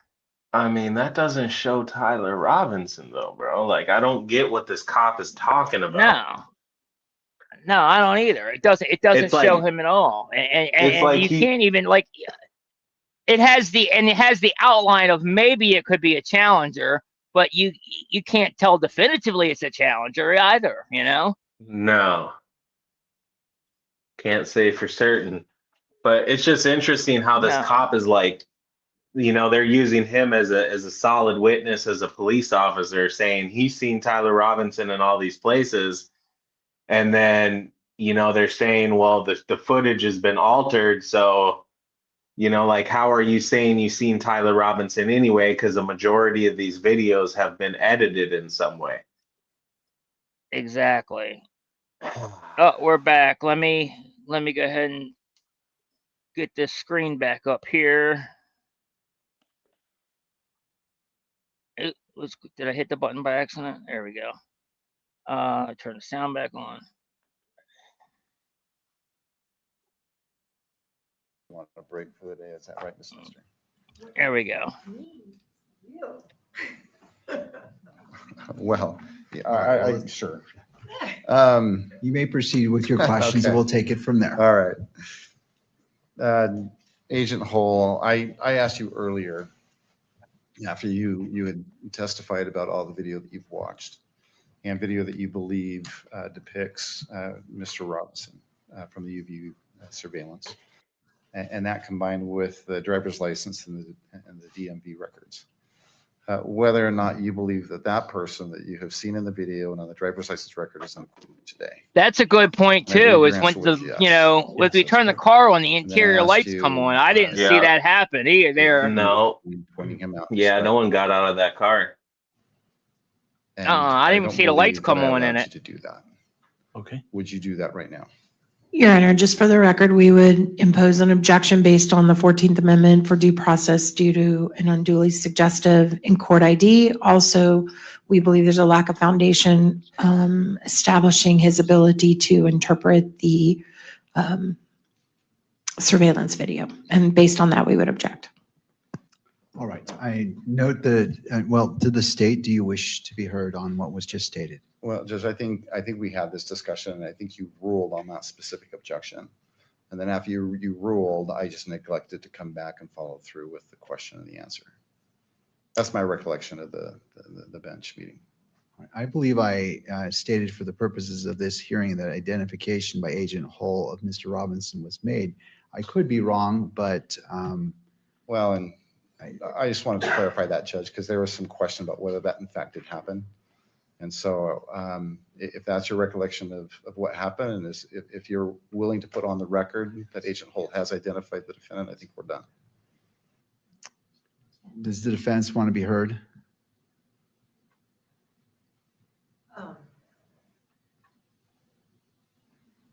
Just a moment, Your Honor. Of course. No, Your Honor. Well, if for the benefit of the record and for thoroughness, if you wish to re-ask that question, you certainly, well, we can see what happens. If I could, Judge, I'd like to. Would you please point him out and identify something that he is wearing? Yeah, I believe that Mr. Robinson is between Miss Nestor and other counsel wearing a gray suit jacket with a dark tie and a light colored shirt. Because I would ask that the record reflect that Agent Holt has identified the defendant. That's bullshit. Well, no Nobody saw him shit. on the scene. Yeah, it's ridiculous. What a crock of shit, man. I mean, Look at him scratching his head, Okay, too. I just wanted to check. No, thank you, All Your Honor. right. For the purposes of this hearing, I find that Agent Hull has identified Mr. Robinson. Again, this is only And for the all preliminary hearing. the Fed sloppers are going to be screaming Because I this think for all over today- X now. They're gonna go nuts. Positively identified Tyler Robinson. See, we're he's done the for guy. today. We told you. We'd ask that at this point we take a break until tomorrow. All right, so are you saying that you're going to recall Agent, well, we're going to let me- resume with Mr. Hall tomorrow morning? Tomorrow morning, and let me explain and I was going to explain this, but let me explain why. Judge, our intent is to prepare an original version of the video that has been in dispute today, without the circles, without the blur, and without the zooming in. And our intent is to introduce that tomorrow as a different exhibit. Oh my God. And we just can't prepare that in the next hour or so. So we're going to need this evening to prepare that exhibit. And we'd like to return with that. Judge, what I would also suggest, well, let me get your take on that, Judge. All right, does the defense wish to be heard about ending for the day? We have about 19 minutes until 5 o'clock. What is the defense? Your Honor, we're happy to accommodate the state on that. So for today, Agent Hall, you may step down, and we'll resume with your testimony tomorrow morning.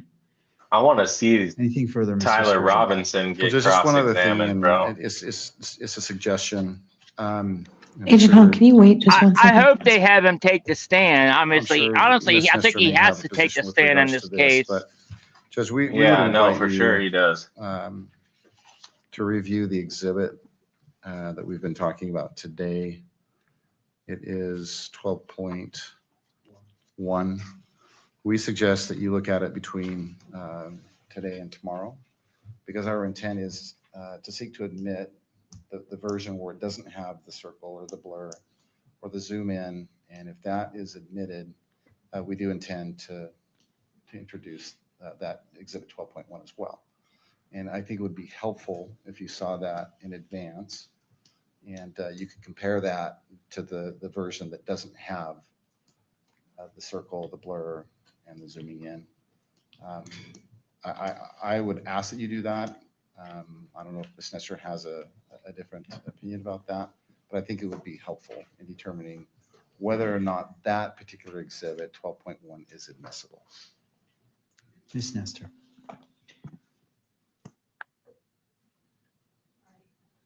I don't have anything to add to that. I defer to what the court prefers to do on that. I do have another matter before Agent Hull is released that I do want to address with the court, but I don't have any concern if the court wants to look at it in advance. It's kind of a little bit of a long video. I think it's just about 5 minutes, maybe. It's not very long. So if you want to wait until tomorrow, it's not going to slow the matter down very much, but it's up to the court on that. All right, I appreciate the parties. What I'm going to do is I'm going to wait until it's properly before me and a motion has been made for either of the videos.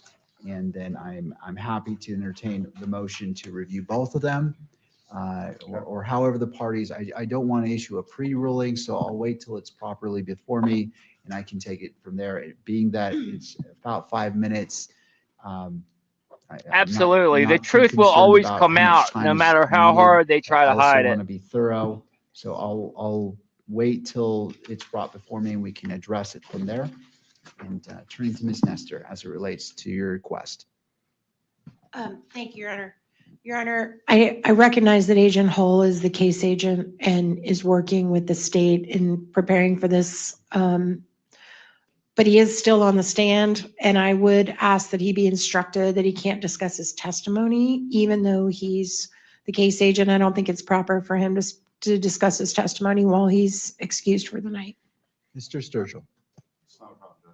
While Right, so everyone Agent, watched it live on TV. From this moment on until we come back in court, you're instructed not to Yep. discuss your testimony with anyone, as you are still on the stand for all intents and purposes.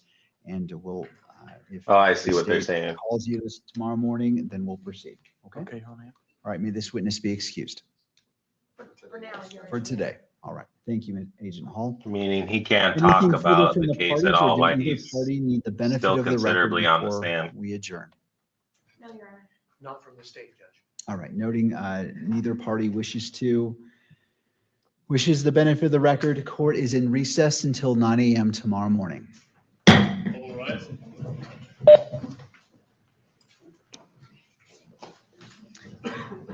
All right.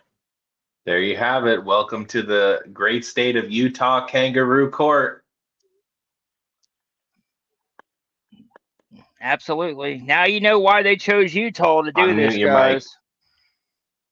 Oh, yeah. No, it is unmuted. Damn it.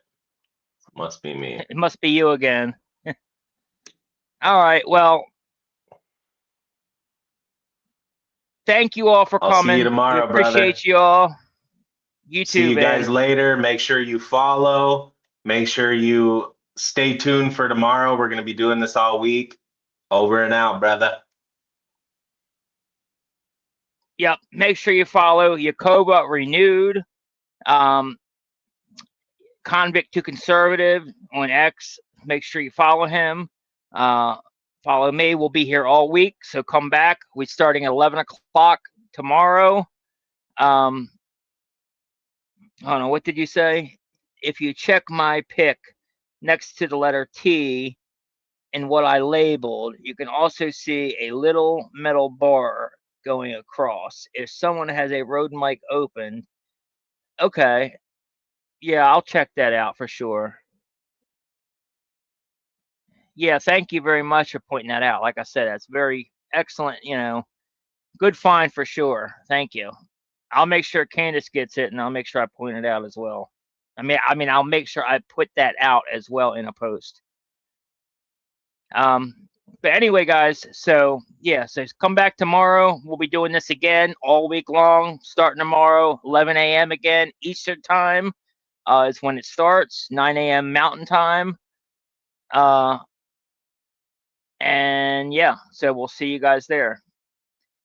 Oh, and from convict to conservative, we lost him at the end here, but thanks for having me on. See everyone tomorrow, he said. And again, if you want to support the stream, if you like what we do, want to support us, you can hit the right there, scan me here, send us a buy me a coffee, and we'll read it tomorrow when we do the stream again. You guys have a good night. Thanks for joining us. See you on the next one. Later, Gators.